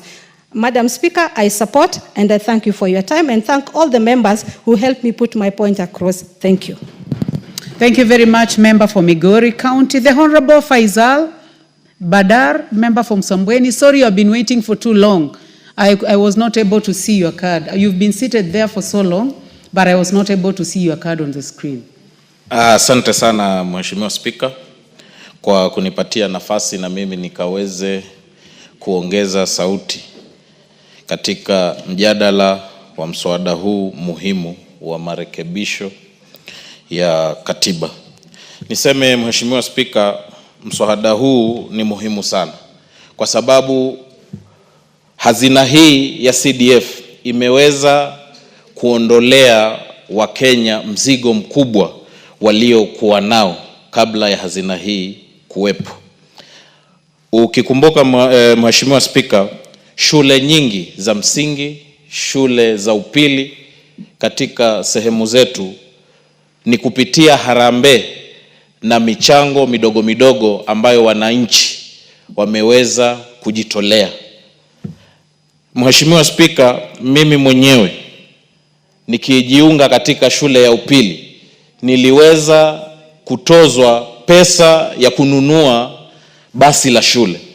Lakini kwa bahati mbaya ama nzuri, nimesoma katika hiyo shule miaka 4, basi nikitoka baada ya kumaliza kidato cha 4, basi bado lilikuwa halijafika katika shule. Lakini leo hii hazina hii imeweza kuwatolea Wakenya mzigo mkubwa waliokuwa nao. Na ndio sababu walijitokeza kwa wingi kuunga mkono huu mswada katika public participation. Jambo la pili, Mheshimiwa Speaker, hazina hii pia imeweza kusaidia watoto wengi kutimiza ndoto zao za kimaisha. Hapa sasa hivi tumesikia ushuhuda kutoka kwa Mheshimiwa Kimani Kuria vile alivyotuambia. Na lau tukisema wale watoto wote waliofaulu ama waliosaidika kupitia hazina ya CDF wajitokeze, basi nina imani wakipigwa foleni wanaweza kutoka hapa mpaka Mombasa na kupindukia. So Madam Speaker, mimi nataka niseme hazina hii inashughulikia maendeleo katika eneo bunge ambayo ni majukumu ya serikali kuu pekee, kama vile masuala ya elimu, masuala ya usalama na masuala ya mazingira. Na hazina hii imetolewa katika ule mgao wa serikali kuu pekee. Kwa hiyo hata hazina hii ikiondolewa, nataka niwaambie wale wanaosema kuwa ipelekwe katika serikali za ugatuzi, haitaweza kupelekwa kule kwa sababu inashughulikia masuala yanayohusu serikali kuu. Mheshimiwa Speaker, mimi nataka niulize waheshimiwa wabunge wale wanaokaa katika bunge hili, Jumanne kwa uwezo wa Mwenyezi Mungu tujitokeze kwa wingi kuhakikisha tunatilia mkazo yale matakwa ya Wakenya wakati tulipoenda kwa public participation, ili tuje tupitishe huu mswada, hii hazina iweze kuwekwa katika katiba yetu ya Kenya. Mwisho kabisa, tulikuwa pale Msambweni Law Court na jaji mkuu, na nataka nimnukuu wakati amekuja kuzindua local area network. Yeye mwenyewe katika speech yake aliweza kuuliza waheshimiwa wabunge wasaidie idara ya mahakama ili kuweza kujenga mahakama ndogo ndogo katika kila eneo bunge la taifa hili la Kenya, kwa sababu ule mgao wanaopata idara ya mahakama ni mchache na hauwezi kufanya hivyo.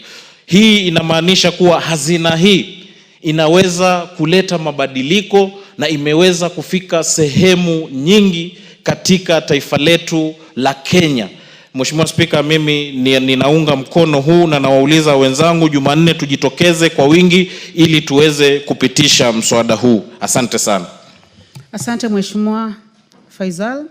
The Honorable Nyakundi, member for Kitutu Chache North.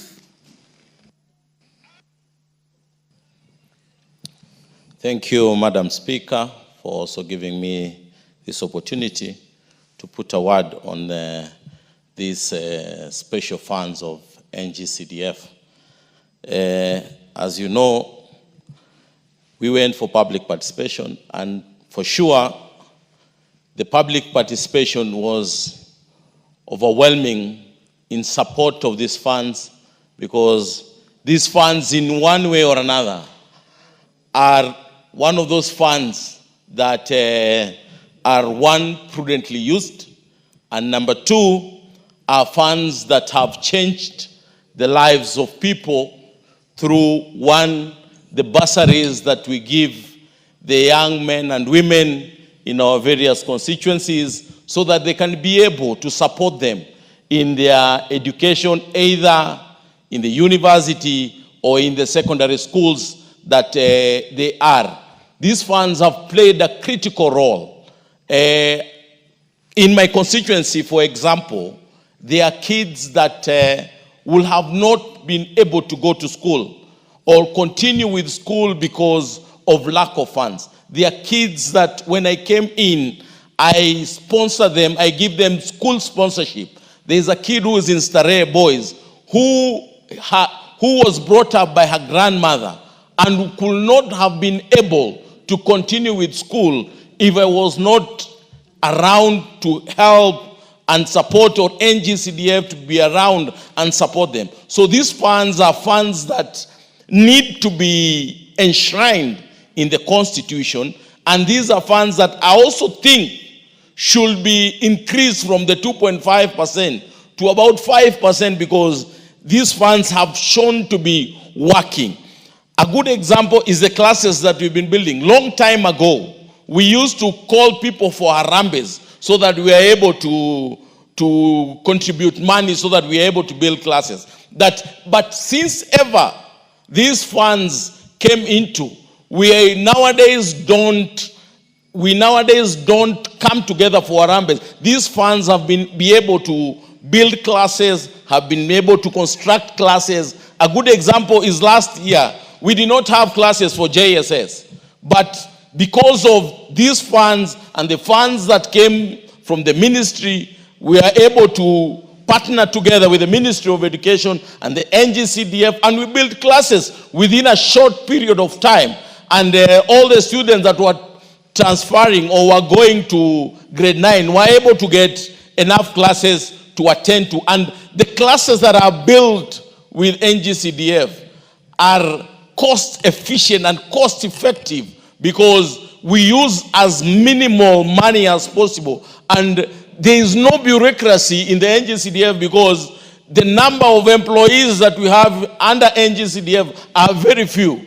So I request that if it's possible, we should be able to add more money to NGCDF so that it supports more children, it supports in building classes, and it supports, as most chiefs and assistant chiefs don't have offices. But because of this NGCDF, we are able to build offices for our chiefs and assistant chiefs to be able also to sit and in a clean and good environment so that they can be able to attend to the mwananchi back at home. These funds are funds that have done magnificent work, are funds that can be seen. You cannot compare these funds with other funds. For example, the funds that go to the counties. You cannot compare at all, because if you go to any constituency, I remember I was in Elgeyo Marakwet for public participation, and everyone who was there said that we have seen what NGCDF has done. We can see the projects for NGCDF. But when you go around, you cannot be able even to see the projects that the county government have done.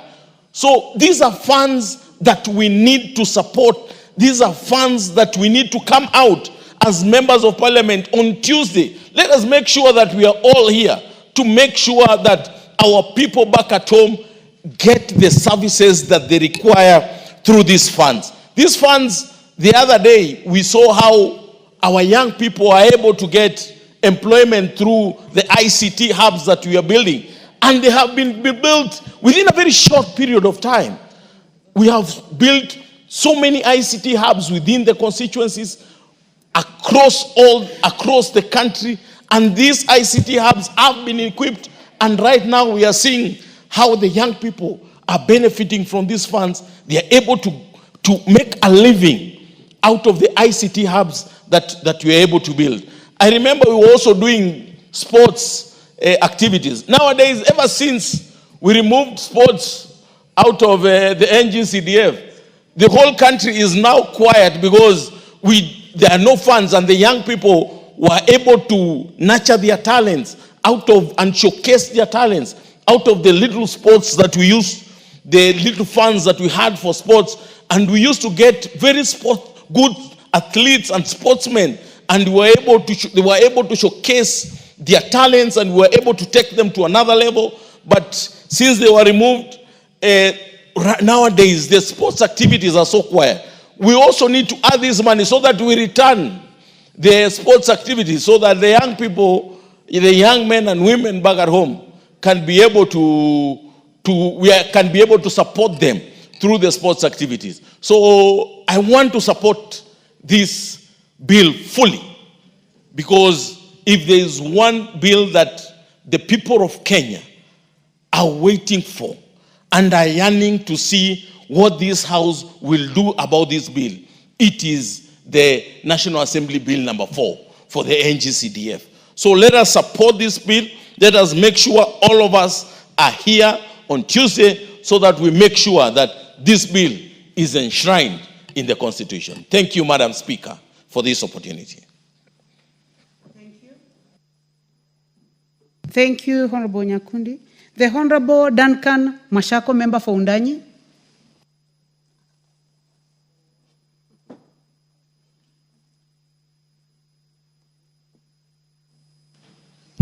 Thank you, Honorable Speaker, for giving me the opportunity to contribute to this important constitutional amendment, Constitution of Kenya Amendment Bill that seeks to enshrine CDF, GAF, and the Senate Oversight Fund into the Kenyan Constitution. Honorable Speaker, I think this is a good time that we are debating this bill because, Honorable Speaker, we have had a lot of information, misinformation, and misunderstanding around the funds that have been decentralized in this country, Honorable Speaker. Honorable Speaker, first and foremost, I want to declare that I'm speaking from a point of information, a point of research. I did my master's in public policy and management at Strathmore University, and undertook to delve deeper when I was doing my dissertation on critical appraisal of the NGCDF Act of 2015. And in that research, Honorable Speaker, in my dissertation, I looked at the emerging issues around CDF implementation. I looked at policy options, and I looked at best practices around the world on matters decentralized funds like CDF, Honorable Speaker. And therefore, Honorable Speaker, I must declare that I am in support of this constitutional amendment that goes to enshrine NGCDF into the Constitution, goes into enshrining women GAF, National Government Affirmative Action, into the Constitution, and at the same time bringing in Senate Oversight Fund into the Constitution. Honorable Speaker, when I did this research, I wanted to understand what these other people who keep challenging NGCDF every time they go to court, the many litigants who run to court every time. There are even governors and senators who support such kind of litigation, Honorable Speaker. And when I did this, Honorable Speaker, I was able to interview so many people. And among them, Honorable Speaker, I sat and found time to talk to Treasury Mandarins, who are the ones who send this money to constituencies, who send money to the board. I was able to sit with the NGCDF board officials. I was able to sit with the management of NGCDF. I also sought to understand the thinking around our fund managers and the chairman of NGCDF committees, Honorable Speaker. And it's interesting, Honorable Speaker, and that's why sometimes I get confused, where the judges and the people who go to court, where they get their reasoning from. Because truth be told, that when we gave ourselves a new constitution in 2010, Kenyans wanted devolution. But it's important also to differentiate between devolved funds and decentralized funds, Honorable Speaker. Devolved funds are funds that go into the county governments. Everything that goes to the county government, those are devolved funds. But any national government has in itself, within their power, to decentralize funds that are run and run by the executive, Honorable Speaker. And that's why NGCDF and GAF, these are decentralized funds. They're not devolved funds, Honorable Speaker. And therefore, we must say that enshrining, in the research I did, Honorable Speaker, one of the key components of every interviewee I had was speaking about, why don't you enshrine these funds into the Constitution? So that then we assure Kenyans, the beneficiaries of these funds, that these funds will remain, their sustainability of the funds, Honorable Speaker. And that was, Honorable Speaker, today, as I speak here, I'm speaking from, I want to speak for the beneficiaries of these funds, Honorable Speaker. It is true. It's been alleged that members of parliament have, a big role to play in running this fund, Honorable Speaker. But the truth be told, Honorable Speaker, what we do is we oversight this fund. Yes, you may not, because it's called a constitution, it's a constituency development fund. It's very difficult to, remove in the people's minds that the MP, the member of parliament, is involved. But Honorable Speaker, again, there's nothing wrong for a member of parliament getting to know what is happening in CDF, Honorable Speaker. And therefore, Honorable Speaker, we must tell Kenyans the truth. Kenyans out there went to public participation. They gave their views overwhelmingly. 99% in my constituency, Honorable Speaker, 99.9% supported this constitutional amendment, Honorable Speaker. And therefore, Honorable Speaker, the only thing that I want to say is that even as we enshrine CDF, GAF, and Senate Oversight Funding to the Constitution, we need to ask that we do more, we put more emphasis on what we call a principle of good governance, Honorable Speaker. We must ensure that public participation is done and is done correctly, Honorable Speaker.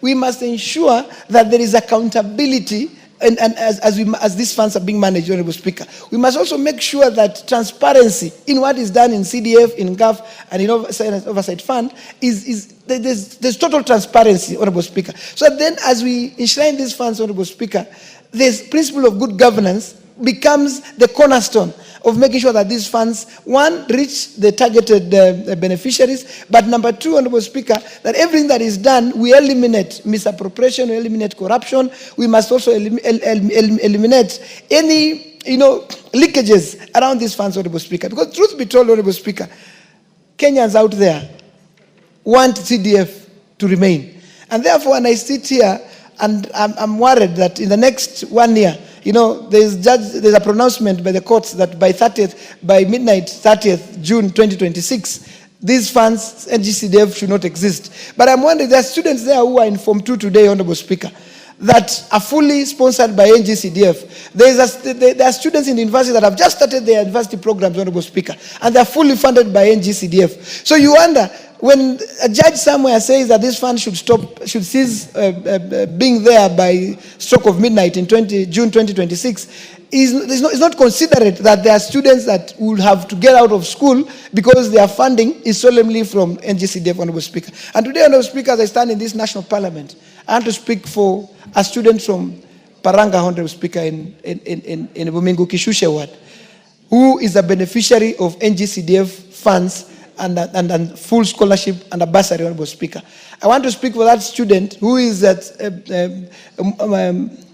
Mwanda, Mwanda Marungu, Honorable Speaker, who is a full beneficiary of NGCDF, and he or she is in Form 2. I want to speak for that student who is in Sangenyi today in Beruga Ward, Honorable Speaker, and she's fully funded by NGCDF. I want to speak to that student who is coming from my village, Honorable Speaker, Mogo, in Mbale location, who is in Form 2 and want this CDF to continue so that he or she can achieve the academic dreams, Honorable Speaker. And therefore, Honorable Speaker, anyone who loves this country, anyone who wants our children of this country to pursue their academic dreams, Honorable Speaker, and they know there is no other fund in Kenya that is educating as many students as NGCDF is doing, Honorable Speaker.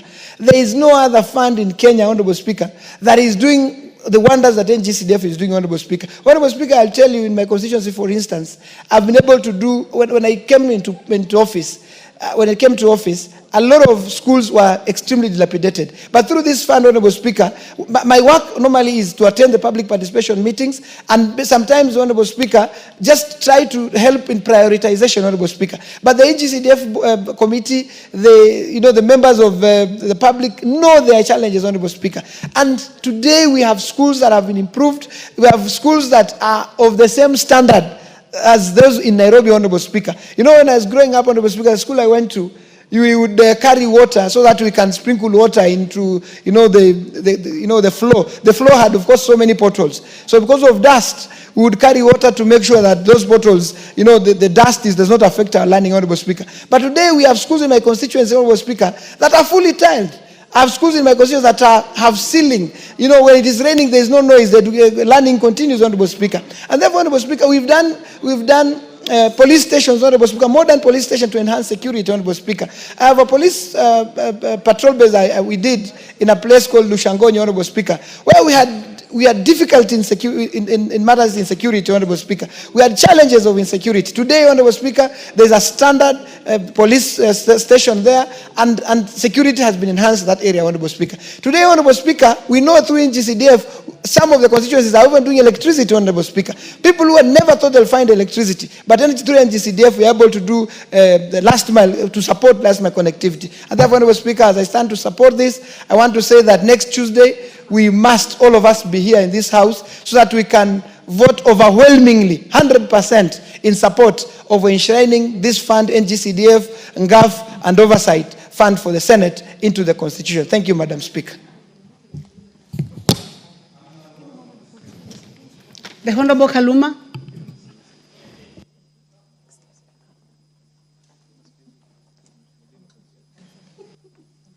Please trace the Honorable Kaluma. Yes, Honorable Speaker, I thank you very much. Honorable Speaker, I stand to support this constitutional amendment. Honorable Speaker, the biggest benefit out of our current constitution is devolution. And that devolution, you see it, number one, as a national value under Article 10 of the Constitution, and then you see it in the various chapters, mainly to ensure equity in distribution of resources nationally. Honorable Speaker, a look at the Constitution indicates that Kenyans set the minimum amount of money that shall go to devolution at 15%. Honorable Speaker, when you look at the fourth schedule to the Constitution, functions are shared between the national government and the county governments. And in the national governments, saving some grace on the part of the National Assembly when we are dividing revenue under Article 95, the national government, if you give the counties a minimum of 15%, will be remaining with 85%. Over the years, Honorable Speaker, the national government has always skewed the manner in which resources are allocated and distributed across the country. And so the question we are asking through this bill is, how do we secure that 85% of the national revenue that remains with the national government, at least in some minimal part, goes to every corner of this country, particularly for national government functions, and more so in the areas like education. Honorable Speaker, I have 32 secondary schools. These 32 secondary schools, only 2 were initiated before the Constituency Development Fund was put into place. Meaning we have 30 secondary schools in every corner, in every village, and we continue to develop them, and we aim to have them in each and every primary school. And if you look at those schools, Honorable Speaker, in terms of infrastructure, all the classrooms, all the laboratories, all the libraries, beyond that, the bursaries that is facilitating the students to be in those schools has been from the National Government Constituency Development Fund. And so let me clarify to our people that there is no way the CDF can go even to the counties, because this is money being split from the national government share of revenue after division of revenue. And so there is no way that money will go into the county, because by that time, the allocation to the counties have gone. We are talking of how do we secure that at least a part goes somewhere. Honorable Speaker, some people forget, but there is a time in this country when national schools, all the national schools were in one county called Kiambua Crosia. So you had Alliance Girls, Alliance Boys, Loreto Convent, Limuru Convent, Mangu High, and everything. And those were the national schools.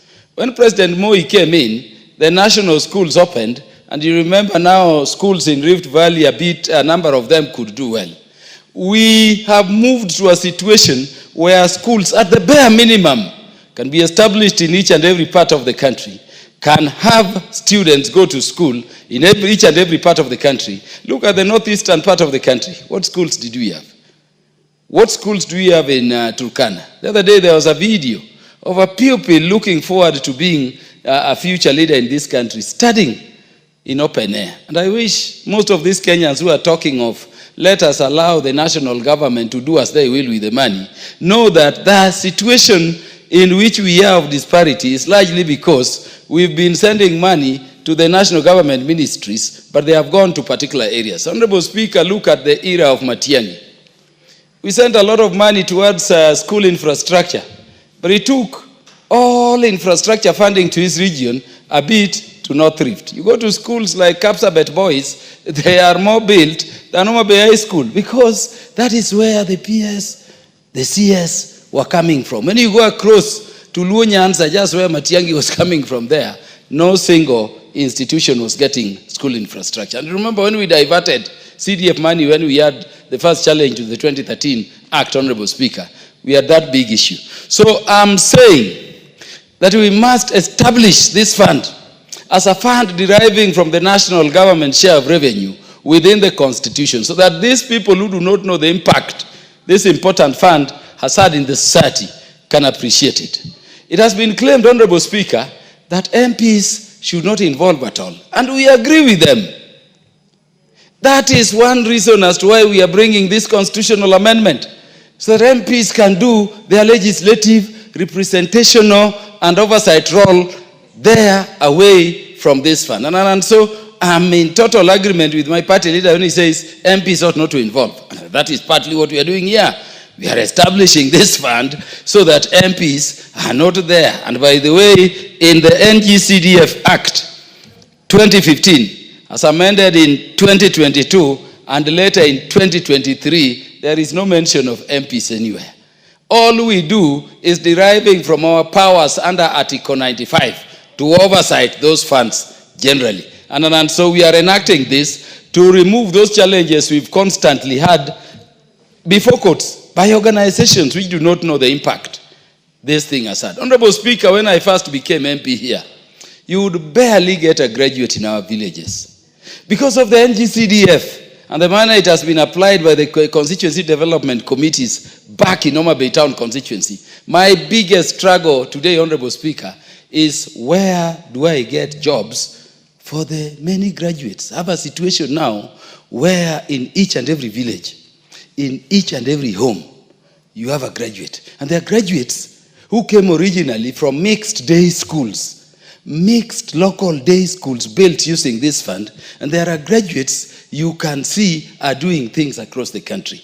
When things are good, let us have them so. And so I'm saying we are entrenching this as a means to decentralization, which the Constitution is saying must be encouraged, not devolution. And this takes nothing from the governors, this takes nothing from the counties, but this is alive to the fact that under the 4th schedule, there are those functions which are reserved to the national government alone. And the national government, some people think, is oscillating somewhere on the air. That when the national government wants to execute or implement functions, they have then to go to the counties. Then we would not have the 4th schedule saying these are functions of the counties and these are functions of the national government. These are national government functions. And the national government functions have to deal with them from the national level down to the grassroots where it benefits. Some people think that devolution means all monies should just go to the counties. Let me disabuse their mind of that. Honorable Speaker, if we are not careful, counties are becoming a center for centralization of resources. But they are picking on source of revenue from the local people through taxes, and they are also getting the devolved share of revenue from the national government revenue share upon division of revenue. All these monies are collating there. That was not the contemplation of the makers of the Constitution. The makers of the Constitution were saying national resources to ensure equity in resource distribution, over which Kenya had been fighting for very long, must percolate the monies from the national government to the counties, from the counties down to the other levels, deep down to the wards, and deep down, Honorable Speaker, to the local person down there. And those functions go across that way. I want to therefore support this, Honorable Speaker, and pray that this bill passes very quickly, because the things people have been crying about, even the courts, are the things we are addressing so that there is clarity. But Honorable Speaker, as we do that, let me remind our young people that some of these things we are doing, like CDF, are for their benefit. We cannot do them in a state that is unstable. There is a move our young people started, and Honorable Speaker, I was personally wishing that the next thing our young people should cry for is free secondary education if our circumstances and finances would allow. But let me tell our young people today that the well-intended movement they started called Gen Z has been captured. And they are now providing mere envelope. They are mere envelope for anarchists out to destroy their country. We want them to step back, allow us to stabilize this country by creation of funds like this, build for them schools, so that when we are done, Honorable Speaker, we can step back and hand over to them a stable country which they'll be proud to lead, having taken the baton from us. With those very many remarks, Honorable Speaker, I stand to support, and I want to encourage our religious leaders and the media that lest they forget, Rwanda genocide was blamed largely on religious leaders. Can you give him a minute to say that? Yes, this is very important. Honorable Speaker, people are forgetting in this country.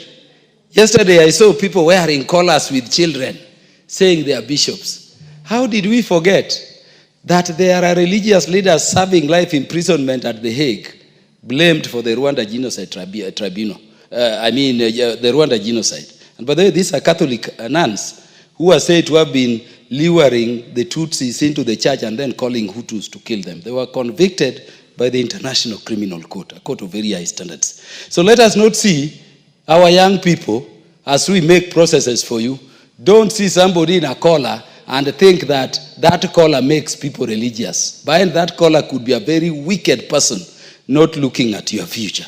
Let me also say the other institution which was blamed, Honorable Speaker, was the media in Rwanda. And you know the role the media played.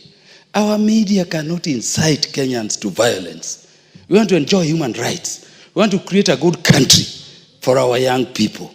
You keep inciting people. And the one for yesterday had been incited by particular media houses for over 4 months. In those situations, we must reconcile between the stability of the state and the enjoyment of human rights. And I dare say, once you lose the state, you cannot enjoy those rights. So we want a body like Communications Authority of Kenya, whenever there is a threat to the state, to swing in action, and not just suspend live coverage. Some of these media can be suspended completely until they realize that when the state is disturbed, even them as media would be disturbed. So we want a united country in which, by law, like the ones we have now, Honorable Speaker, we create a future that is progressive, a future that can build a strong society for our young people, a future we can be proud to deliver back to our young people as we take a back seat and they move forward. I thank you very much, Honorable Speaker, and I support this constitutional amendment. I thank you, Honorable Speaker.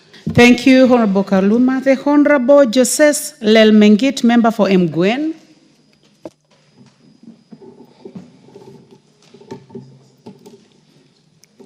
Thank you, Honorable Speaker.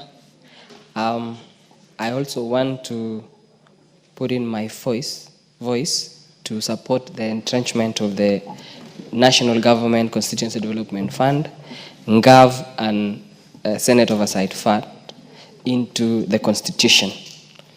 Honorable Speaker, I am a member of the CDF committee member of the CDF committee in Parliament, and we've gone round the constituencies in this country and seeing the tremendous projects that have been done using the NGCDF funds, not only in Mgwen constituency, but across the country. So, Honorable Speaker, there is a misplaced war against members of Parliament that these funds belong to the members of Parliament. But, Honorable Speaker, this is purely a national government fund. NGCDF is purely a national government fund that it's under the National Government Administration, which is under the NGCDF board. So this notion that is out there that MPs are eating the NGCDF funds should stop, and it may be made it clear that this is the share of the national government. Honorable Speaker, NGCDF was well thought, and I want to echo the previous members of Parliament who came up with this, so that it can actually get to assist poor schools that have not been constructed well, needy students from poor backgrounds or humble backgrounds across the villages, across the entire country. Honorable Speaker, there are schools, personally I school in a day school, which were very pathetic, in pathetic conditions. They had 2 classrooms, there was no laboratories, there were no modern kitchens and dining halls, hostels. But thanks to the NGCDF, because most of these are now possible in these schools. And I speak and emphasize the point of day schools, Honorable Speaker, because these are day schools for the vulnerable in the society, not only boarding schools. NGCDF, I would like to state, it covers all the boarding schools and the day schools. But I emphasize on the day schools, Honorable Speaker, because these are the schools which students from vulnerable schools go to. And NGCDF has played a crucial role in developing and building these schools. Laboratories in boarding day schools and secondary schools are very important for practicals and the general performance of students. And NGCDF has played a crucial role in constructing those institutions. Also, Honorable Speaker, in my constituency, for example, Mgwen constituency, partial scholarships are given to close to 6,500 students. And on full scholarships, which are close to 100 plus students in the entire constituency.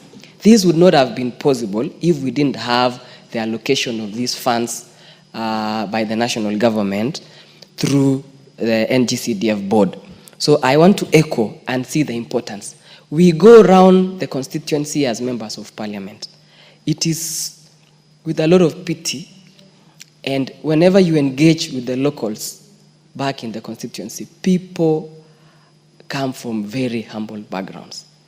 That even if this NGCDF money was abolished, it would be very devastating, and most of the students could not get a well-deserved education in this country. So I want to encourage the public, the media, the judiciary, to look at this from the perspective where we stand as members of Parliament, who we always visit and get the information from the ground. I understand many students from needy backgrounds who benefit from this bursary allocation.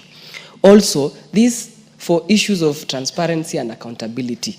We oversight as members of Parliament. Also, we have the NGCDF board and all the relevant committees who take care of the management and the administrative management of this NGCDF. Also, Honorable Speaker, I would want to put the point straight that many media houses, many people are calling for consolidation of funds into one kitty. Like everybody is saying, let's consolidate these funds, education funds, so that we can have free education in this country, without taking into account the figures. Like right now, Honorable Speaker, the Ministry of Education or national government has allocated close to 702 billion shillings in the education sector. In terms of bursaries, for example, Honorable Speaker, the total amount of bursary allocation meant for supporting the needy students is close to 20 billion shillings that are awarded by the members of parliament. Counties, all the 47 counties allocate close to a maximum of 10 billion shillings. If you add 20 billion and 10 billion, that's around 30 billion shillings. So if you add to the national government kitty of allocation to the Ministry of Education, that is 732 billion. What do we need and how much money do we need to make education free in this country? According to my own research, I found out that we need close to 1.3 trillion shillings so that we can make the education of this country free. So it does not add much value to say that we consolidate the funds from the Ministry of Education and we consolidate the bursaries that we give from the NGCDF and make education free. It is not practical. So it is therefore necessary to still have these funds so that we see those who are most vulnerable, those who are most needy cases in the society that require these kind of finances to support them in their education. And for that matter, Honorable Speaker, we give the public to decide because they really know during vetting processes, the public understand from the village elder level. They understand amongst the 10 or 20 students who require genuine support from the national government are these students, and they pick the top most needy students who will then qualify for these bursary allocations.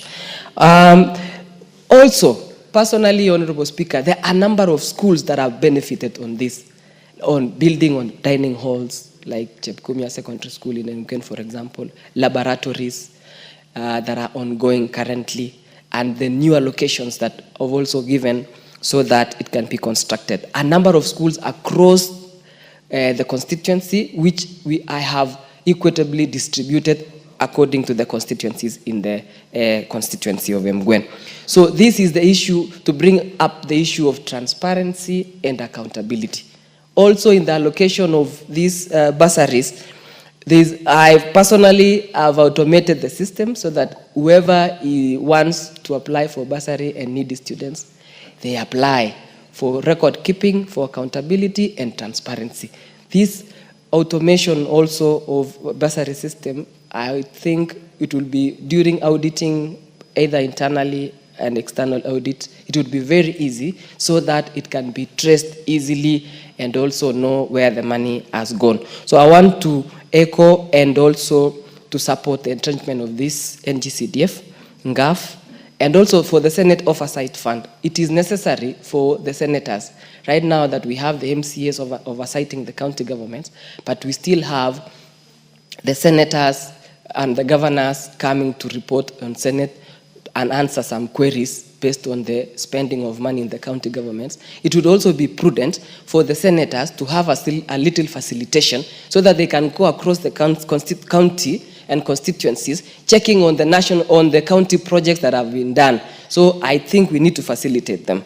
So I want to urge all members of parliament in this house, wherever they are, that next Tuesday we come to support this entrenchment of national NGCDF and other funds that we've mentioned here, so that we give the right full meaning and also give support to the needy students and build schools that are still upcoming across the country. Thank you, Honorable Speaker.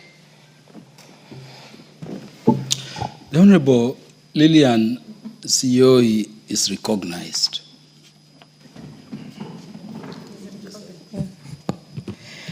Thank you, Mr. Speaker. I also stand to support the entrenchment of NGCDF, GAF, and Senate Oversight Fund into the Constitution. And I stand to support this, Mr. Speaker, because this fund is very, very special to our people back at home. And I want to go specifically to the GAF fund, whereby most of our money is to empower women, youth, and persons with disability. This fund has really been of great help to our people, especially those small business people in our community, whereby we do value addition.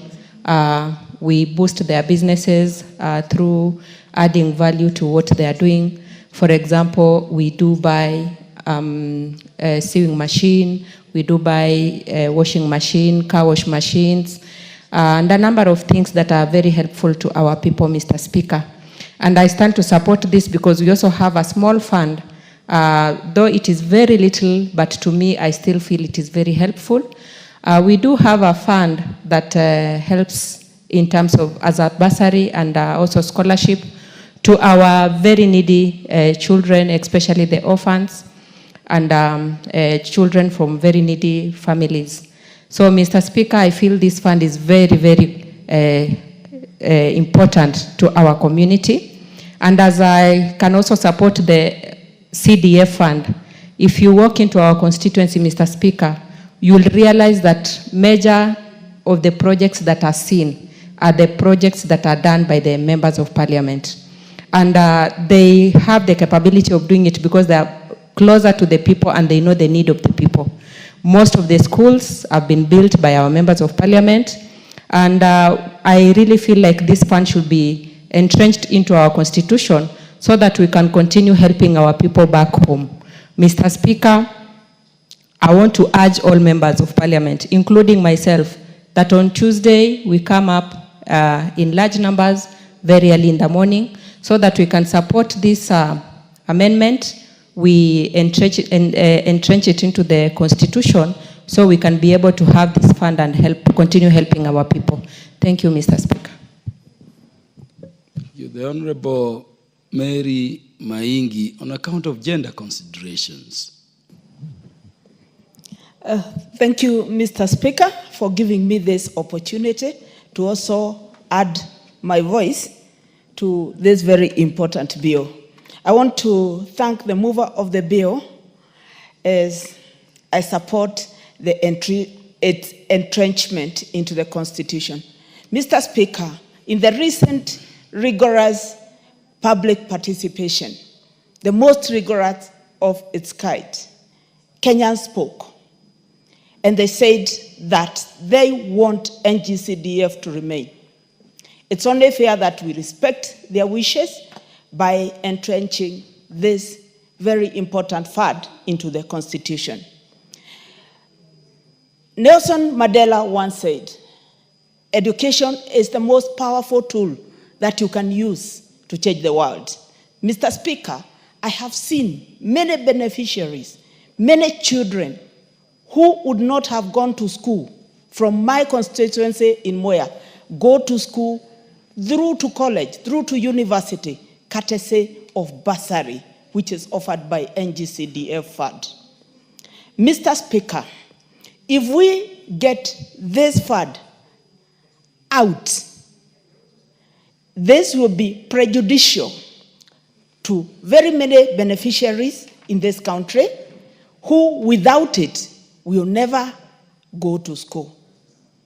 Mr. Speaker, we have billions of shillings going to counties unchecked, because if you go around this country, you will not see a lot of meaningful projects from the county government. It is only fair that we increase oversight by the Senate by increasing or enhancing their oversight fund so they are well-resourced to go around all the counties, all the constituencies, all the wards, checking on what the billions going to counties is being utilized for. There's this fund, the GAF. Our women reps are doing a great job by empowering the most vulnerable in the community. And I support what they are doing. In fact, if it is possible, we could do with an enhancement or an increment of that particular fund. It is said that when you empower a woman, you empower a village, because when you empower a woman, it comes with a multitude of benefits. We have stronger families. We have increased economic participation. And that is why I am saying this fund should have been entrenched into the Constitution like yesterday.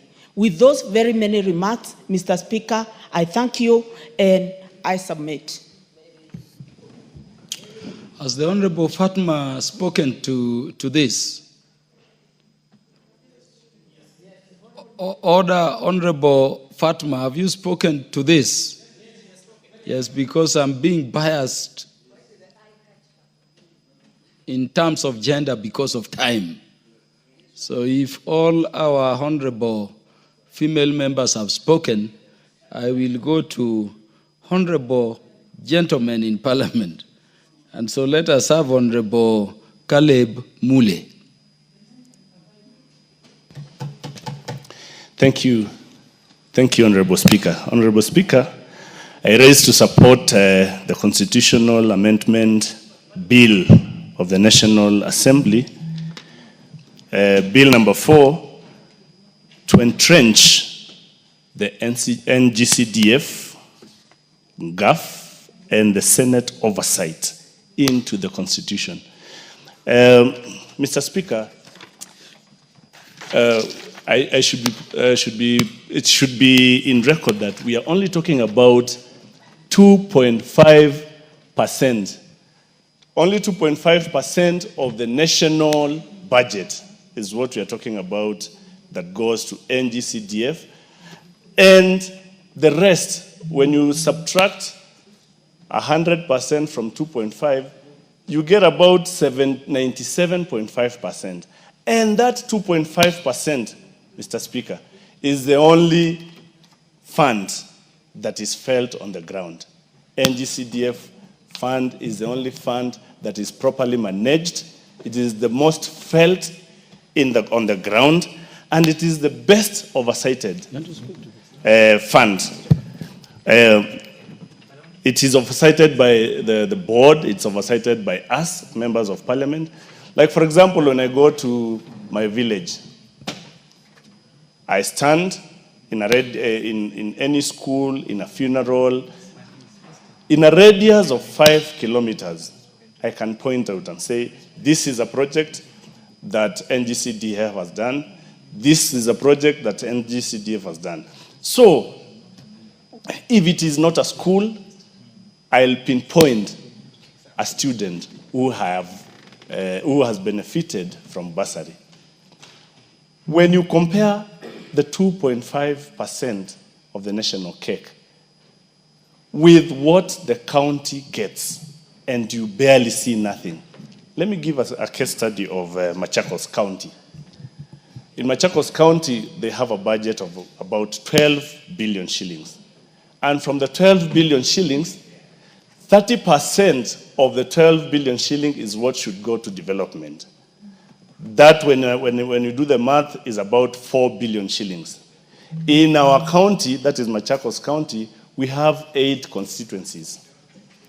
When you divide the 4 billion shillings with the 8 constituencies, that gives you 500 million per constituency. But you cannot see that. As compared to what the MPs get, we barely get 150 million or to 200 million shillings per year.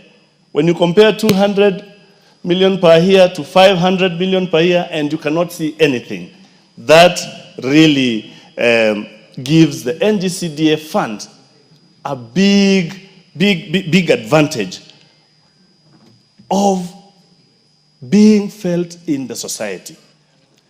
We went for public participation, Mr. Speaker. 98.5% of Kenyans said, let us retain the NGCDF. Mr. Speaker, on Tuesday, I'm coming very early so that I can vote.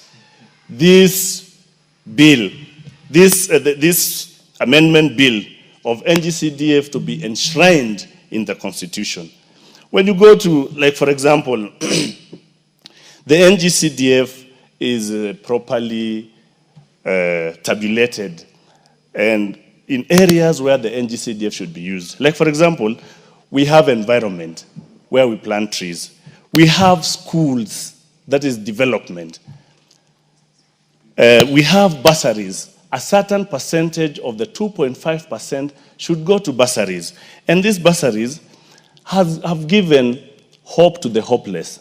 We have so many students who have benefited from the bursary, who, if not for the bursaries, they will not have gone to school.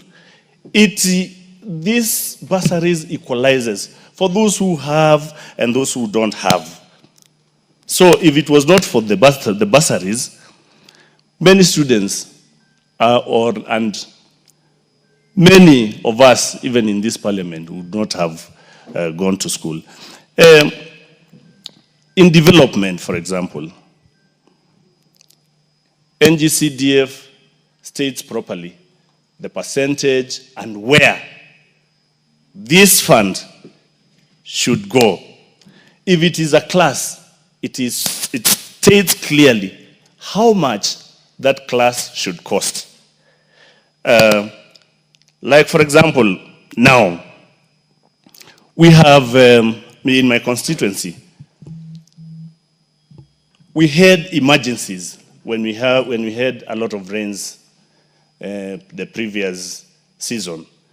So many of the toilets in schools went down, sank. If it was not for the emergency fund, we would not have built those toilets.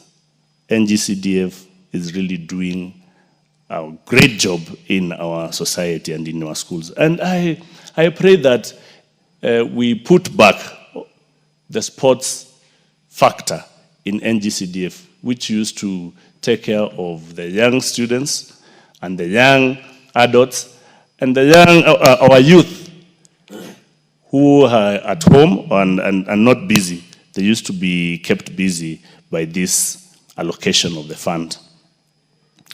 Mr. Speaker, NGCDF also does administration, giving decency to chiefs so that even the chiefs can be respected in the society. Through NGCDF, we build chiefs' offices and equip them. Through NGCDF also, we are doing laboratories and we are also doing computer labs. If it was not for NGCDF, I'm wondering what would happen to our schools now that we have CBC. And through CBC, they need labs. And you see, in the rural areas, we have students who have never seen a Bunsen burner, a test tube. It is through CDF that these students will be able to have good laboratories and they will fairly compete with other students who are elsewhere and in private schools. So, Mr. Speaker, I support the entrenchment of NGCDF in the Constitution. Thank you. What is out of order, Chair, Finance and National Planning Committee?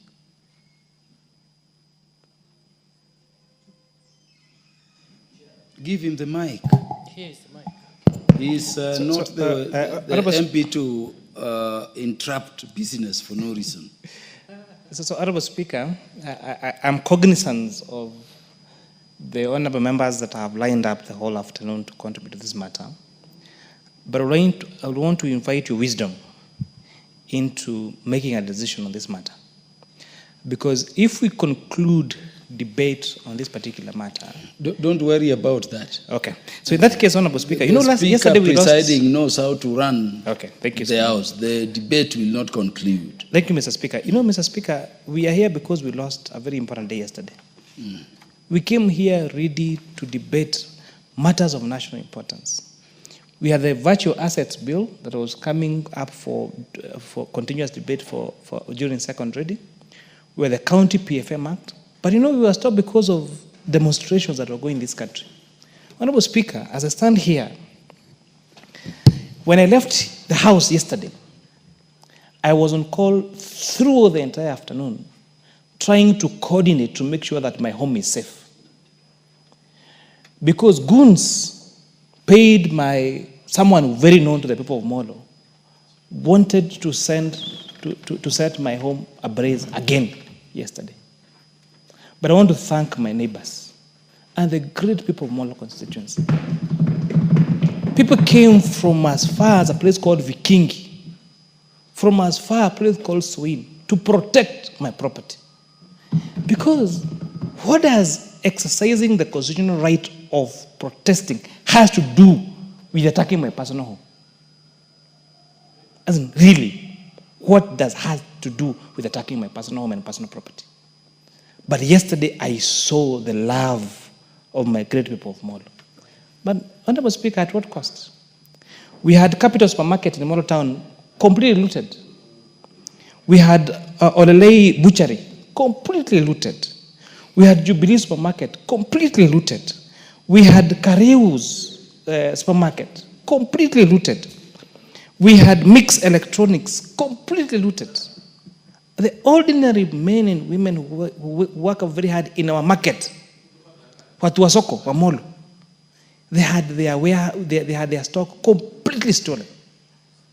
Honorable Speaker, gari yetu ya zimamoto vandalized. Our vehicle that was collecting takataka vandalized. And a few other county vehicles. For what? Honorable Speaker, we had one student, a Form 3 student, who got killed in the process. But we also had more than 10 GSU officers who are still in hospital now. Some without teeth, some without legs, completely destroyed. Honorable Speaker, we need to make a decision on this country. At what costs are we going to allow this in the name of a protest, Honorable Speaker, to happen? Now my people are waking up. They had a business, now they don't. They still have a loan to pay. There were people who are employed on all those businesses I've mentioned and many others. Now they have nowhere to report to. Honorable Speaker, we had people on matatus who are now being forced to pay a levy to cross those border points that were being set by those armed people. And we know the financials of this, Honorable Speaker. Some failure of an MCA, for example, in my constituency, was they are paying people yesterday to go and do that. And we know even national level, the people that paid for this. And it's a clear target, Honorable Speaker. Anybody in this government, especially who speak my vernacular and supports President Ruto's administration, was a target yesterday. That's why you can see my home being targeted, the home of the Honorable Kimani Ichung'wah, Majority Leader, being targeted, the home of Eric Wamombi, the MP for Mathare, being targeted, the businesses for the Honorable Chieni, the MP for Ken, being targeted. Surely, at what cost? If we really want the change that we are saying, wait for the ballot. You will have the constitutional right to exercise your right to vote for the candidate of your choice. You know, Mr. Speaker, all of us had careers before we joined politics. And there are many people who are not politicians who still have a career. So you don't have to threaten us and destroy us because of our difference in political ideologies. So I really call upon the new opposition leader. Learn from how opposition is done. Stop targeting innocent Kenyans, hardworking young people, your sons and your daughters, to loot their properties. And you know, at the end of the day, you know, Honorable Speaker, I had a discussion today with some members when we went for presidential assent of some bills this morning. And it was an interesting observation that for the first time, demonstrators were coming from Thika Road and Kiambu Road. But along Langata Road and along the other places where demonstrators used to come from was peaceful. The people that have lost in this are owners of business in River Road, at Tomboya Street, are people who did not open their businesses in Githurai, in Kiambu, and you know where they come from. So I really want to appeal to my people. No matter what aggression you have, whatever grievances you have, constitutionally, you have a right to access it, to use it at the ballot. But the way we are doing it, we are just shooting ourselves on the foot. And the rest of the country is looking at us and laughing at us. And it is so unfortunate. So, Mr. Speaker, in your wisdom, in this House, I don't know what you're going to do, but this cannot be allowed to continue. Setting ablaze a police station because of human rights. You are doing the same thing that you're accusing the police for doing. So you're saying that you are in your right to go and burn a police station. But then you are burning the police station because someone was killed in that police station. See, in that police station lives people. Those people have their fathers, their mothers, their brothers and sisters. When you're setting that police station ablaze, are not all those people who work in that police station? When we come and set Parliament ablaze, it's not only members of Parliament who work in this House. We have thousands of staff, innocently, competent lawyers, economists, police officers, all professionals across all fields who work at the National Assembly. Now you want to go and ban them. Anyway, Honorable Speaker, I don't want to speak beyond that, but I think this House needs to stand up for the rights of the protesters as they exercise their democratic right. We do not need to have supermarkets looted, business destroyed, and lives lost. It is not fair. You know, last year, Honorable Speaker, I lost more than 10,000 chicken. I lost 3 vehicles. My house was vandalized. We used to live in fear. All members of this House, irrespective of how they voted. In the name of what? It's becoming extremely painful to do our role as politicians. And we have our careers. Honorable Speaker, I know you are a very respectable lawyer. I'm a master's graduate, I'm a PhD student, I'm a CPA. I have a career ahead of me outside politics. But if you're going to make it painfully expensive to do this, I don't know where you're heading as a country. Thank you, Mr. Speaker.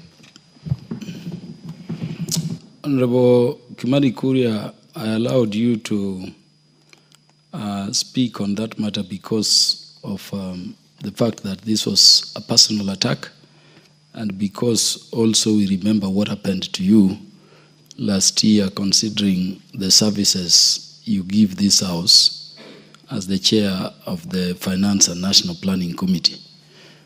I think allow me to just re-emphasize that our substantive speaker had given some directions on this matter beyond condoling the Kenyans who lost lives and empathizing with the Kenyans who lost property, businesses, and suffered various, injuries.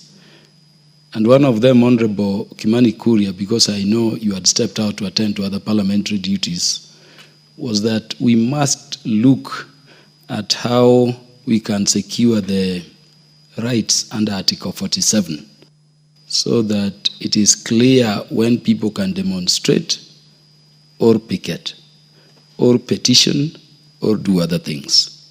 Because all those picketing demonstration is stipulated in 47, but it is not clear when you do what. Yesterday you saw mothers walking saying we want compensation for our children who are killed.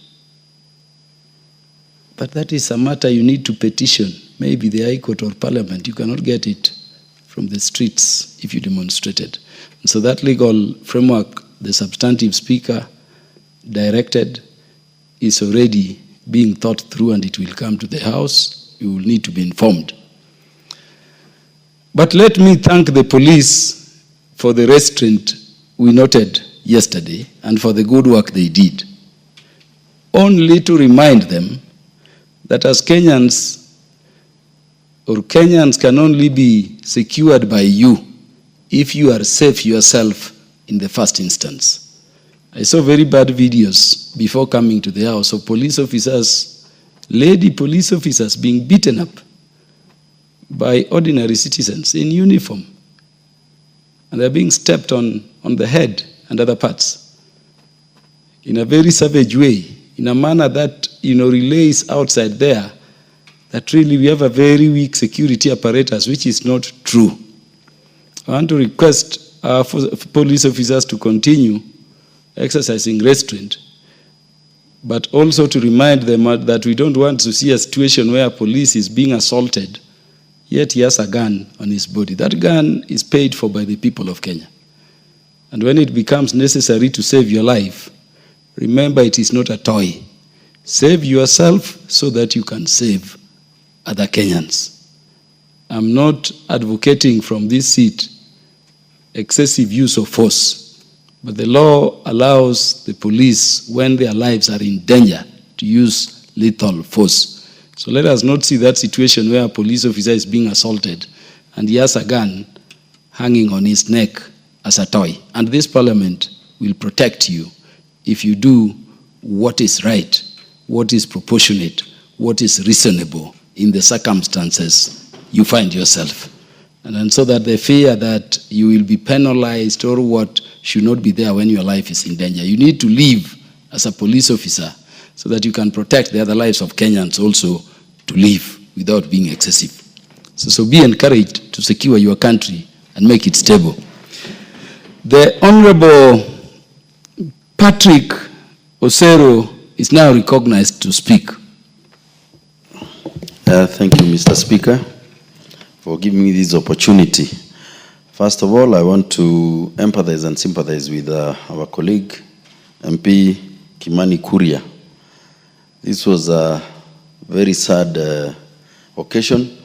We saw it in the newspapers, all the videos, and you really wonder, where does somebody's rights begin and where does the other one end? Because really, you cannot be punished for expressing your own interest, and this is something that goes down to the family unit.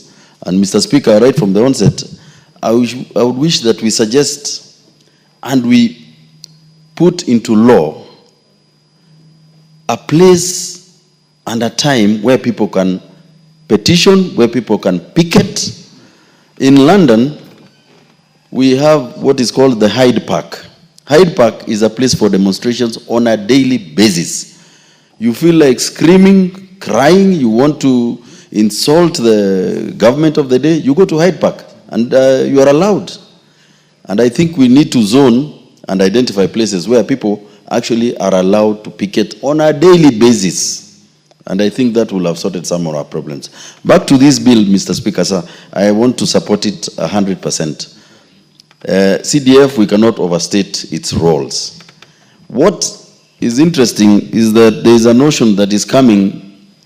Some people are thinking that if CDF is not entrenched, it is still a national government fund. In the division of revenue, it is still a national government fund. People are mistaken thinking that once CDF is not there, then it goes to the counties. It will never go to the county. It will still be a national function, and the Commission of Revenue Allocation will still allocate the same revenues to the national government. And that is why the people are misconstruing this to think that once the monies are not given to the NGCDF, they'll go to the counties. That is a fallacy. Secondly, Mr. Speaker, the kind of oversight we offer on CDF, I think I have this small problem of having to put the constituency. I think the word constituency there is what is actually misconstrued, that it is a national constituency fund.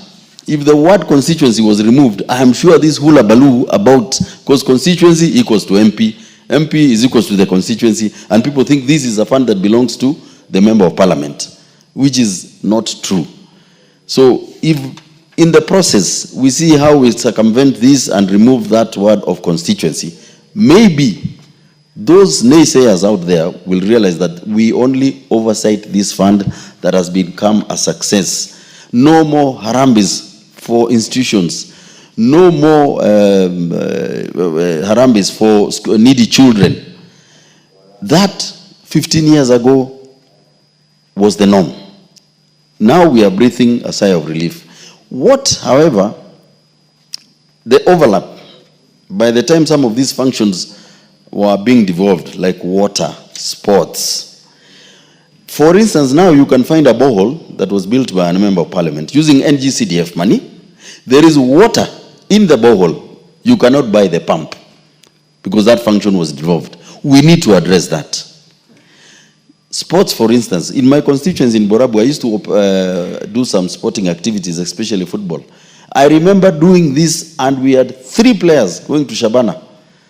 Shabana FC is one of the best teams now we have. And one of them made it to Harambee Stars because of that kind of competitive competition. So we can see how it all went. But as we move forward, that devolvement of functions that was removed from the CDF that were already done, we should find a way of completing them. Because somebody, Mwananchi, cannot understand that there is an MP who did this borehole, there is water down here, why are you not finishing it? Because the governor will not do it. He will not take accolades for it because it was not done by the county. He would rather it dies there and he does another borehole next door so that he takes the credit. So because this was a constituency project, he will not touch it. So as we move forward, Mr. Speaker, we need to see how we could seamlessly overcome the challenges of those projects that were done by the previous administration when NGCDF was doing those functions, so that we make them to come to life. I support, Mr. Speaker. On Tuesday, we'll be here very early in the morning, and we will vote. Thank you, Mr. Speaker. The Honorable Timothy Toroitich is recognized. Thank you, Honorable Speaker. Honorable Speaker, before I contribute on the motion, I also wish to sympathize with Honorable Kimani Kuria. Honorable Speaker, I wish to agree with you that as a House, we must breathe life to Article 37 of the Constitution, because, Honorable Speaker, when we say that picketing, demonstrations must be done peaceably and unarmed, what do we mean? Honorable Speaker, government has a right to protect lives and the property of its people. But again, how do you protect lives and the property of a people when we are dealing with armed people? You know, that is a challenge. And also that police sometimes may not be able to protect those lives because of what the demonstrators are doing. So, Honorable Speaker, it's something that as a House we must convene and have a legal framework so that we can be able to unbundle that particular article of the Constitution so that we give it meaning, we give it life. Honorable Speaker, I rise to associate myself and support the letter, the intent, and the spirit of the Constitution of Kenya Amendment Bill number 4 of 2025. Honorable Speaker, for the simple reason that once you entrench NGCDF, GAF, and the Senate Oversight Fund in the Constitution, it becomes part and parcel of our Constitution. And therefore, the courts cannot declare a section or part of the Constitution as unconstitutional. I think that is the main reason, and as a House, we are bound to defend this very, very important fund. Honorable Speaker, I've heard people arguing that this fund is controlled by members of Parliament. Honorable Speaker, those who are postulating that school of thought, you tell us where in the current law does it provide that a member of Parliament directly controls that particular fund. Honorable Speaker, what we do is oversight. And the other funds that are that are devolved in this country, Honorable Speaker, Women Enterprise Fund, Youth Fund, Wisdom Fund, why are they not complaining about those funds? Yet those funds are the same level with the CDF fund. Honorable Speaker, we also must be very careful as a House. If we lose this fund for any reason, we also lose our oversight role as members of Parliament. Honorable Speaker, the CDF fund is money that is channeled directly to the constituencies. Honorable Speaker, it also gives us power as members of Parliament so that we can be able to oversight funds within our constituency. Honorable Speaker, if we lose these funds, it means that members of Parliament have to bow and sing the tunes of the executive so that developments can be done in our constituencies. Honorable Speaker, it would be unfair because members of Parliament will be puppets of the executive. You have to approach the President, the Minister of Roads, the Minister of Education, so that you get funds to develop a constituency. Honorable Speaker, someone called Bart Lenz, who was a close advisor to the President Carter, once said that if it is not broken, if it ain't broken, don't fix it. Honorable Speaker, CDF was not broken. And some people tried to destroy it, yet it was not broken. It is working. It is shown. Honorable Speaker, if you compare what is happening in the counties and what is happening in the constituencies, in fact, when we went to the public participation, the members of the public 100% told us, you should not come here and ask us that we sustain this fund through entrenching it in the Constitution.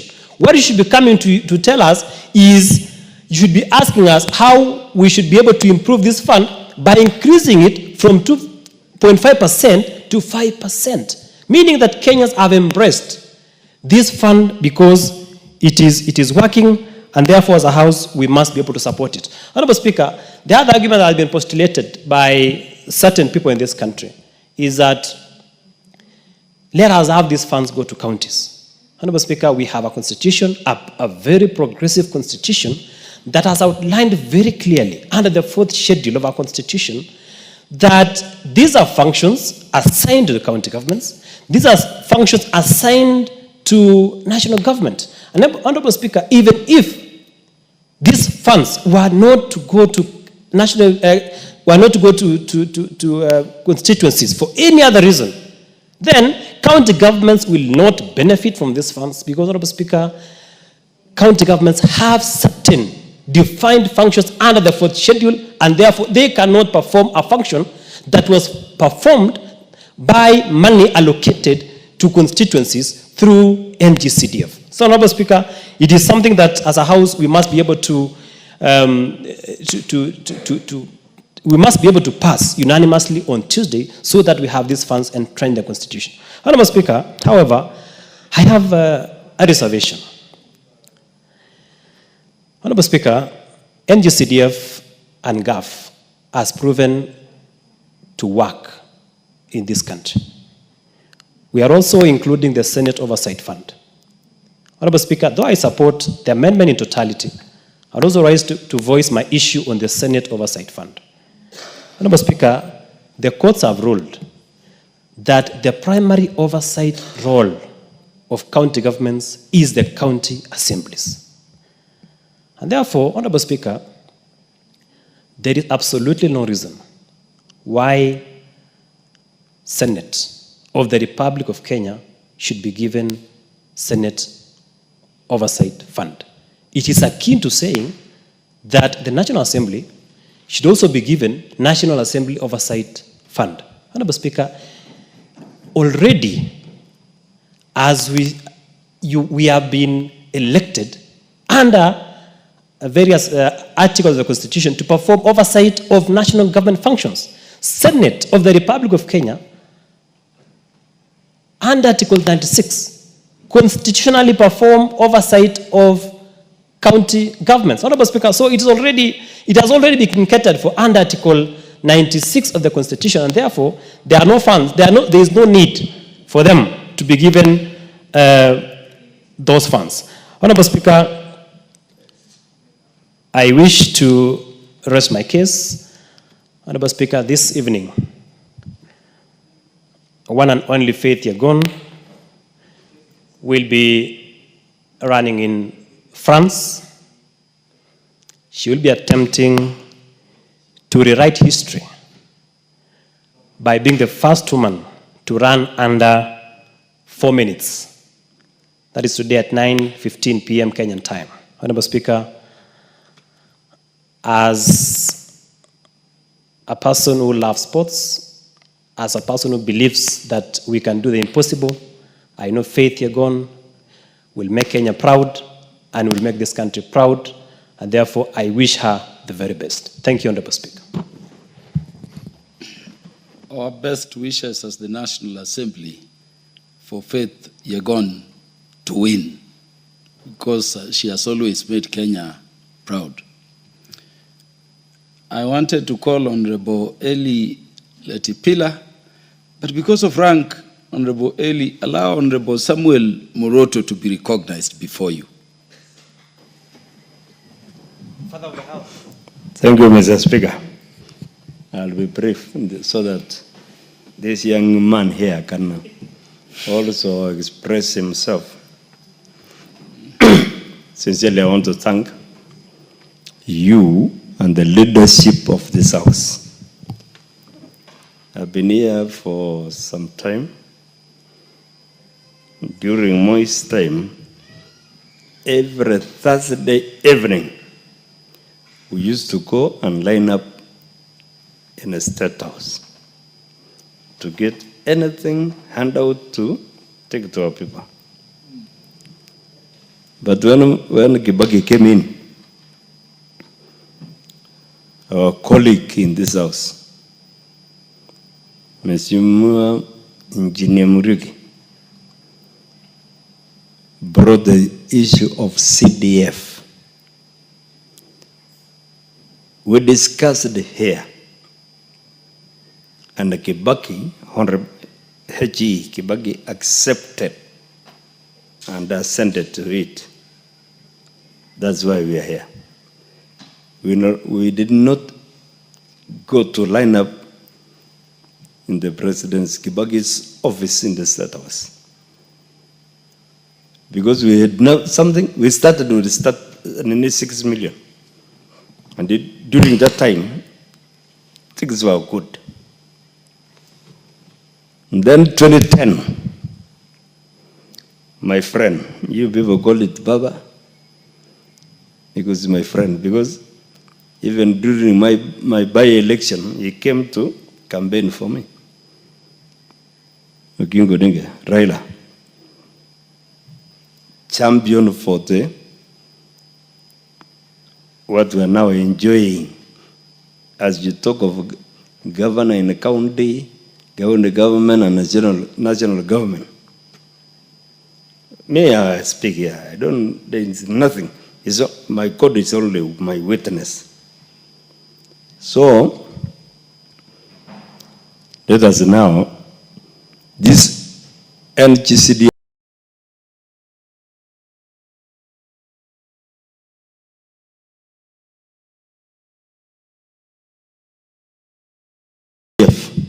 and GAF. The current women rep in my constituency, in my county, she's doing so well. Better than those who started before. So let us now put it in a constitutional, like the way devolution was done in 2010. It's our time now in this House to put GAF and the CDF there because of this experience here. So many children are now enjoying their education. Myself, I landed under a tree. Wind blew our blackboard and everything. Then, tunakuja tunaimba, nasikia sauti ya mama kwaheri mwalimu. But not now. Because you have built, there are now good classrooms everywhere. Thereafter, I became a teacher.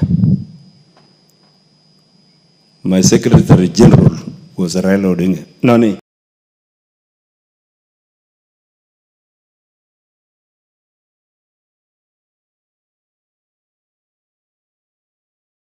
was Ambrose Adair Dongo. And my chair was Katumanga. We did well. So that's what I'm saying, what we are doing now. Let this house, where you are now leading, the speaker, the other day came to my constituency and he did very well. There was he launched a twin lap and he promised to complete it. That's what some of us want. Because West Pokot was a closed district during the colonial time. That's why Kenyatta and the 6, Kapenguri 6, were taken to that place. Now, okay, I've prepared. You are now my friend. No, one time I'll get you to the place. So that's what I'm saying. This is now a time to devolve everything. Raila started.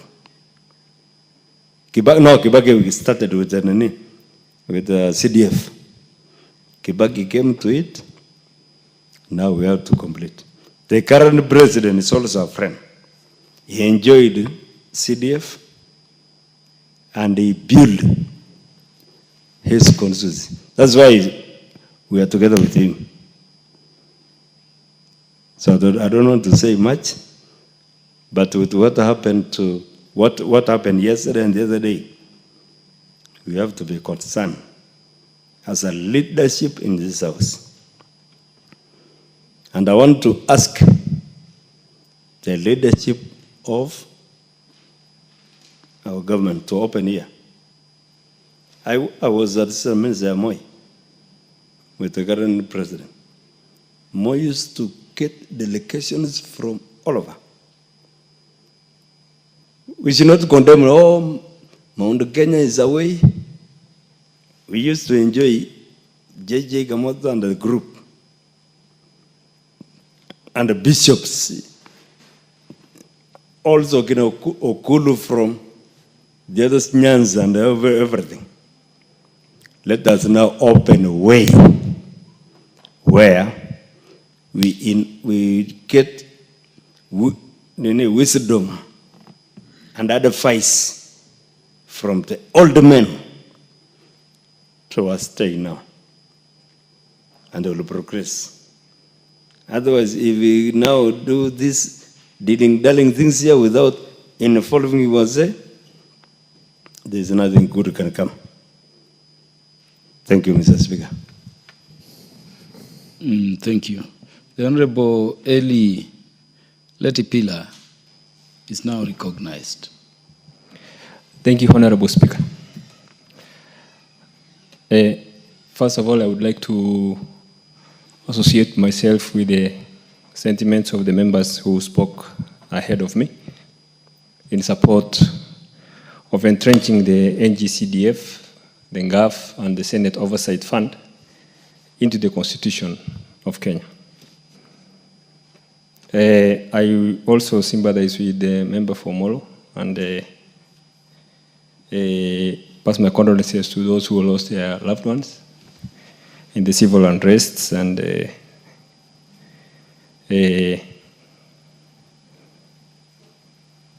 wish that basically I know we can do better as a country.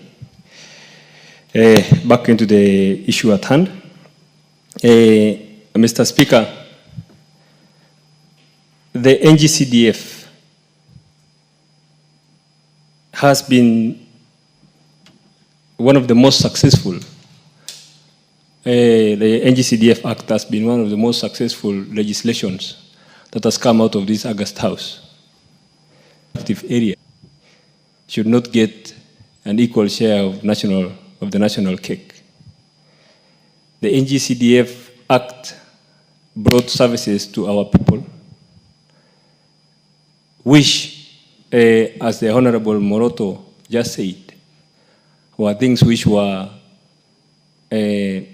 basically, you had to travel to places which we used to call Kenya to access basic education, health, basic things like even health and other essential government services. The CDF in a constituency like mine, Honorable Speaker, there are still places which have not had education access. When I got elected, this is my first term, I have registered 26 new schools in my constituency. These new schools, I have to build them from scratch. And, or let me properly paraphrase it. NGCDF has to build it from scratch.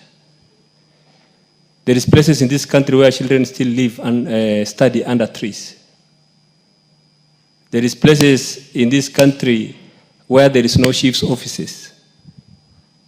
There is places in this country where those critical and essential services are still things which are beyond the reach of our people. Entrenching the CDF into the Constitution will protect this fund and make it essentially a right for our people. There are proponents who say that the NGCDF should be scrapped or removed. I don't know which planet those people live in. They certainly have not visited some parts of this country. Because if you say that places like Parkati in Samburu North, places like Nteremuka in Samburu North, places like Barsaloi, places like Keno in Samburu North, where we have set up new schools, where children have to travel 50 plus kilometers to access basic education, are not parts of this country, because essentially when you say you scrap a fund which brings these services closer to these people, is unconstitutional. I don't know what constitution that person is talking about. Yes, there is places in this country which have enjoyed education infrastructure since independence, and whose maybe the critical educational infrastructure, security infrastructure like chief's offices, DO's offices have already been built in the 70s and the 80s, while other parts of this country in the 21st century still live in the dark. We must raise our voices, because this is a house which, as it says there, for the welfare of the society and the just government of the people. This is where the welfare of the people, even those ones who live in far-flung areas of this country, must be taken and protected. Mr. Speaker, there is places in this country where CDF is the only development that is known. In Samburu County, for example, the first kind of feel that we belong to this country is post-devolution. Post-devolution is when parts of this country feel that they belong to this country, because we are seeing our share of this country. It's not as if we are not taxpayers. Mr. Speaker, as the Honorable Moroto said, we are not ready to go back to the times when we have to go and beg the executive to remember our people. NGCDF, if it is entrenched in the Constitution, will give decency to our people. It will give them their fair share of representation in terms of the resources of this country. It is a critical NGCDF is a critical development tool in some parts of this country. It is not an afterthought. It's as critical as water is critical. It's as critical as health is critical. Because educating children is a critical need in this country, especially in those parts of the country. The kids from that part of the country, Mr. Speaker, are very bright. I remember growing up, I studied in Baragoi Primary School. And the children used to be brought and deposited by their parents in Baragoi Primary School. A child will be brought to class 1. Their parents will leave him or her there. When the school closes, that child is not going to go home because the lifestyle we lead as pastoralists is nomadic lifestyle. Where the home used to be is not where it is when the school closes. Some children are left in the school for the whole year. And a CDF now has really given decency to these kids because it is building schools closer to their homes. It is bringing them the light because education is light. Critical infrastructure like chief's offices, we are now building them closer to the people, which is bringing governance closer to the people.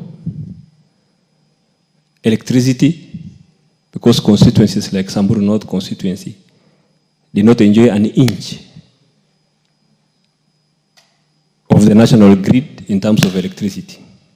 Mr. Speaker, because I'm seeing that time is running out and I can talk about the issue for a long time, I fully support this matter. As the public has already endorsed by over 95%, and the public has confidence in this because their needs are taken from the grassroots during public participation, and they see it right in front of their eyes when those projects are executed. It's one of the most transparent funds that we have. Thank you, Mr. Speaker. I fully support.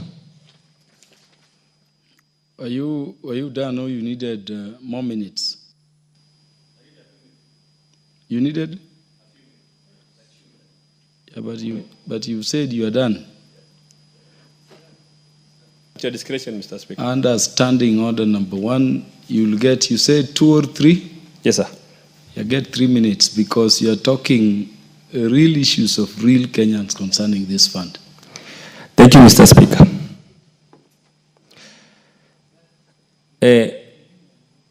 In a place like Wasorongai in Samburu North, when we go for public participation, communities tell us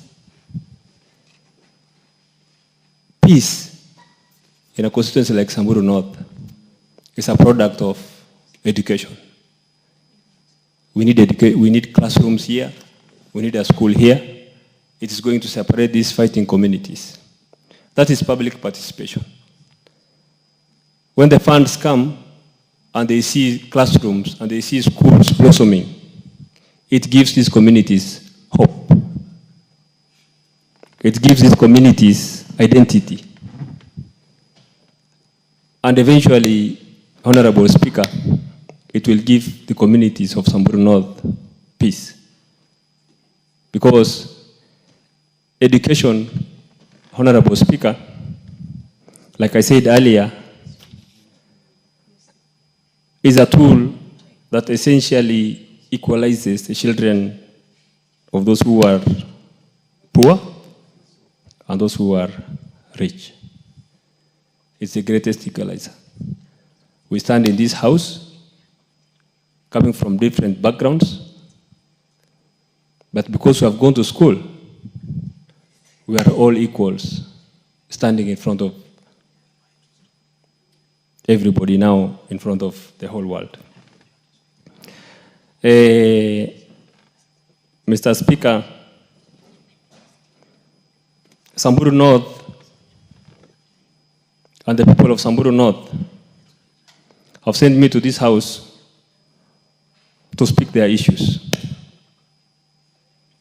And one of their biggest issues is that the development which comes from CDF and the devolution, we are not ready to let it go back so that we start going with a begging bowl to the executive, to the PS for education, asking him to build classrooms for us, to the CS for education, asking him to build classrooms for us. And in this political country where we are, we know the CS will take a lion's share of the development money to his people. So if Samburu North does not have a PS for education, or a CS for education, the systemic marginalization is going to continue. NGCDF is the answer to that systemic marginalization. I rest my case, Honorable Speaker. Thank you very much. Thank you very much. The Honorable Paul Biego will now speak. Thank you for this opportunity, Mr. Speaker. And on the onset, I rise to support this bill. But before doing that, let me empathize and sympathize with my chair for finance, the way he spoke a few minutes ago about what he's undergoing and what many members are undergoing. It is very unfortunate, and we say Pole. For a man who has taken a lot of his time, a lot of his energy to try and ensure that things pertaining finance are okay in this country, when we're in the committee level, he hardly even gets out. And it is a pity that as much as how he struggles, many other people are not seeing, trying to help Kenyans be the middle, it's like a middleman, being in between the Kenyans and the executive. Proposals from the Treasury, he tries as much as possible to see that they are okay, and the entire committee. Yet now people think that he's the one who is imposing taxes. So there's a real disconnect of the issues. Onto the Constitution. For obvious reasons, we all know that the fund that is very visible in our community, in our country, is this one for NGCDF. And it is really going to be a pity if we lose this fund. And that is why also I call upon my colleagues that come Tuesday, we come in numbers so that we may be able to entrench and pass this once and for all. Because the misconception that people have that NGCDF benefits members of parliament, I don't know where they got this misconception, because the structures of NGCDF, unlike many other funds, you would be able, NGCDF is very accountable, and there is no single coin that passes through the hands of the members of parliament. The committee is independent, the board is independent, even the projects to be done is independent, because it is done under public participation, and you have a ward report, you have a constituency report. So everything that is being done is actually from the people. Nevertheless, Mr. Speaker, why me? I'm really supporting this NGCDF. It's because it advocates for accountability, of course, through what I've just said, public participation, and the fact that it is equity. You give it or you divide it across the constituency. And again, why I also like and why I'm also supporting this CDF is because when there are complaints, the availability of redress, the mechanisms that are there for redress when it comes to the management of the fund is also very good. So it's actually a fund that is run very smoothly. CDF is open to local primary, secondary, and tertiary institutions, hence accommodating a wide span of education beneficiaries, postgraduate students included. And if we lose this fund, then we'd have lost a whole population which is in need of this funding. And of course, I also like it because it actually addresses the historical and systematic wrongs, such as the regional disparities. CDF in many quarters has been praised for incorporating the poverty index, especially when allocating a part of the funds, and it has a high level of impact in our society. Whether you're in Samburu, whether you're in Kilifi, whether you're in Nandi, whether you're in Busia, whether you're in Kigumo, every part of this country enjoys CDF. And as my colleagues have said, I would just not imagine a situation whereby when you want to build your constituency, or when your people have told you that they need, like when they're in public participation, they say they need this school to be built, they need renovation, they need the labs. Just imagine coming to queue in the office of CSS or even our executive high offices for services to be done. We'll have gone to the back days, like our ranking member Ruto said at the time of Moi, they used to go lining up on Thursday. Surely, would we want to go back to those olden days? And Mr. Speaker, the CBS, the Central Bureau of Statistics, found Kenya was a nation with huge disparities, especially in service accessibility, the quality and efficiency. And hence, this NGCDF, being a public fund, plays a crucial role in addressing some of these disparities. I'm also a member of the Special Funds Committee, oversighting around 82 funds. But for sure, Mr. Speaker, the structures in NGCDF cannot be matched with any other fund. So I really support that we should not lose this kind of fund. And I'm cognizant of the fact that even many members in this particular house would not have been in this house hadn't it been of CDF. Many members and many people were beneficiaries of these bursaries, and it will be very irresponsible for anybody to actually try and scrap this particular fund, which many people have benefited from. And I fear if this fund is to be scrapped, then the dreams of many children, many people, many parents who are expecting their children to come and cause a difference may not be met.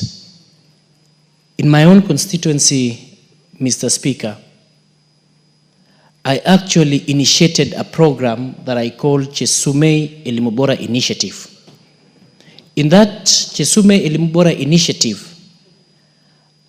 I was trying to address many of the issues that when I was campaigning, I had to tackle. There was very many fundraisers on very small amounts like 15,000 shillings, because that is what the secondary day schools were charging. But I spoke to the principals and we actually made an MOU, and at least with the CDF allocation on education, the committee, in the wisdom of the committee, we allocated cash that now each and every parent in day school only has to pay 1,500 per term, and now all the students, even the schools that were having very low admission, now have started picking. And we are now paying for around 9,500 students, subsidizing, and their parents just have to pay 1,500. And so when I imagine where all these students are going to be placed after the abolition of bursaries, then it is a pity. All said and done, Mr. Speaker, because I'm seeing time is not on my side, I also regret, Mr. Speaker, that we are not able to conclusively debate on these matters because of the demonstrations. And more time. Just 1 minute. Give Honorable Paul Diego 2 minutes. You're very kind today, Mr. Speaker. I wish... He's always kind. Thank you. You're always kind. Thank you so much. I withdraw. That is why Sabina Chege seems to have come when you are in the seat. So I was saying that we would have deliberated on these matters, but because of these demonstrations, Mr. Speaker, very irresponsible. I wonder why somebody would start burning a police station. Why people should have to lose lives. And I'm also here to try and also support the police force, Mr. Speaker. They also have rights. It is coming to a time when the police officers will also be afraid to protect lives. What are we supposed to do in this country, Mr. Speaker? When a police officer is doing his job, he gets himself into trouble. It was a pity seeing young children actually fighting with the police officers, being helpless. There must be something wrong, and we must do something, Mr. Speaker.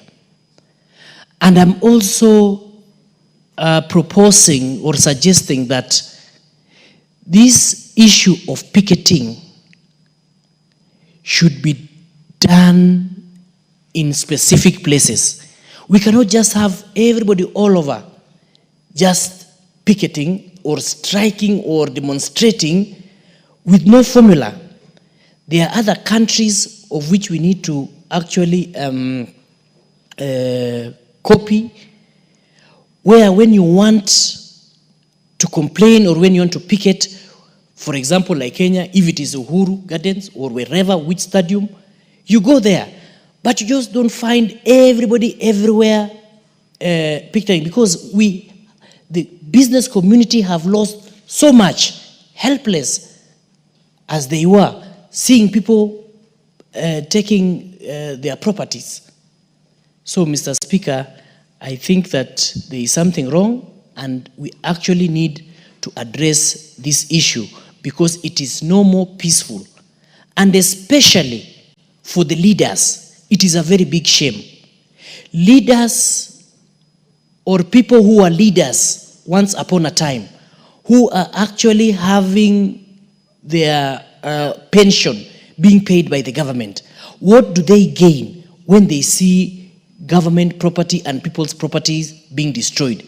I think in the future we need to legislate such that if anybody is found actually spearheading this kind of demonstration and yet he is in the payroll of government, then we need to have them struck off. It was a pity to see the high and mighty, to see a former vice president, to see a former chief justice being on the streets, then the aftermath of all that is what we are all seeing. So, Mr. Speaker, I rest my point there. I say thank you for the additional time, but let us come in numbers on Tuesday so that we entrench this NGCDF once and for all. Thank you.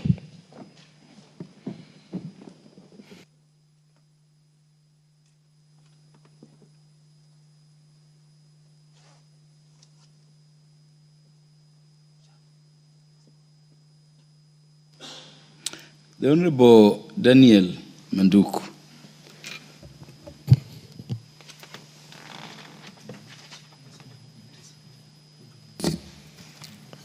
Thank you, Mr. Speaker. I rise to support the motion which seeks to amend the Constitution by entrenching the National Government Constituency Fund, the Senate Oversight Fund, and the National Government Affirmative Action Fund into the Constitution by amending Article 204 of the Constitution. Mr. Speaker, allow me not to repeat what my colleagues have said, and allow me also not to delve into what happened yesterday in Kenya by going straight to my point. Mr. Speaker, among many advantages of this insertion is that Kenyans will really reap from devolution.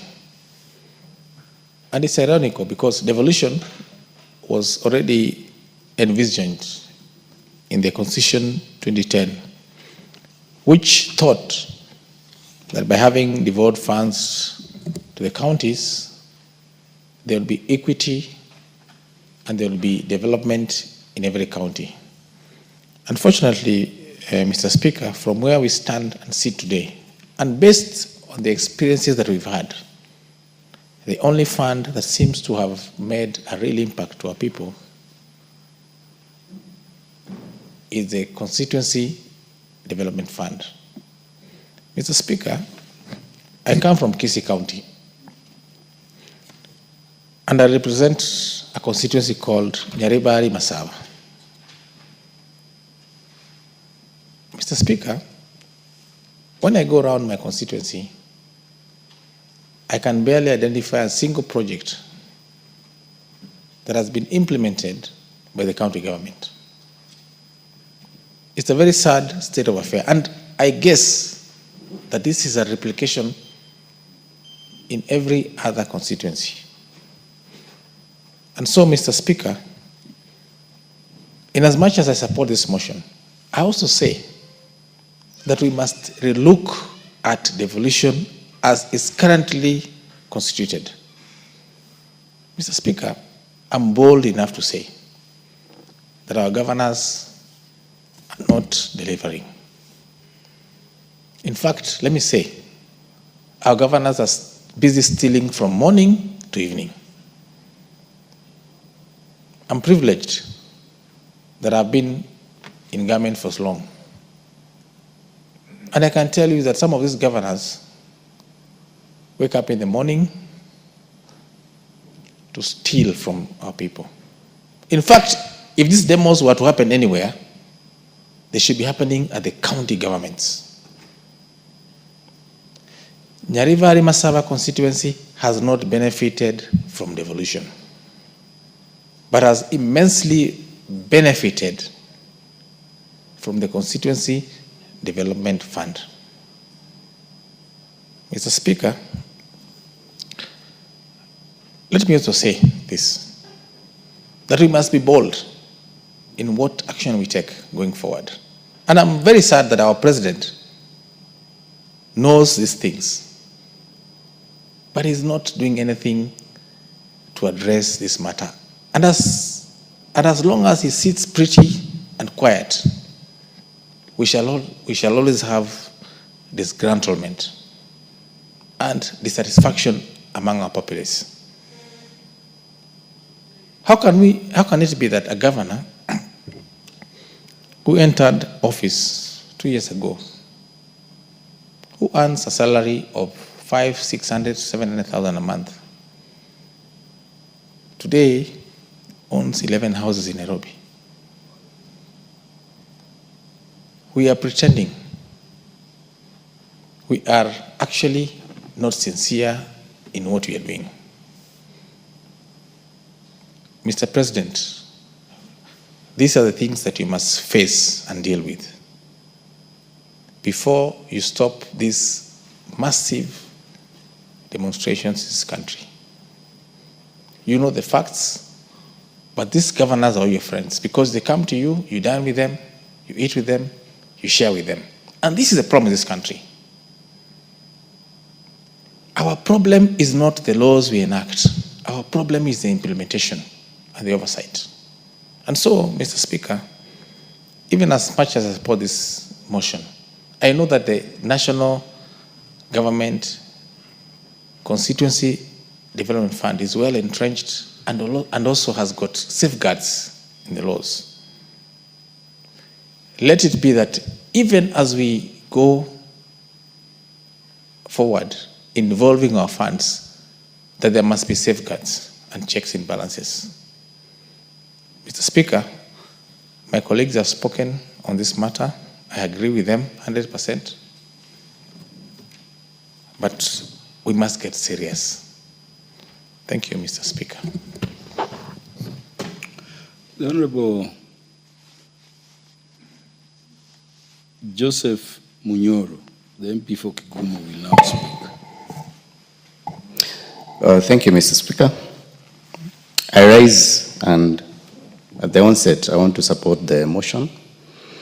The bill, I think one of the challenges we have in this country is we've become predominantly a litigious country where we go to court either with genuine concerns, with nuisance concerns, and we become litigants. I don't think there is anyone in this country who doesn't recognize the role that NGCDF has played. We know from our villages, from our schools, the number of children who've gone to school, and they've been sent to school courtesy of bursaries through NGCDF.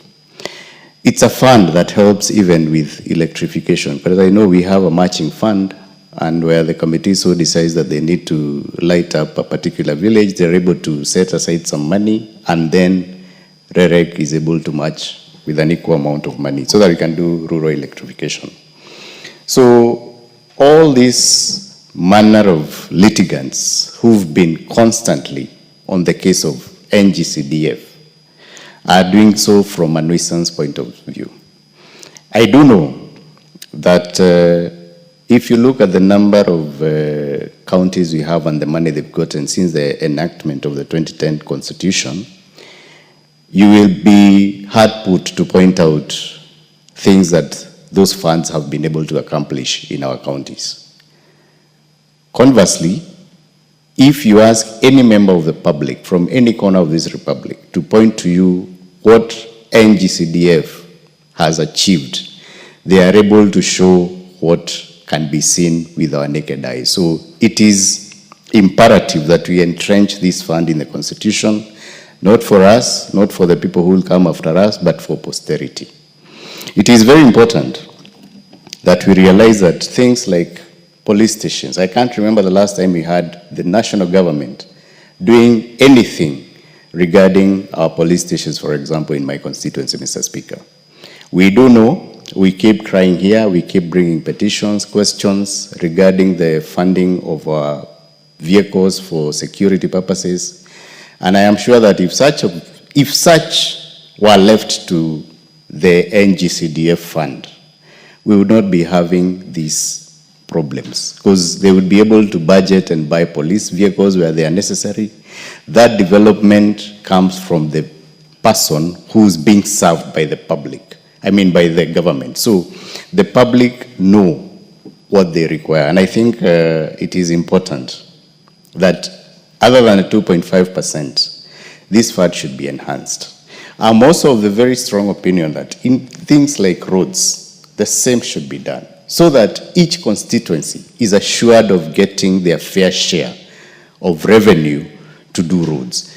Because this issue of waiting for benevolence from the national government or from the person in power so that you are able to develop your area, I think came to an end with the end of the last constitution we had.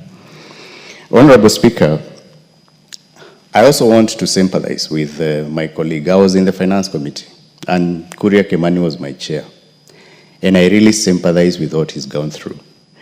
It is important that we realize what we do here as members of parliament. Some of us have been given duties that we do as chairmen of committees, and we implement what is done. But I also want to say that if we sit here as a house and imagine that there is someone who sat somewhere and was able to get those crowds we saw yesterday, we are lying to ourselves. This is a matter that must be looked at from a perspective of how serious it is, that we are looking at an existential crisis of our nation as a republic.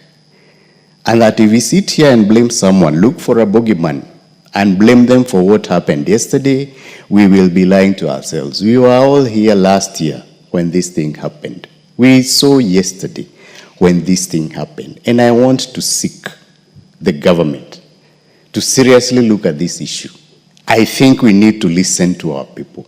These kids, anyone in this house who has teenagers in the house, they know. You will not tell them that they'll be mobilized by anybody to do what they did yesterday.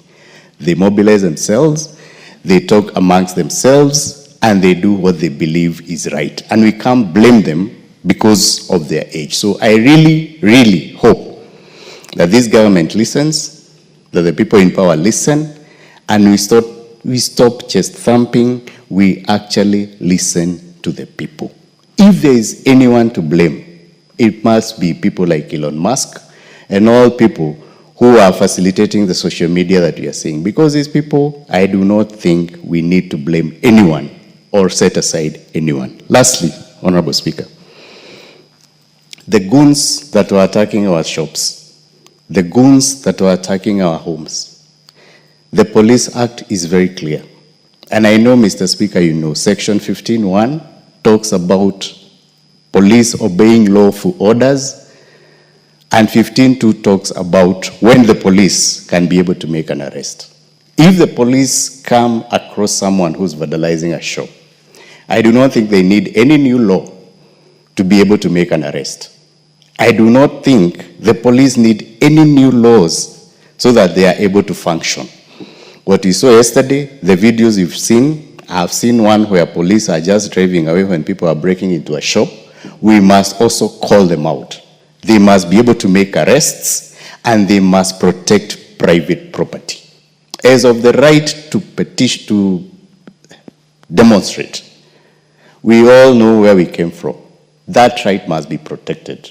We must be able to air our grievances when we feel disenfranchised, either by parliament, either by the government, or by anyone else. It's clear on Article 37.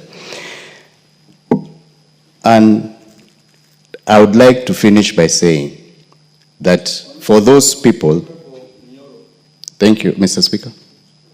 When you go to London,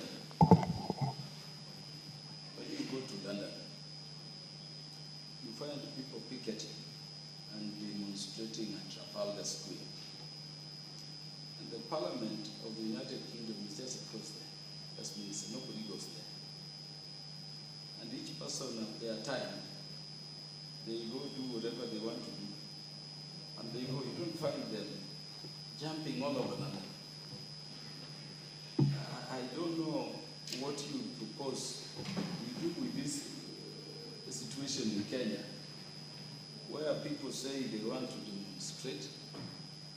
You give them their right under Article 37 to demonstrate. And then it goes becoming an all over, kind of situation. Look at the situation we are now talking about here. If we bring somebody like the majority leader, such a brilliant person, under attack, assume in that attack, his parents were killed the way they were threatened yesterday, or he himself. If you bring somebody like Kimani Kuria under attack in the manner he was brought last time, and in the manner he was being threatened now, where is such a society which is out to finish her best going? Thank you. And so I don't know whether you agree that in as much as we have these rights, because if you look at Article 25 of the Constitution also, only some 4 rights there are not capable of limitation. These others, including the right to demonstrate, we can limit them in terms of where you demonstrate, what times you demonstrate, and whether you demonstrate or you picket or you petition. And you know they are all different. If you go to a country like Ghana, and your time has been frozen, I believe, there is something called the Elders' Council. That Elders' Council is so powerful, it is the organ that even nominates ministers to be appointed. They are so eminent that if they have a crisis within the nation, you have an issue within the region, they can be sent as ambassadors. The whole nation looks unto them for solution. In Kenya, you know, all retired heads of arms of government enjoy a very good package. 95% of your last pay. Because there is 80%, then 15% of your last gross pay for vehicle maintenance. The vehicles are being bought for you. You have over 10 employees, including gardeners, cooks, being paid by taxpayers. And we are doing that so that when a nation is in crisis, there are some people the nation can look for guidance. How do you feel when a person who is a beneficiary of those facilities, a guy being packaged to be that eminent, is being deported from a neighboring country and is going for activism? Or that person is working with street urchins on the streets here. Who do we turn to when such people also become ordinary activists? You know, those are the questions we are asking. And so we are not saying there should be excesses, but we are saying everything that is good should have limitations. And let me tell you, we have a very rich Bill of Rights. But my brother, can you enjoy human rights and fundamental freedoms if the state called Kenya does not exist? You lose the whole of it. So how do we enjoy this rich Bill of Rights without exposing the state to either collapse or detrimental instability? Those are the things we need to weigh. Of course, not to derogate or take away the rights completely. Thank you, Honorable Speaker.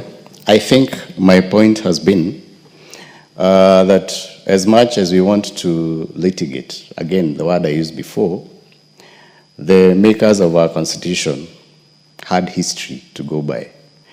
I also agree that there are neighborhoods or states and nations that do it differently. But currently, the current Constitution that we enjoy require that you inform of police officers, they give you security when you're picketing, when you're demonstrating.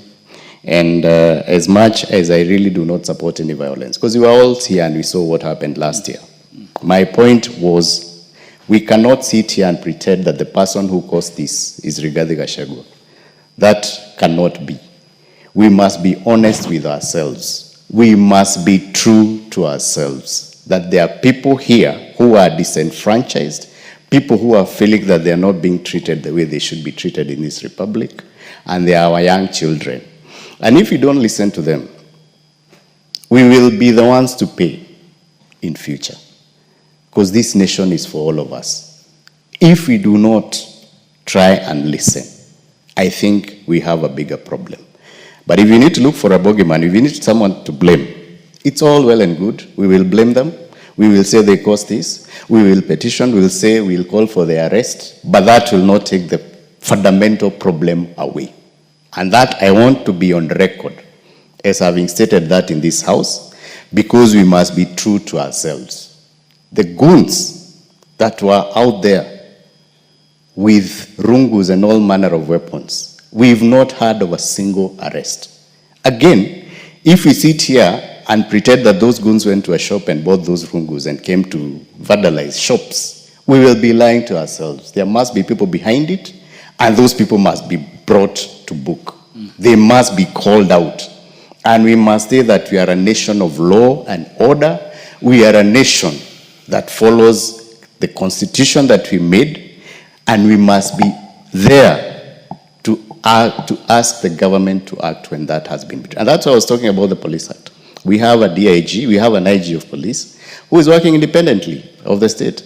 So he can be able to do this, investigate, arrest, make sure that the people who cause all this mayhem are arrested. Those people who lost their livelihoods, they have no one else, unless you want to break into a banana republic where we take our security in our own hands, that we come into a shop and you have to keep a weapon so that if you are attacked, you are able to defend yourself.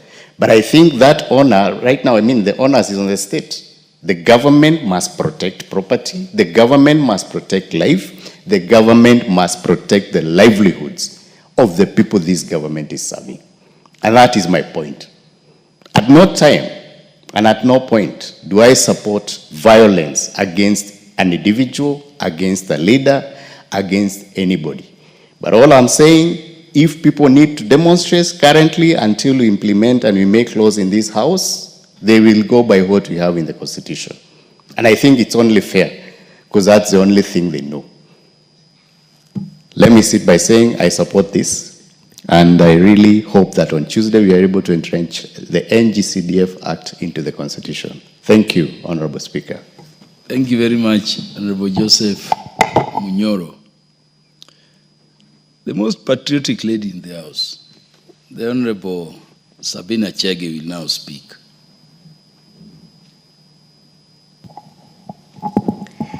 Thank you, Mr. Speaker. And on the onset, I want to say I support as a proud Kenyan. Mr. Speaker, I have been elected twice as a woman representative, and I've seen an amendment in Article 204C on GAF being included in the Constitution. Mr. Speaker, this kitty, which goes to the people on the affirmative action, is a very important kitty. And as we amend the Constitution and recognize the GAF, I'll request that this House, as we do the allocation, Mr. Speaker, and I know you are one person who is a champion on matters of women and supporting the women agenda. Mr. Speaker, GAF is only 7 million per constituency per year. And this is where you find women groups benefiting, you find the groups with persons with disability benefiting, and we know there are also other kitties, Mr. Speaker, if it were possible. If I was asked to do a suggestion, the money that goes to Uwezo Fund, the money that goes to Youth Fund, that money should be brought together to one kitty, where the women reps, because they represent the entire county and all the constituency in the county, can manage it. Because you find that the groups that have information, Mr. Speaker, they'll come out, apply for GAF, they will apply for Uwezo Fund, and if they're a youth group, they'll also apply for Youth Fund. So you find only a few sections of the groups that benefit, while others may not even be aware on how to apply for this fund. So if you're able to enhance GAF, you can see a lot of changes in the villages, and this is a real bottom-up. Mr. Speaker, nobody doesn't see the work of CDF in this country. And when I saw the governor struggling to say they want to be giving bursaries, when I look at the counties, Mr. Speaker, and I will urge even the senators as they ask for the oversight fund, that they go through a process to actually have a clear role. What is this oversight function, and what is this fund going to do? Because we went through vigorous, and I would want to remember Honorable Nyokabi, Honorable Kajuju, who are in this House, who helped us come up with the National Government Affirmative Action Fund, and we actually now had an act. So, Mr. Speaker, when we are talking about this Senate oversight, I am somehow lost on how it's going to be administered, although the bill suggests that they're going to have legislation from the House, but it's important that they sit down and think about it so that as we allocate this fund, we can see this fund going to the people and helping the people. But when you say oversight, I don't know that they'll be doing meetings because for now, and this is of my own opinion, the Senate is doing very badly. Because, Mr. Speaker, if you look at the money that goes to the counties from the national government, for instance, a county like Nairobi that almost have 18 to 20 billion, then they have the revenue that Nairobi almost raises 100 million per day. But when you look at the development, what is happening in Nairobi with raw sewage flowing, with the streets like Kiambu Road, Mr. Speaker, for the last 6 months, we have not had street lights. All the way, it is dark. Mr. Speaker, then you ask yourself, what is the Senate of Nairobi doing? If this is the oversight they need to do, they need to oversight. We know there's a lot of money that has also been lost through the counties, but I see the Senate busy calling the ministers from national government. At some point, Mr. Speaker, I feel like Senate should have been a house of the Lords, where experts, where people who have served this nation with integrity, where people who are expertise in various sectors, be it finance, be it agriculture, be it education, we have professors, that they would have gone to the Senate and they act as an upper house that can advise this house and can be able even to advise the government. Without looking at the competition, you find senators going to fight the governors because they want to become governors. And it's also a pity, Mr. Speaker, that we also have governors who have become governors for 2 terms and have gone back to the Senate. Some want to go back to become members of parliament. It is ridiculous, Mr. Speaker. I think we need to look at this position. When somebody gets the level of a governor, you can either become a CS or a president, but you don't go back again to the Senate or to become a member of National Assembly. Mr. Speaker, just good mannerism and neatness. And as I support Mr. Speaker, I also want to say that CDF has been managed well. It has really helped. We still have schools even today that do not have classes. So the members of parliament from these regions, they need to prioritize and make sure no child at this day and age and era is having a classroom that is not conducive. They don't have toilets. And Mr. Speaker, some of them, they're even under the tree. So, Mr. Speaker, as I support, I would also want to urge members of parliament to make sure, even if there's a fund manager, be in touch. Go to the ground, make sure you are aware of where the money is going and even monitor where the money has gone. It is sad, Mr. Speaker, that we would have discussed this yesterday and maybe this bill would have passed yesterday because it's a very important bill. But Mr. Speaker, we had to adjourn the House in the afternoon because of the unrest that we had in this town. As I sat in my house, Mr. Speaker, and that's why I'm donning the Kenyan flag today, my heart cried for this nation. My heart cried for our young people. I would like to thank the Gen Zs who came peacefully in town and left early, and they came, gave their message and left. But we know, Mr. Speaker, there's a group that came that was well organized, and we cannot bury our heads in the sand, Mr. Speaker. We, politicians, we must take up the blame. We are the financiers, Mr. Speaker. Those people know themselves. We might not even name names, but you are conscious as you sit in the House, as you see businesses of innocent Kenyans whom you purport that you want to take them to Canaan, being vandalized. I saw a lady crying and asking God what she has done wrong because he had a shop, Mr. Speaker, that went down. Everything was taken. These small shops you see in River Road, these small shops you find in Kamukonji, you find in Nyamakema, those innocent traders, they take loans, Mr. Speaker. They go and get a few things from China or Dubai, wherever it is. They come and sell. Some buy from a wholesale shop to go and buy. And then somebody seated somewhere in a house, you can actually sleep knowing you sent goons to go vandalize shops of your own. It is a shame, Mr. Speaker. And whether we want to say it's political, whatever it is, you cannot be so selfish that it's about you that you can ban this nation because of your own selfish interest. Mr. Speaker, I shared a phone call at around 9 p.m. yesterday with a young lady who used to work in my office and who went to work in the morning and going home, she had to work for 3 hours because there were no matatus. There were no borders, and she was saved by a whisker, by a man who held her hand. There were gangs on Thika Road, Mr. Speaker, and they were raping women and girls.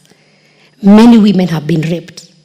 Many shops were vandalized. When they left town, now they went to those areas where they came from.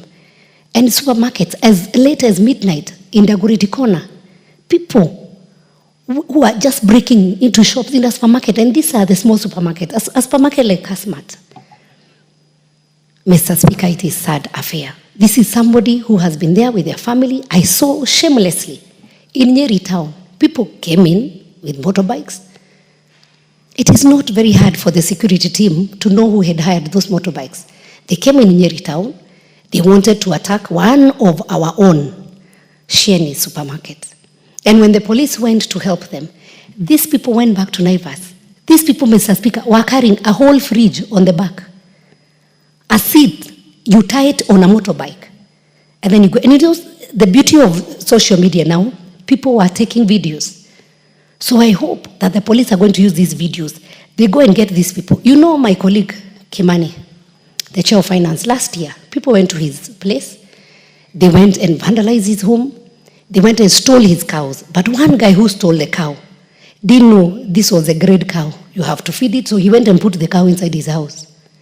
And by the time he was discovered, he didn't even know what to do with the cow because the cow was in his sitting room. He couldn't take it out. He didn't have anything to feed the cow. And that is the reality. And I thank Mheshimiwa because when these people were arrested, he said he has forgiven them. Because at some point you say, Lord, forgive them because they don't know what they are doing. But Mr. Speaker, I know I was in Azimio. I know even when the time came for the people to go to the streets, myself, I said, I choose peace, I'll not go to the streets. But I have never seen the Azimio people, Mr. Speaker, going to the streets, Mr. Speaker, vandalizing. I have never seen them going to steal from their own, Mr. Speaker. They can throw stones here and there, but I've never seen them raping their mothers.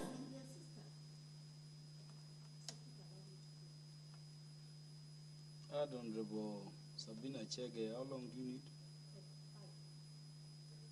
5 minutes. Yes, and I don't want interruption, Mr. Speaker, because somebody wants to disrupt my line of thought. Mr. Speaker, I have never seen, we have had demonstrations, but Mr. Speaker, we could not have had people raping their own mothers, their own sisters, Mr. Speaker.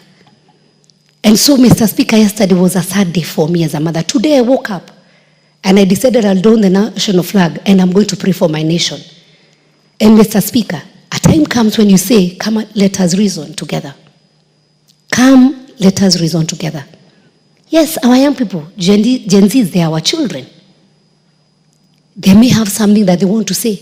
We can have a national conversation, Mr. Speaker, which we can start from the location, from the ward level, where those young people can get a forum to go and say what they want to say. We can have a constituency level where they can have a forum, even not even with us. If they feel they don't trust us as members of parliament, they can have with a professional, because every village there is a professional person. Every constituency there is a professional person. But I also want to tell our young people, no pain, no gain. If you don't sweat, if you want to sit in the house, if you're given a chance, you don't want to get tired, a time comes, Mr. Speaker, that you must go out there, offer yourselves. Some of us where we have come from, Mr. Speaker, from the village of Muranga, a village called Kenyona. We came to Nairobi the first time when we cleared Form 4. I came and I became a house girl because I had picked tea from November to February the following year, and I felt I don't want to pick tea again. I came to seek for greener pastures in Nairobi. I became a house girl, Mr. Speaker. From there, I saw there was acting on TV. I saw one girl saying that this time you have to go and knock a door because you are known. That's the only time you can get a chance. I want to remember the late Kibwana Oguso. He was a Luo. He didn't know me. He was not a Kikuyu. I went to the gate of KBC and I asked to see Tausi people. And the only experience I had is because in high school I was the best actress in Central Kenya. I used to act and I used to sing, Mr. Speaker. That is how I got my first foot in the media, acting on a local TV station. And from there, Mr. Speaker, I went acting on radio. From there, I did my first degree in education. I did my master's in communication. I've done my PhD, Mr. Speaker. And it has not been easy. And we need to tell our children it is not easy, but also to the parents. As we say we have freedom and we are allowing our children to go out, let us also, charity begins at home. We need to speak to our children. We need to pray for our children. But Mr. Speaker, as I've said, a lot of Gen Zs, they came, gave their message and went home, and I want to congratulate them. But the thugs,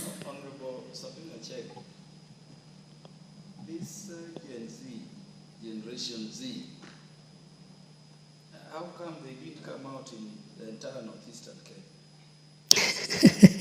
How come we didn't see them in Turkana, we didn't see them in Samburu, we didn't see them in Kisumu County, we didn't see them in Siaya, we didn't see them in Mutembei this time, we didn't see them in Migori. it is true, Mr. Speaker. No, people have taken advantage, Mr. Speaker. And you know, we also have people who are inciting them. In those regions you have mentioned, their leaders asked them to stay and they stayed. But unfortunately, in our region, Mr. Speaker, truth be told, there's a lot of incitement. There's a lot of people trying to bash the government.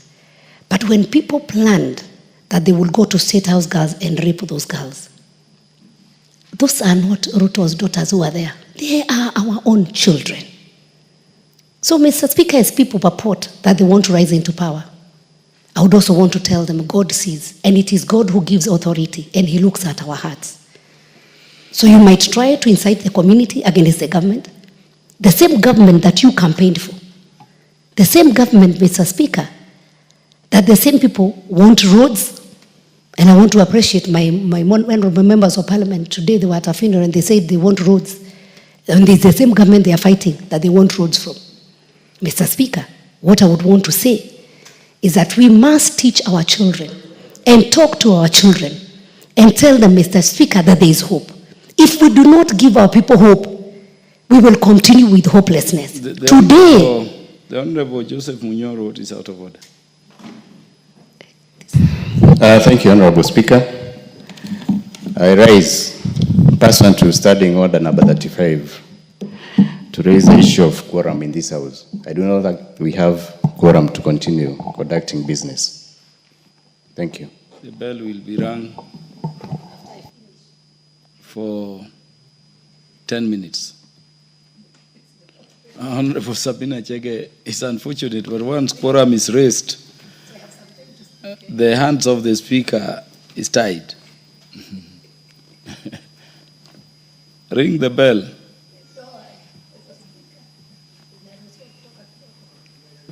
You can't leave when the quorum bell is ringing.